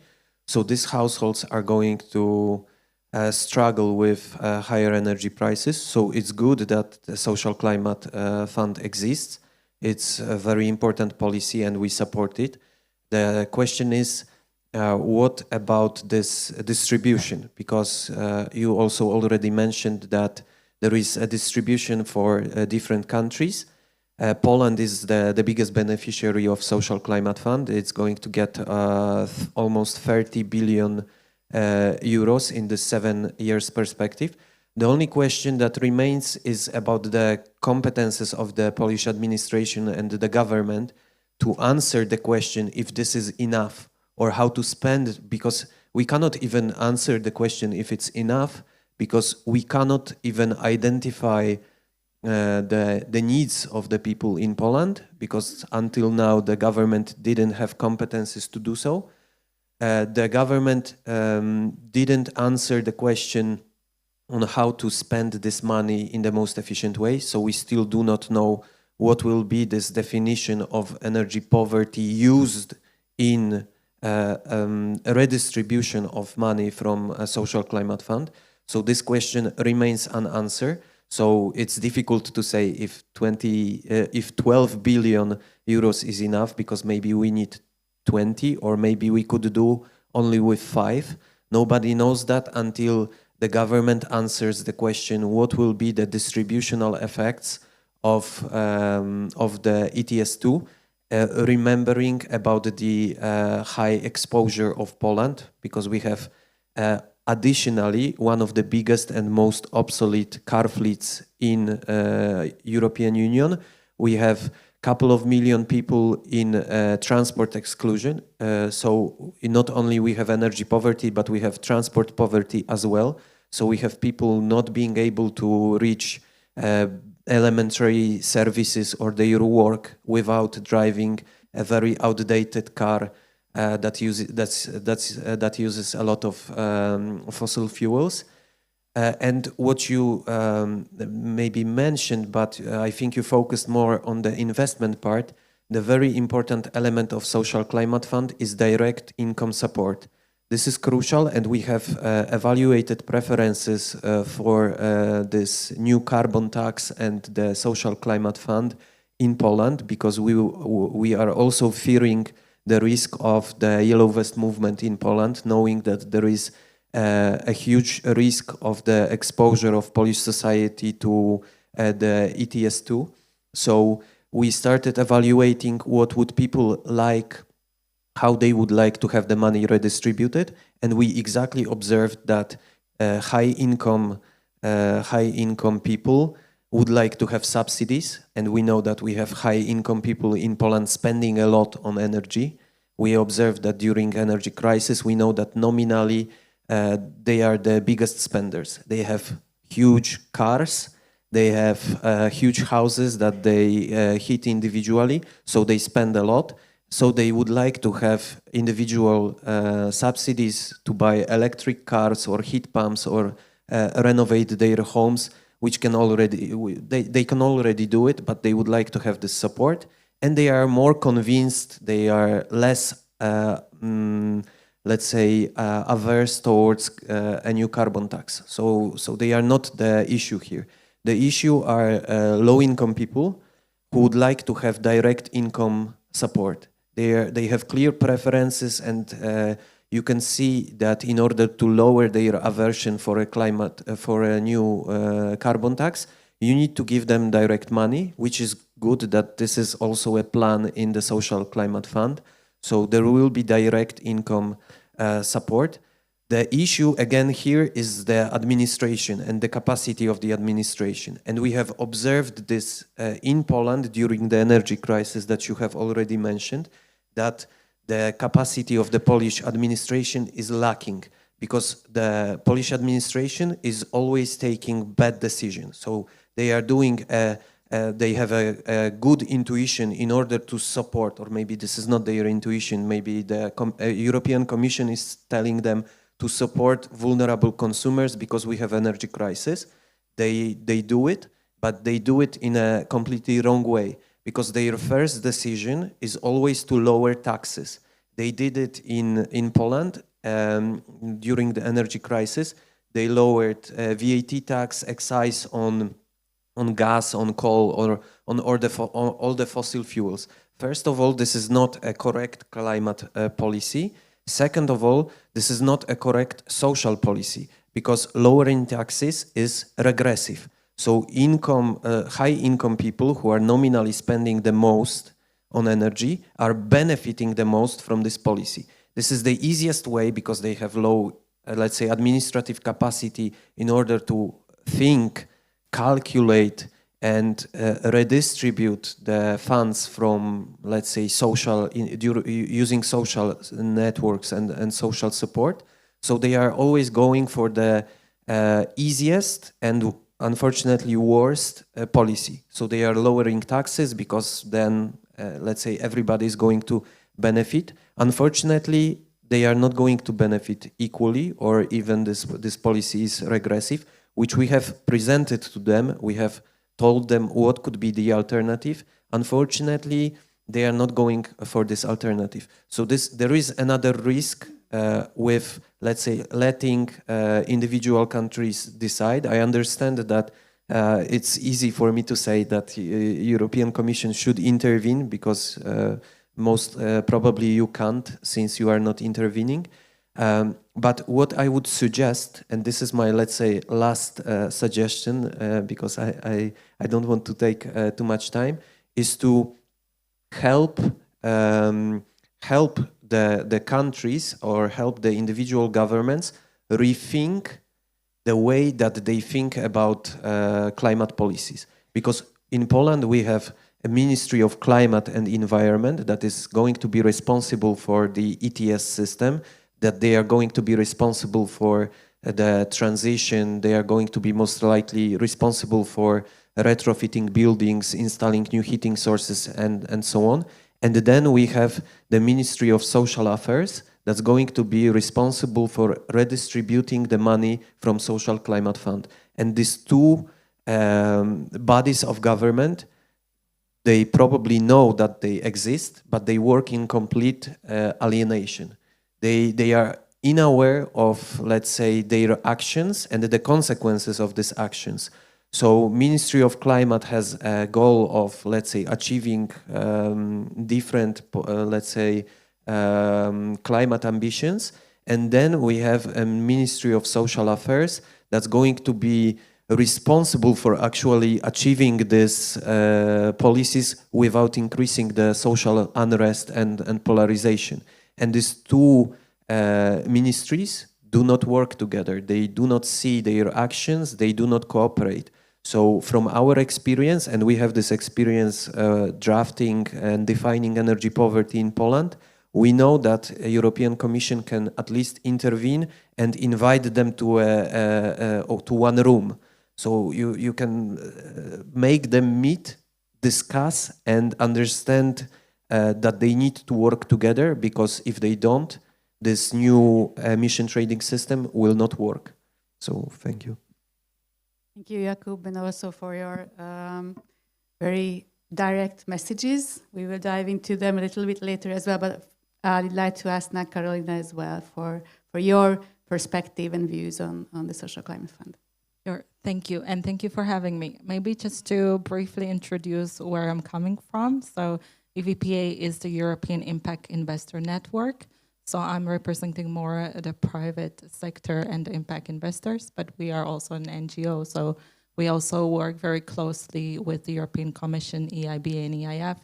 So I definitely support both of the views you have.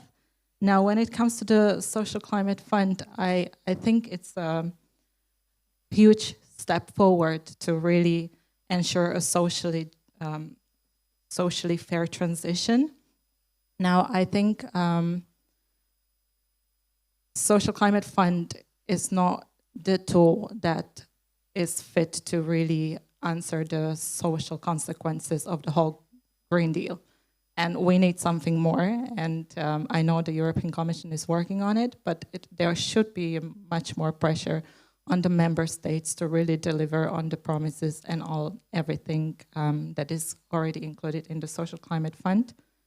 Two things I would like to highlight, and then mainly because I'm coming from the private sector, is the funding and the lack of co-financing instruments and incentivizing of private investors to be included, whether in the Social Climate Fund. I know that the member states are asked to work with private investors, with civil societies, and I really hope they will. And then the second aspect is something that Jakub already mentioned, is really targeting and accelerating. I think there's a huge burden on the member states, and I work with the ESF Plus Social Innovation member states on the social innovation agenda, and there I can see it as well, that you have multiple government sectors working on one agenda, and they do not work together. However, I think, especially when it comes to social climate, what worked really well in social innovation was to have working groups and to really bring together the private, public, the NGOs, and the different sectors of the government on the national level. Thank you very much. Now let's look into more details of this Social Climate Fund. And to able to access this fund, member states will have to develop their social climate plans. This need to be submitted to the European Commission by 30 June 2025. So national governments need to start working on that. I would like to address 3 issues in this discussion, which are all related to these social climate plans. They need to be addressed and elaborated, and I would like to hear your views on them. I would like to address 3 issues, and each of you will get 1 question regarding 1 issue, but you can also reflect to the other ones, so please do not feel restricted to only your questions. One of the issues is the measures and instruments, and I would like to ask Milena, guidance on compliance of measures and investments supported by the Social Climate Fund is currently being developed by the Commission, and I know it is still under development and preparation, but maybe you could give us some general insights and some ideas on what measures could be targeted in case of households at risk of energy poverty. A little bit focused more now on the building sector rather than the transport, because we are at a housing conference. What ways are they different from measures targeted in a general public support scheme? Are they different at all? Those measures and instruments that could be covered from the Social Climate Fund and should be targeted for the energy poor households. Very much, Susanna, and thank you very much also colleagues, Jakub and Carolina. Maybe first I would like to pick up from what Jakob, because his statement was really very important, and also, of course, Carolina, on the administrative capacity of the member states.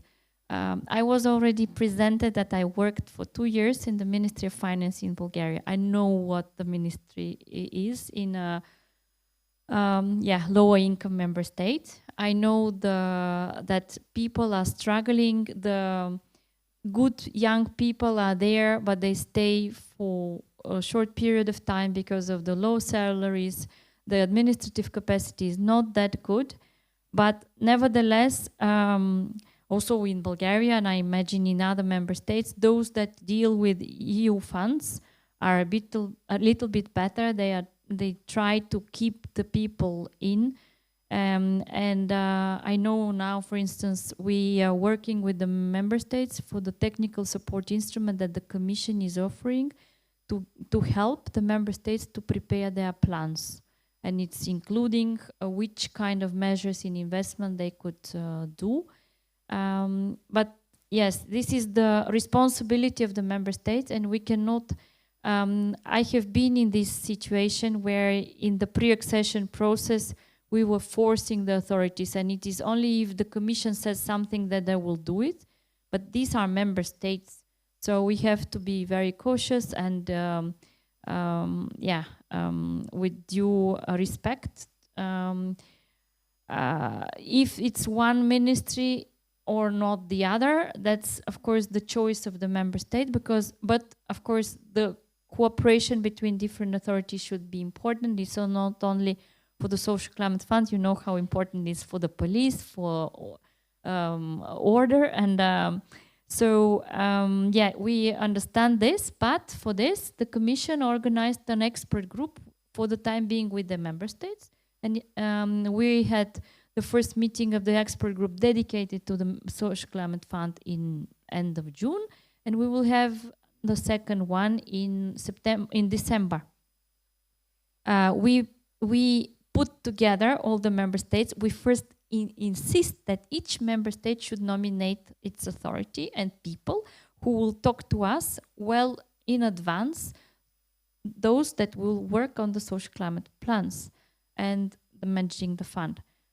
In many member states like Romania, Latvia, of course, Germany, Sweden, and many others, they have well already identified the authorities. But for instance, in Bulgaria, like 10 days ago, I still didn't have a news.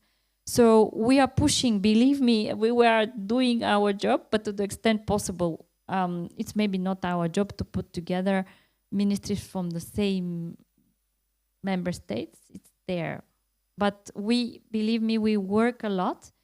And on the types of measures, and also one of the, to answer also Jakob's comment on the, who wants subsidy, who wants direct income support. First of all, very important, and maybe this will be another question, but the difference of the measures to be supported by the Social Climate Fund is the target. They are maybe the same measures for renovation of building, for changing windows, changing more efficient appliances, introducing also with energy communities more renewables for individual use of power or heating or hot water. So there are many measures. The Commission actually, we in Klima have a small contract to identify the good practices of cost-effective measures and investments. So this we had, it's currently in the initial stage of review of literature, but we plan to come up with first results in February next year. It's also on the way how the member states should do their public consultation, because this plan should really take into account the opinion and the views of NGOs, of youth organizations, of regional, local authorities, not only of the central authorities.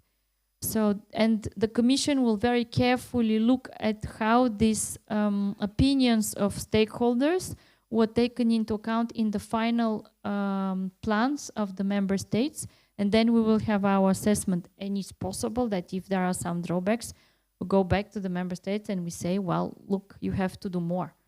So concretely on the income support and let's say structural measures, the Commission already in our proposal, we suggested that we have direct income support, because the price with the emission trading system will increase kind of very quickly, and it might even increase much before the real emission trading system, because everything is priced in.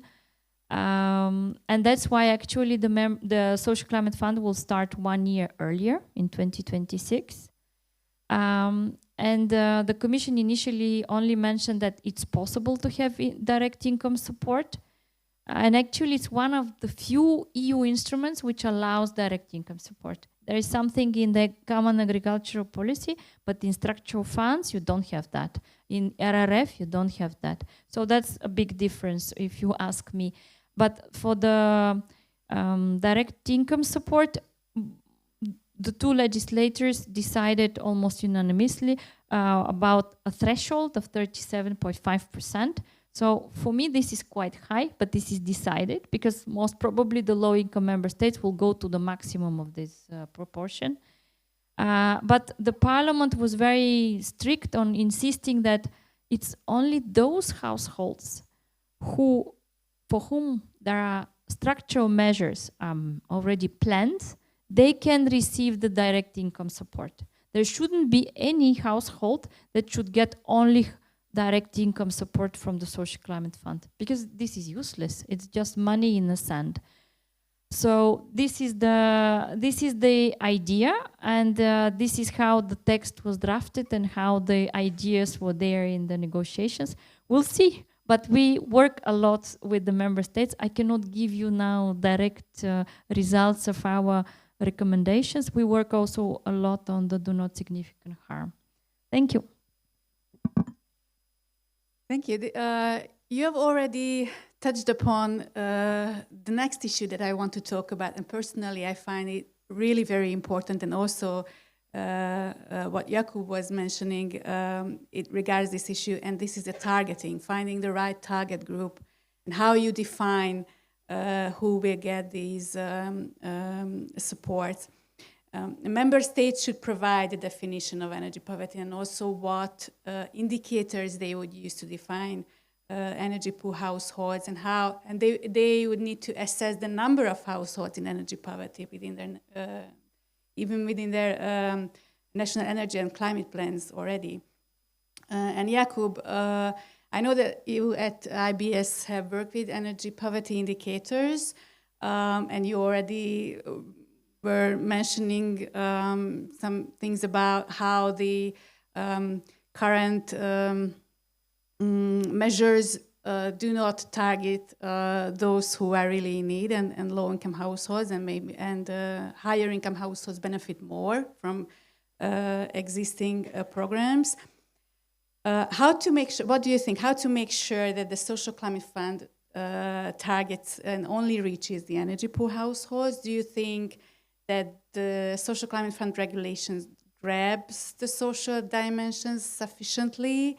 And what would your general suggestions be in identifying and defining the right beneficiaries to the Social Climate Fund? Thank you. And just one, let's say, also reply that for me, the direct income transfer, any direct income transfer to low-income household is also should be treated as an investment. And one day we all are going to understand it and agree that this is an investment towards a better, less unequal society. So I wouldn't say that spending this money is, let's say, should be paired only with, or should be targeted only to households that have access to some investment instruments. I understand that this is important for climate policy, but I want to stress this out, that this direct income transfer that we are going to have from the Social Climate Fund is going to be an investment. It's going to be an investment for a better future that we all want to work on. It's going to be an investment for a better climate future and social future that we cannot separate. We have to think about it as a unitary entity. So I want to stress this out, and I will stress this out. And I can also cite some research that is showing that exactly helping low-income people is a social investment.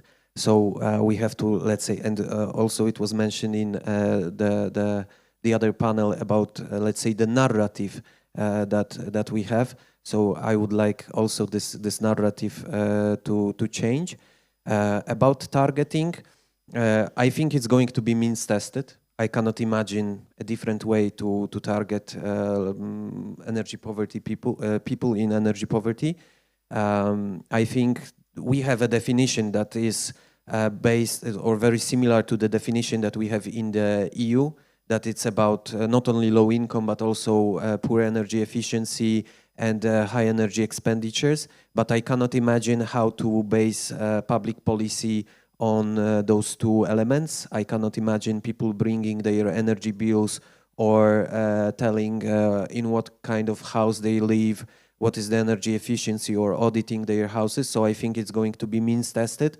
The question now, where to put this threshold? Should it be, let's say, 30% of the low-income people and give them X amount of money, or we should have 40% of low-income people and give them Y amount of money? What will be the effects of those two? We still don't know, and I think this should be the answer that we get from the governments. Of course, I understand that, and this is also true for Poland. We have very smart people working in administration, but they have a lot of constraints. There are some constraints that you have already mentioned. For example, in Poland, there is difficult to keep a person in a ministry for more than 1 year. So usually when we do a project, we start with different people and we finish it with different or the other people that just keep rotating in the ministry, which brings them a lot of issues. And one last, let's say, suggestion: what we can do, what we can, let's say, maybe can be alternative of our, let's say, thinking and putting all this energy onto targeting and finding the right person to, let's say, to fit our profile of energy poor person. We can always think about progressive income taxation or wealth taxation, and it's going to help us a lot because it's going to target very wealthy people that are overspending, overusing energy. They have too much, consuming too much. So we can, instead of thinking about only targeting the vulnerable, we can also start to think about targeting the wealthy that are over-consuming and overspending. And of course, I understand that this is a whole different type of discussion, and it's going to be much more difficult than the carbon tax that you mentioned, that you said that it's very problematic to have carbon tax in EU, but this is my suggestion, is going to help us so we can, let's say, target people from above, not only from below. Thank you. Thank you. And this is, I think, a subject that would itself fill another panel session, but we need to move on, and I will ask my question to Karolina, and then I will open the floor to the audience because Milena, unfortunately, will need to leave soon. But the third question is, again, very important, and this is what you have mentioned in your opening speech, Karolina. With the Social Climate Fund, financing will be available to address energy poverty. Whether it will be enough or not, we are not sure, but I think we think that every money can be spent. So it is important that the public expenditures and financing schemes are adequately adapted to support vulnerable households in energy poverty, but also to mobilize further private investments. Households affected by energy poverty generally lack own resources to cover upfront costs of renovations, and they have limited access to commercial loans. They face barriers to access finance for investment. So do you see any market instruments that can work under such circumstances? Can the private sector be incentivized to provide further funding and to have their solutions for such households? Thank you. So I will move a bit further from the Social Climate Fund, because I think we can both agree that Social Climate Fund is a tool, but there's only as far as it can go. There are market tools that we can use, and I think also looking on the other European funds such as InvestEU, that really works very well in cooperation with the private sector through the financial intermediaries. And it's a great example. And I think, for example, the social and skill window under InvestEU that actually targets a lot social and affordable housing has a very good examples in countries like Italy and France. So I think the structures, we need to look a little bit beyond what we currently have and really incentivize the private actors. I think there are funds that do it very well through, state-backed guarantees. So the private actors feel really backed, and they are much more willing to invest into more risky topics such as social and affordable housing. I think, and I'm not going to brag just because I'm from EVPA, but impact investing is a really great tool to look at. And in particular, place-based impact investing that works really good in the UK. And it really answers and helps on the local level, which I think is very crucial, because the most needed help is on the local level, and it targets very well the vulnerable groups. The other, I think, very good example is the European Alliance for Sustainable Inclusive Social Housing, where I think the CEB is there, and EIB, and together with the national promotional banks that I think should also be incentivized and kind of be brought on board. They create an alliance together with the private entities, together with the NGOs, with the social housing alliances, and through them they invest into projects that are really in fast and very rapid need of financing. And that may be the last example, which I like the most, is the fund-of-fund structure in Italy, which is again through the National Promotion Bank of Italy, so Cassa Depositi e Prestiti. And they created this fund-of-fund structure where they not only use the money available through the InvestEU, they also allocate money from the Ministry of Infrastructure and Education, and they crowd in the private investors.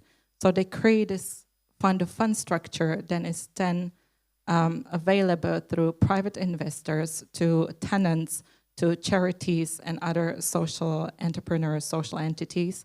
And it works really well in addressing the most vulnerable group. So I think there are lots of examples. I think what we lack on the European level is a sharing and kind of an educational platform where we can highlight these examples and where we can educate each other a little bit better. Because I think there are plenty of examples. I think in the previous panels we also heard so many really good examples, but unless you are really at some panel or you do sit and research, it's very difficult to find information like that. Thank you very much. This is indeed very interesting. But now what I said earlier, I would like to ask the audience whether you have any questions. First, mainly to Milena, because she is the one who needs to leave the earliest. But then the other panelists as well.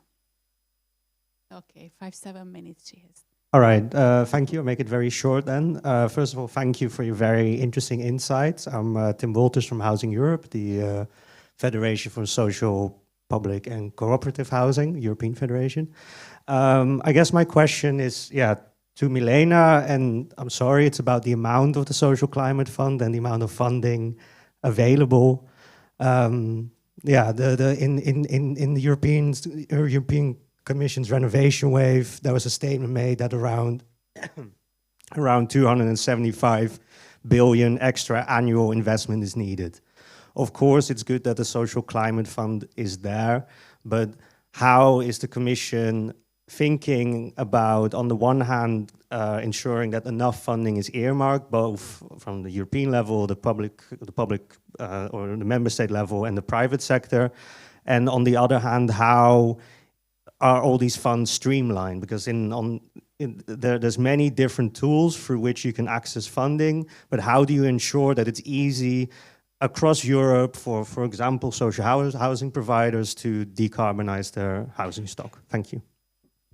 Sorry, just before. So, is there any more questions, just to collect maybe one more, if there is, for Milena? And then after that, you can answer.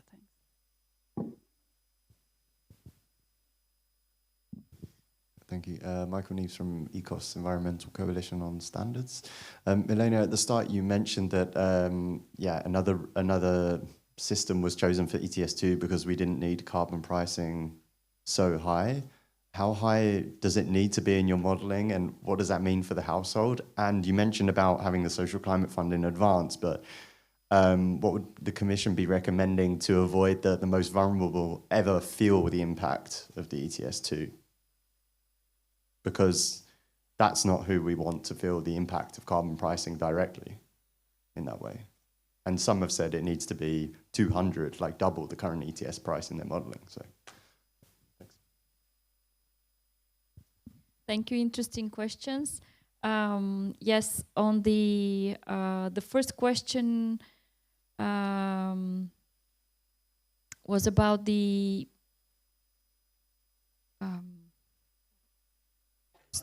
yeah.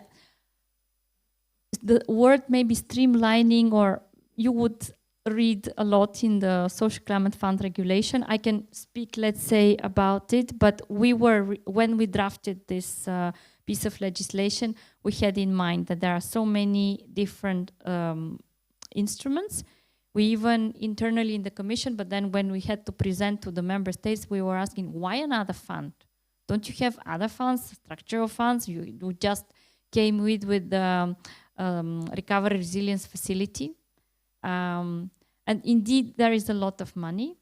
But the monies really need to be spent wisely, smartly, and also well targeted. So that's why for the Social Climate Fund, it has a very specific target. Basically, politically, this fund was created in order to have the political agreement to get the ETS2, and the ETS2 was needed because it was the only way to spur the reduction of CO2 emissions in these two sectors. And you can already see it. We said there was a stagnant level of the emissions in the building sector, but you remind me that statistics for 2022 came up. I think it was 10 or 20% reduction of the emissions in the building sector. I think 10%. And it was 2-3% increasing in the last few years. And it was because of what? Because in Europe, because of the energy crisis, because the prices skyrocketed. So what we do, we do the same. We introduce a carbon price. So on first question on the streamlining, it is partly the Commission, but the main part is to be played by the member states. They have to smartly plan their measures in investment, concretely for the Social Climate Fund, basing themselves on the smart policies of the NECPs, of their renovation wave plans, and knowing that money is available under the renovation wave, under this and that. A lot of money for renovation of buildings was there in the RRF, but the Social Climate Fund, again, is different. And how different, I can tell you, I was checking the RRP, Recovery Resilience plans for Bulgaria. There were renovation of buildings for banks from RRF. I was really against, but somehow it slipped in, and were at least private institutions or So this is no way going to be funded by the Social Climate Fund. These are individual households, and the member states need to target them. And all this needs to be done properly in line with their renovation wave plans, with their energy and climate plans, with all the framework, the policy framework of the member state. And then going back to the going to your question on the ETS, what is, you have seen probably our impact assessment, what is the price more or less that we were like assessing, and indeed we did not want to have a price of €100 when this new ETS starts. And even in the current text of the ETS directive, there is a mention of one price. You can tell me which one is €45. So if it goes above €45, there are measures to put more allowances on the market. Presumably there will be more supply and there will be kind of, but this is not a strict cap. If the market says something different, this price could be above. And we also expect that the price over time increases. So one of the questions on the progressive taxation, let's face it, in the EU, taxation on carbon cannot be introduced now. You have seen that part of the Fit for 55 or the implementation package of the European Green Deal was also the energy taxation directive, and it's the only piece of legislation which is nowhere. Even EPBD is now, I heard in the morning you got promised that in December the deal maybe will be done, but the energy taxation directive is not. So we cannot do that, but the carbon price is doing exactly what you are saying, Jakob, no? You're saying that the rich spend much more on energy, so if they spend much more, they will pay much more.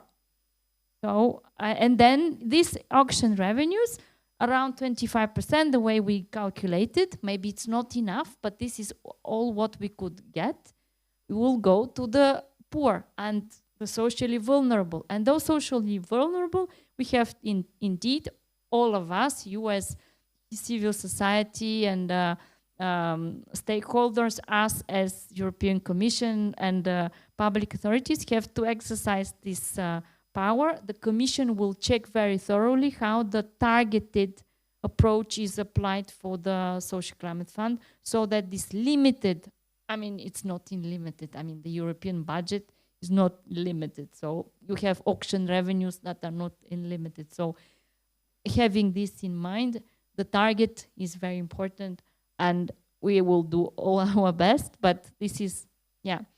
And I think still that I very much liked how Jakob started with the positive, that we have the fund. Thank you. Thank you very much. Yeah, if you need to leave, just, okay. Thank you very much for your participation and contributions, Milena.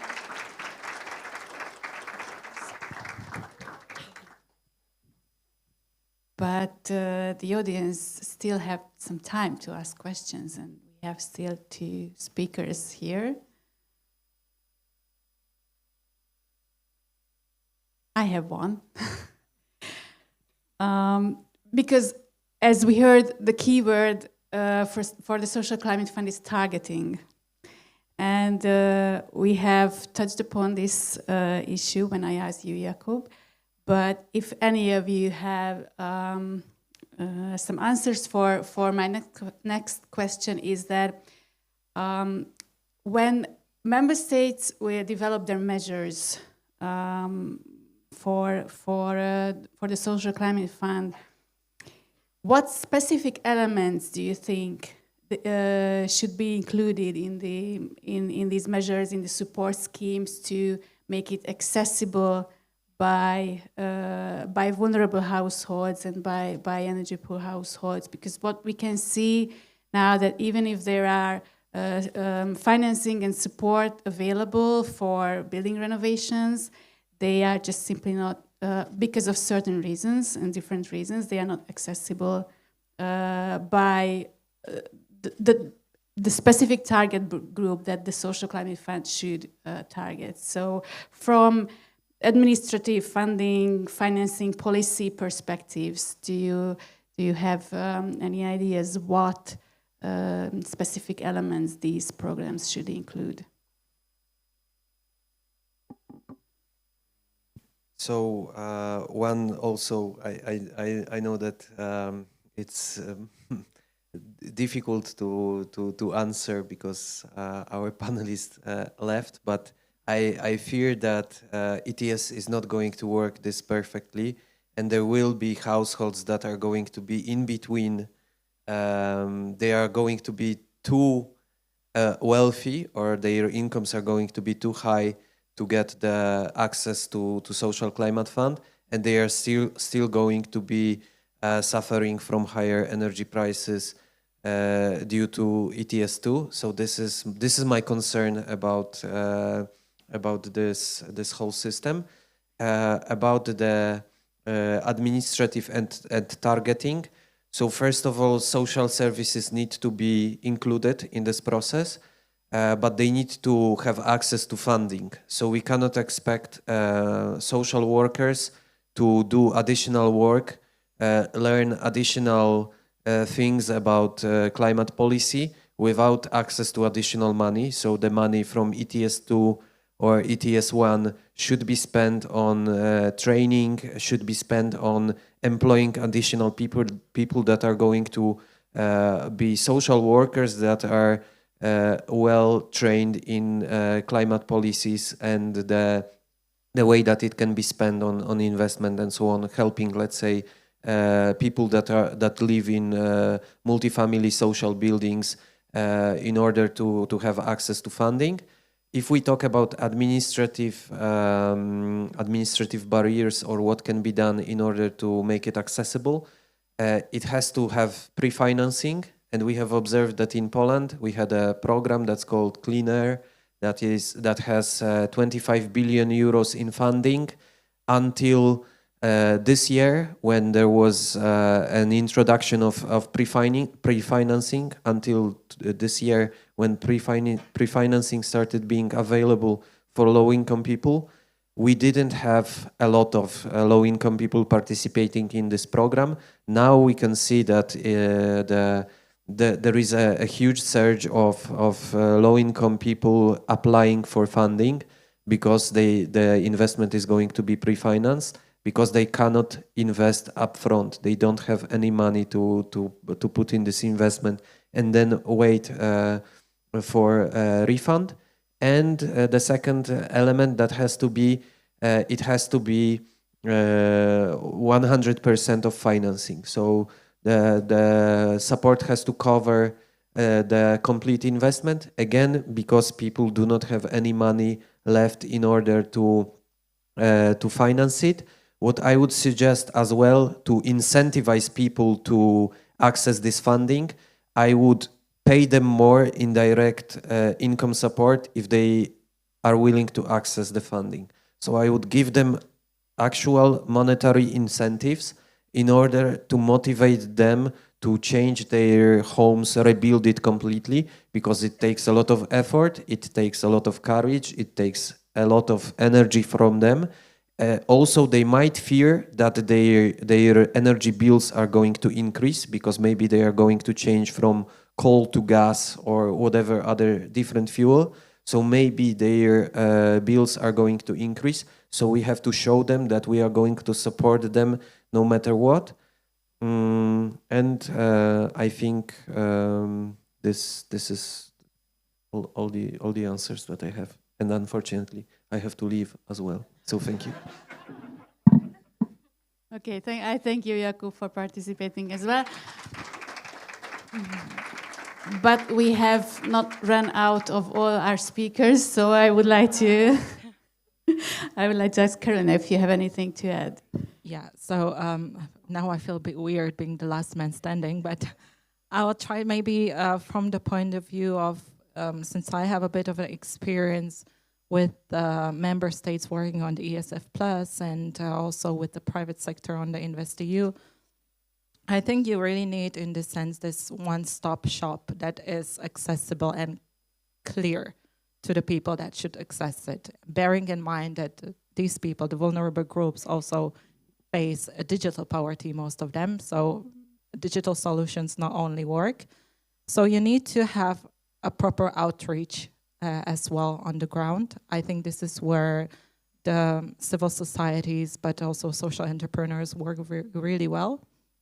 Then I am actually really happy that the Social Climate Fund is, I think, going to fund up to 2.5% of the technical support through the technical support instrument, which is very important for the public administrators because they indeed deal with lots of things, and I know how hard is it for them to even gather data.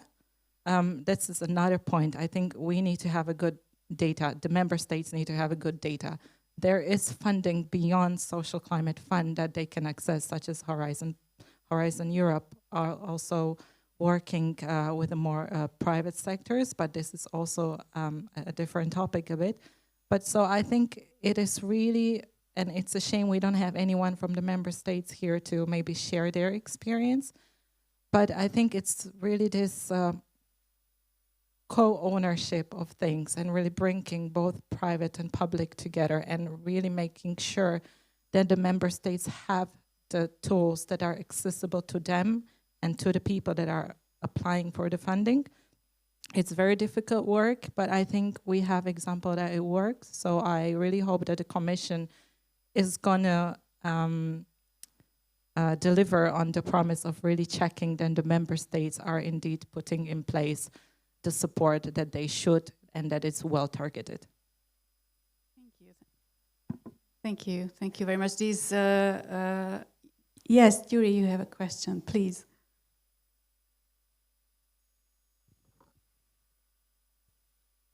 Thank you. Just following up on your last remark about how the things will work out at member state level, I'm asking you, and also you, Zsuzsi, as an expert of this, that what are the critical milestones in the next 12 months to influence this process, both at the national government level and EU level? Do we know the time frame of this process? Thank you. What we know is that member states have to submit their social climate plans by 30 June 2025. So basically, we'll have 1.5 years. And member states have now had to start to develop these climate plans and first designate the institutions and the group of officials who are responsible for developing the Social Climate Fund. And what I wanted to highlight as one of the main message of this panel is that this is a very important process which will include public consultation. There is a specific article within the regulation that that requires this public consultation to take place. National governments need to include stakeholders. So this is what I wanted to draw attention to all of you stakeholders sitting here, that it is an opportunity to channel in your messages and also your professional insights into this issue. As Milena said, the Commission will really look into that, whether the member states have sufficiently taken in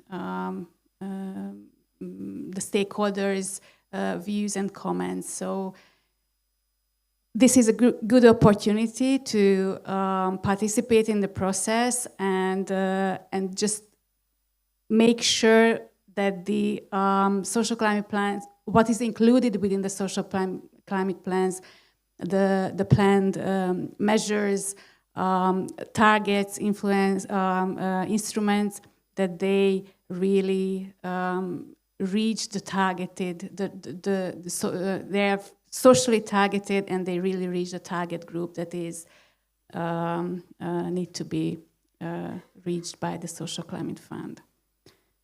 So from my side, if there are any, we still have a few minutes. Yes, okay, great. Even if you have not only questions but comments. Well, it's basically a difficult question. It's a question I'm happy that it is not asked to me, because it could be asked to me as well. You're mentioning about I would say stakeholders. I think the financial sector is an important stakeholder as well. I haven't heard much from the Commission how they are going to play a role. You mentioned several times also about private finance. My name is Karel Kronenberg. I am working for a financial institution, the Council of Europe Development Bank. How could organizations like ours, but I'm also thinking about national development banks, and I'm even thinking about private banks, play a role in this, and how can they basically help also to make the Social Climate Fund a success? I'm also thinking, maybe just one comment, it's not only about people that living in houses, it's also about, for instance, small enterprises that have high energy bills, also because of low, I would say, low energy efficiency in their buildings. And of course, they have a specific relationship also with financial institutions as well. So there is quite a lot of thinking about that. What are your views on it, and what would you give me for advice to be more involved in this? Thank you. That's a hard question, but I will try to answer it. So when it comes to the Social Climate Fund, I think there is indeed not very much incentives for the private sector to get involved, neither for the national banks or CEB, even for the other development banks, because, and I think you know, accessing funds that are allocated through the member states, it's a very long and difficult process, almost impossible for the private sector to get involved unless there is really a clause or a pressure on the member states to involve or develop financial instruments that call for private-public partnership or co-financing instruments. I think when it comes to, especially like working with the member states, they will have the freedom to actually design instruments that would be more flexible to involve more private players. I cannot tell you how it's going to be under the national social climate plans, because I know every member state is approaching it very differently. Some of them are keeping it more in a silos, just allocating it through the member states. Some I know are keen to work more with the national promotional banks, for example. I think what's important is not to give up, first of all, because I know working with the National Promotional Bank in France and Italy, they tend to look primarily for funds that are going through EIF and EIB because of the guarantees. When it comes to the funds that are allocated for the member states, unfortunately, they are not so flexible. They do not have the guarantees. They don't have the right instruments. But I think, and I hope that, because we have lots of talks with the European Commission in EIB and EIF on creating the right instruments. I think there's a lot that the private sector can do, influencing on rolling out the right instruments that can actually accelerate the private capital, philanthropic capital as well. So I don't think I can give you the right tool and answers, but I think there is a work that we all need to do in terms of communicating the needs of the sector.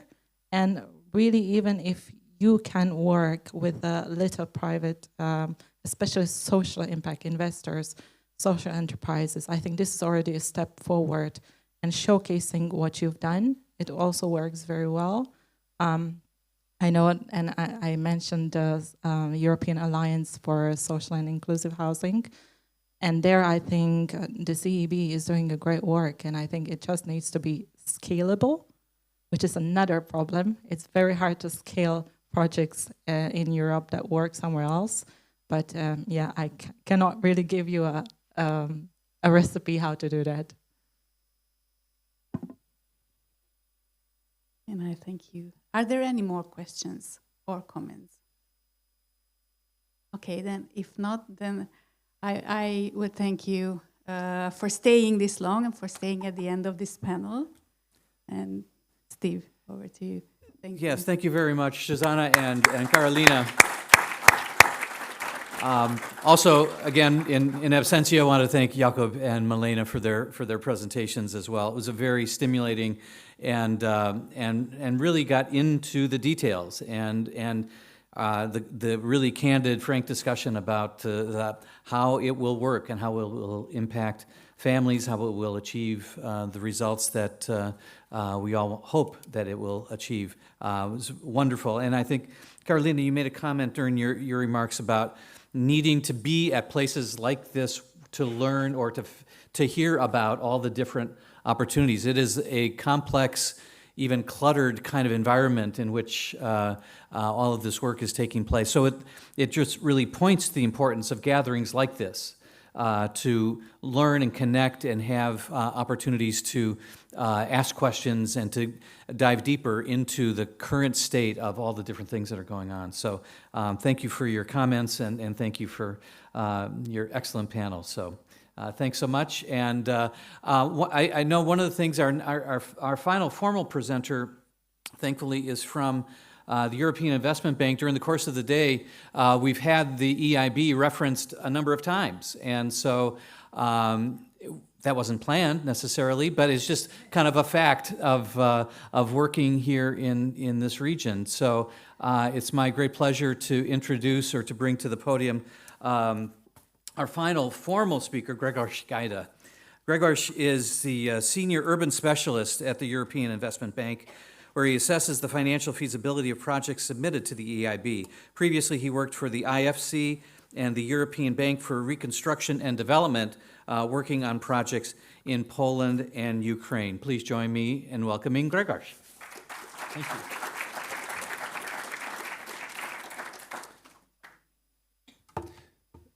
It's a great pleasure for me to speak in Habitat for Humanity event for a very simple reason, actually. I enjoy very much presentations that are delivered in your events. And whenever we talk, it is very clear that our thinking about the housing sector is 100% aligned. So it is rather easy for me to be here and talk about the activities that my institution is doing because they are so similar. But before I go to this, I would like to share a small story just to maybe reflect a little bit on the one that started the event of Manuela Navarro. I happen to know Stefania Klimko from Ukraine, whose story encapsulates a lot of topics that we have heard about today. It's a story of residential energy efficiency. It's a story of dignity. It's a story of poverty. It's a story of affordability. So all those topics that we have seen today will somehow come across the story. So she was living all her life in a city of Lviv in Ukraine, and she was working as a cook in a tank repair plant. So very stereotypical for the former Soviet Union. And as typically happened in former Soviet Union, but not only, the housing was provided to her by the tank repair plant. But year 1990 came before the house that the plant provided was completed, and she had to move into a house that was not completed at all. It had walls, all right, but it didn't have floors. So she basically had to walk through mud inside her building. Heating was done very poorly, and of course, the heating was designed in a very inefficient way. And at some point, during the economic changes that happened in Ukraine in the 90s, the heating was cut off because the residents were paying very little and the heating costed a lot of money. So she was very unhappy with the fact that the heating was cut off and there is no floors. So she united all the residents from the building and they blocked an international road that was quite close to the building in order to bring some attention of the government to the problems she was having, but not only she herself, but all the residents of the building and actually the entire neighborhood. And by doing this, she became a local community leader, and she started being active in the movement of homeowners associations. Former Soviet Union people, they didn't really realize they are homeowners. They were living in apartments provided by the tank repair plant. And suddenly they became owners of these buildings. And it was a new thing for them. Nobody told them what does it mean to be an owner. And being an owner doesn't only mean you have certain rights, you also have quite a large deal of obligations. And she started to basically be active in this movement. And this is where I met her, and the reforms that we put in place in Ukraine by giving certain rights to homeowners associations, giving the people ability to take decisions, giving them access to financial products. She took a very good use of this, and as a community leader, she started managing 5 buildings in the neighborhood. Now, when she retired from the tank repair plant, she was rather poor. The pension was very little, so she was baking cakes during the night and selling them in the local market during the day. That's how she made ends meet. But when she started managing those buildings, she actually established a proper enterprise, hired 2 people, and began quite a successful business career during her retirement, I have to say. And there was this beautiful moment where I have heard that she actually was able to go for holidays to Bulgaria because she has been successfully managing those buildings, and the people were actually paying her for her job. And that was that story that I wanted to share with you. Now, a couple of words about the institution that I represent. European Investment Bank is a bank of the European Union. It's owned by all European Union member states, and its goal is to support financially policies that are established by the European Union, predominantly in European countries, in European member states, but also outside of European Union. Some activities are also supported by the EIB. The EIB finances all sectors of economy, and the urban sector that I represent is 1/3 of our work. An important part of the urban work we do is housing. We are one of the biggest single lenders to public housing in Europe. And naturally, our activity in this sector are very strongly concentrated geographically in Western Europe, where this sector exists. Why I'm saying that is that later on I will be talking a little bit about the geographical divide that we still have, that we still observe. And of course, it shouldn't be there, but it is still present, and depending on from which geography we are, it dictates the way we think about the housing sector, about how it should be managed, and what people, how people should function, and how they should be supported in this sector. So the geographic side here is actually quite important. So with housing, I would like to refer to the last speakers of the last panel. Our thinking is actually very aligned to what we have heard today. We have observed that countries have left matters of housing to private sector or to third sector. They somehow exited from their own activity in this sector. This has been mentioned many times, and it has also been very well presented in OECD work, that although the amounts of spending maybe didn't change, but the way of thinking has changed. Okay, instead of let's do things ourselves by hiring people by the government, we the states, we like to, okay, why don't we create some tax breaks or give the money here and there, support a program here or there, you know, thinking that this could solve the problem. But I think, I don't know if you would agree with me, it's time for our governments to actually, you know, get their hands dirty, so to say, and actually start doing things themselves rather than thinking about others to do it. So this is one thing that we see as our institution. We are here to help to provide not only the financial resources, but also guarantees or advice, if necessary, to public sector institutions, governments, cities, publicly owned enterprises to actually do those things that are so much required. So build new houses, repair old houses, regenerate cities. So a couple of words about the geography that we are seeing. So it's actually quite interesting when you think about how geography impacts your housing issues. Here in Europe, when we discussed about energy and housing, we always talk about renovations. And renovations are very important, obviously. However, when we work in very rapidly growing economies outside of the EU, there is this catchphrase which says that half of the housing in which people will be living in 2050 has not yet been built. Okay? Which basically tells you that actually, if you think about, there will be cities, also in Europe, where people will migrate for work and they will require a lot of new houses. But equally, there are cities, even more of them, that will actually lose people. There will be less people living in certain cities, and certain houses will actually no longer be needed. In our work, we see this sometimes, where a city, in its urban development practices, it has to embrace the fact that the population of the city will shrink. And to shrink city in an organized way is not a trivial way. I mean, if you leave it without any control, you will end up having an empty core in the middle with all the crime and pollution, and then you will have this, donut-shaped, kind of environment with some people remaining, okay? And this is clearly not an economically efficient way of managing a city. So we see those shrinking cities a lot. We see those very rapidly growing leaders of growth in Europe. What we see as well is that in energy efficiency, we have this divide between north and south.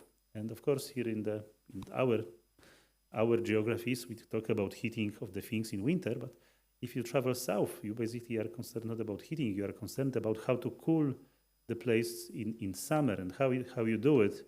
And this cooling energy is actually much more expensive than the heating energy in the end. So geography plays quite a big role in the thinking of housing. And one thing that I have seen basically all the time in my work is that the solutions that we need have already been invented. They have already been tried and tested by somebody. We don't have to reinvent the wheel. It's very often that if we just look for solutions, we'll find them. We'll find something that somebody has tried, made a lot of mistakes, learn from them, and we can learn from these people too. So these solutions can actually even date 3,000 years, as I have seen once in Jordan, how to build housing in the climate of that country. So we really need to look for solutions, not to reinvent them. So this nexus of housing affordability and energy efficiency is something that I'm very, very much interested in. And we see that this can actually be resolved. I think this is not something that we have to take a decision, do we do one or do we do the other one? I think we can resolve both things and at the same time offer much better quality of life to people in our cities. So one thing which is linked to this is the issue of urban sprawl. And that is why I like so much the spaces, this empty spaces program that we've been talked about today, because it clearly does what needs to be done. We have these existing structures, we have an already existing urban fabric, and if for some reason it is not being used, this could be an opportunity to bring life back to otherwise, a very well developed neighborhood. So all these activities are very important, and from efficiency, energy efficiency, but also general infrastructural efficiency point of view, this is just huge saving. I have seen for a project located in a very distant place, savings on avoided cost of new infrastructure by redeveloping already developed areas are enormous. We're talking about billions of euros of avoided costs of that. So this is something that really is important. So this also talks about affordability. We need to reduce costs to make everything cheaper.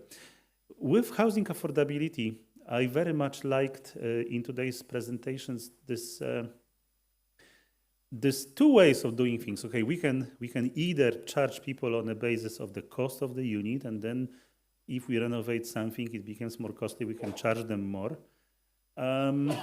We can also have the other approach. Okay, we need to charge people based on the income, and if the income is low, we should charge them low, but then we have no motivation to renovate, okay? Now, as I said, we can look for solutions that somebody has already developed, and I was lucky to work with the city of Stockholm, and in city of Stockholm, basically in your rent, you pay for energy. So the city has to pay the energy bills, and they renovate, okay? They treat energy super serious because they pay for it. So when they renovate something, they do it extremely well. So it was actually quite an interesting story for me to go to city of Stockholm to talk to them about those projects. They said, you know, Grzegorz, we actually don't have those visits. Whenever we need money, we call up the banks and they lend us. You are like the first banker who came to talk to us. So we actually wanted to see this strange person who actually came with a plane to talk about lending. You know, in 21st century, it doesn't really happen. So as much as I wanted to see them, they wanted to see me as a strange animal. And I have to say that I was impressed by the way they do things and by solutions they apply in a natural way, which are there for everybody to look at and maybe choose for themselves. I mean, this very simple decision to include the cost of heating in the rental is a very simple solution. Okay, I'm quite wondering that other countries don't do it. It would be so simple to actually charge others the same way. So, right.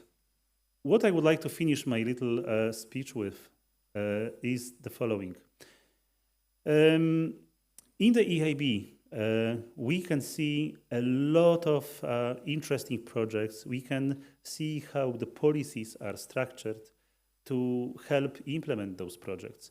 We can see how our clients, predominantly public sector institutions, develop those projects and how they use those policies to do what their clients, their beneficiaries require. We can see that we should be doing more. What is difficult is that it's difficult to structure a well-prepared project that is financially viable in an ever-changing environment. So the environment is changing, obviously, due to political and macroeconomic reasons. It's obviously changing due to the global shocks that we are witnessing today. It's also changing due to the fact that new technologies are coming in and they disrupt, and it's great that we have that progress. But on top of this, we have this ever-changing regulations, and housing sector is of 40 years life cycle, really. For the sector, we would probably like to have we would like to have just a little bit of stability for our clients to be able to function within the natural life cycle of the industry, and at least have one element that is a little bit more constant to be able to weather all the other shocks that they are exposed to otherwise. The bank, the European Investment Bank, is there for our clients. We will continue to be there to support urban projects and housing projects. We are there to support housing predominantly addressed to low and middle income people, to the vulnerable groups. We are there to support projects for the migrants, for otherwise excluded groups of societies. But when we look at this, we have one thing that is very interesting. Housing is not just for the poor people, okay? I mean, we have societies that are very diverse. And one thing which is extremely successful is that it works well when everybody is included. So that is one thing that I'd like to probably leave you with, is that it would be bad to define policies for very narrowly defined groups of people. I think the policies that work best are those who are as all-encompassing as possible and can enable people from various groups to benefit and live together. I think that is one thing that is important from the point of view of our institution and from the projects that we have learned from by working with our clients. So I guess that would be one thing I'd like to end my little speech with. Thank you very much. Would you be willing to take a few questions? Yeah. We got a little bit of time, and we have several hands raised right off the bat. Thank you very much, Sorcha Edwards from Housing Europe. Sorry I missed some of today's sessions, but I'm well represented with colleagues in the audience and in the panel. And thank you very much to Habitat for Humanity for supporting our work for decent housing for all in Europe. I have a question linked with the concern of our sector. You mentioned the current macroeconomic problems. So just to mention two very worrying phenomena. So we hear that 2/3 of people in Portugal cannot pay their monthly bills and fear that they may lose their home within 5 years. And then we look to another country, Germany, and we see a collapse. We're talking about a collapse of the house building sector. So obviously we see EIB as a very important partner for our sector. But my question is, what new solutions can we put on the table to deal with these coinciding and very serious problems that citizens are facing? And how can we adapt the products that EIB are offering and that the EU is offering? Thank you. Yeah, I mean, I think that the answer to this question is that we need to rediscover our solidarity-based approach to housing. And I started saying about this, that this exiting of the state from its responsibility for housing is causing these problems. I mean, these are very specific examples of the thing that I talked about. I think that there should be increased social pressure on governments to actually include more of the solidarity type of solutions. Solidarity type mechanisms means that rich people should pay more so that there is money to support those who are vulnerable. I mean, this is as simple as that, and we should have more of this. And in each country it could be organized differently, but I think it's clear, to me at least, that this has to happen. Otherwise, we will be having this ever-divided society. I mean, it was mentioned during discussions today that lack of the solidarity gives rise to new political parties and new political movements which are climate denying, and they are unhappy with the direction their country is going because they feel that they are left behind. And I think housing sector is a very good example of that, and I do think people are left behind. And I have to say, yeah, it is very often cool to have, rich people install solar panels on their roofs with big state support. But what if you are a tenant in a multifamily residential building? You don't put up your solar panel there, and you don't benefit from all this new economy drive, and you still have to be provided with solutions that are acceptable and sustainable. Okay.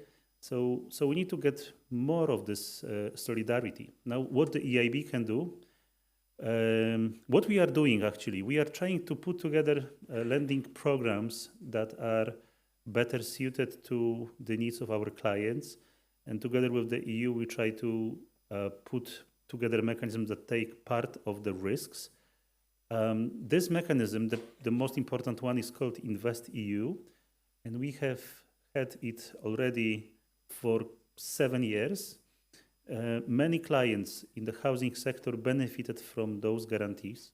And as I said, there should be more. I mean, what we do is a lot, but still it's a drop in the bucket. So we should be doing more. Now, we can only work with those clients who come to us with a request to finance.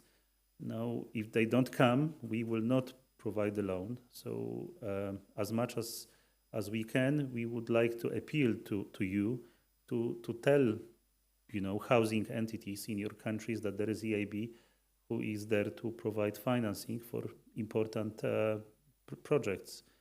We look for them ourselves, but we cannot really visit everybody.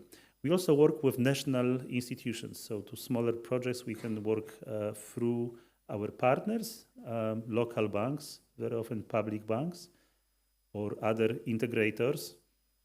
So obviously we will not be able to finance every single little project, but in most countries we have those local partners that work with us, and this way we try to capture also this segment of the market. But again, there are probably niches that we don't serve, and we can collectively think how we can address the needs of these groups as well. I don't know if this is sufficient, but let's see. Good afternoon, almost good evening. Michael Neves from ECOS. Thanks for your closing remarks. The revised Energy Performance of Buildings Directive has a more comprehensive article on finance programs in relation to renovation. So I was wondering if you can foresee what the EIB will do in terms of kind of tracking or reacting, assessing the possibilities for you to work with namely national authorities, maybe regional or local, and how to be more proactive, maybe reflecting those new schemes. Thanks. Yeah, so we are a policy taker. So whatever policies are developed by the European Union, we are there to support them. So we have been working under the old EPBD since it was proposed. And then we are promoting NZ buildings and renovations based on this cost optimal level of renovation. We've been doing this even before it was a law. We have signed. We have committed to have all our transactions Paris aligned. We have committed to use EU taxonomy. So with these documents becoming laws, we will adapt our project appraisal to take full account of them. I have to say that application of this in all member states is unequal. And in order to create more level playing field for everybody, there will be a big need for technical assistance. We have some funds we can deploy, like we have this ELENA program, for example, which helps to prepare energy efficient projects by our public sector clients. But we know that only our institution activity will not be sufficient to change it. We can move things the right direction, but we probably cannot just be the only one doing this. So there is a big room for this type of assistance that we would be very happy to be in good partnerships with other institutions doing that. Yeah.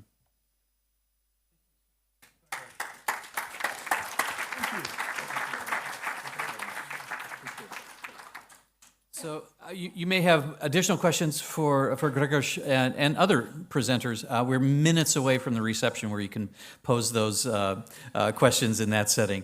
Before we officially close, though, I want to bring back to the podium our Area Vice President for Europe, Middle East, and North Africa, Rick Hathaway. Rick?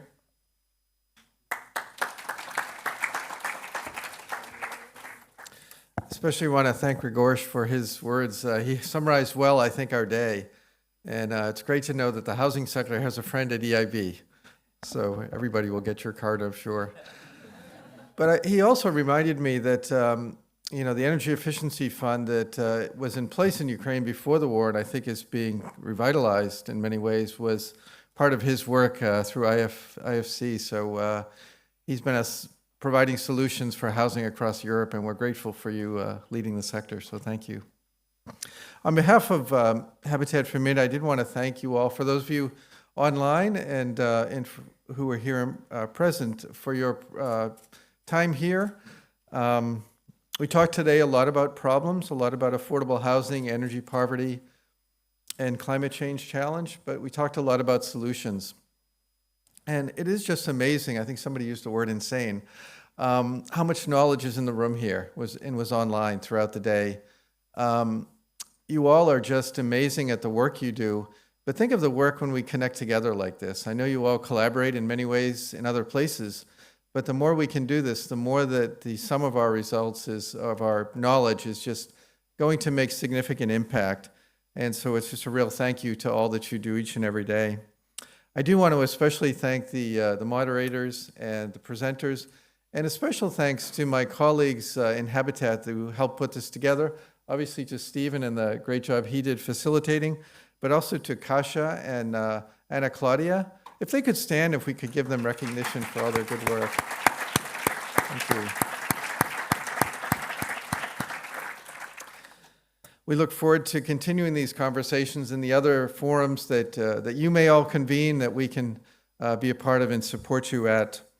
Again, just continue to encourage the innovation and the knowledge. And you know, having just come back from Ukraine last week, and I know many of you have lived in Ukraine and worked in Ukraine and support, you know, many of these solutions are so applicable to the work that's happening there.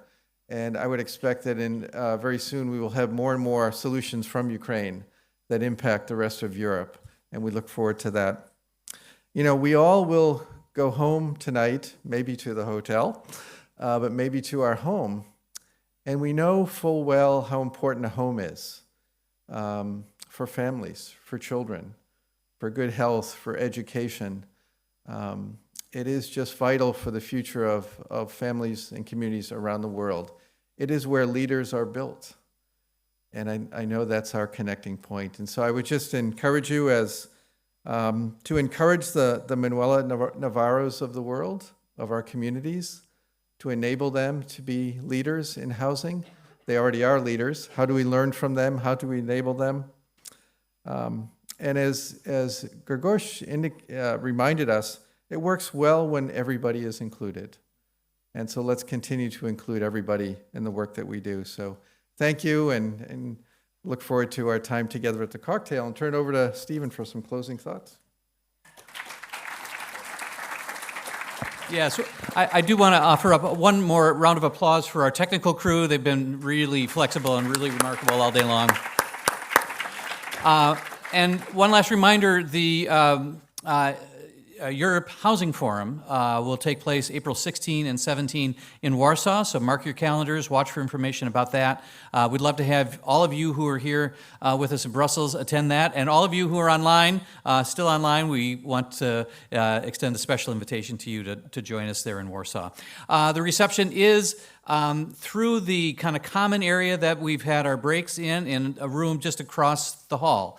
So it's my pleasure now to adjourn us all to the reception, and thank you all for your time and your participation today. Thank you so much.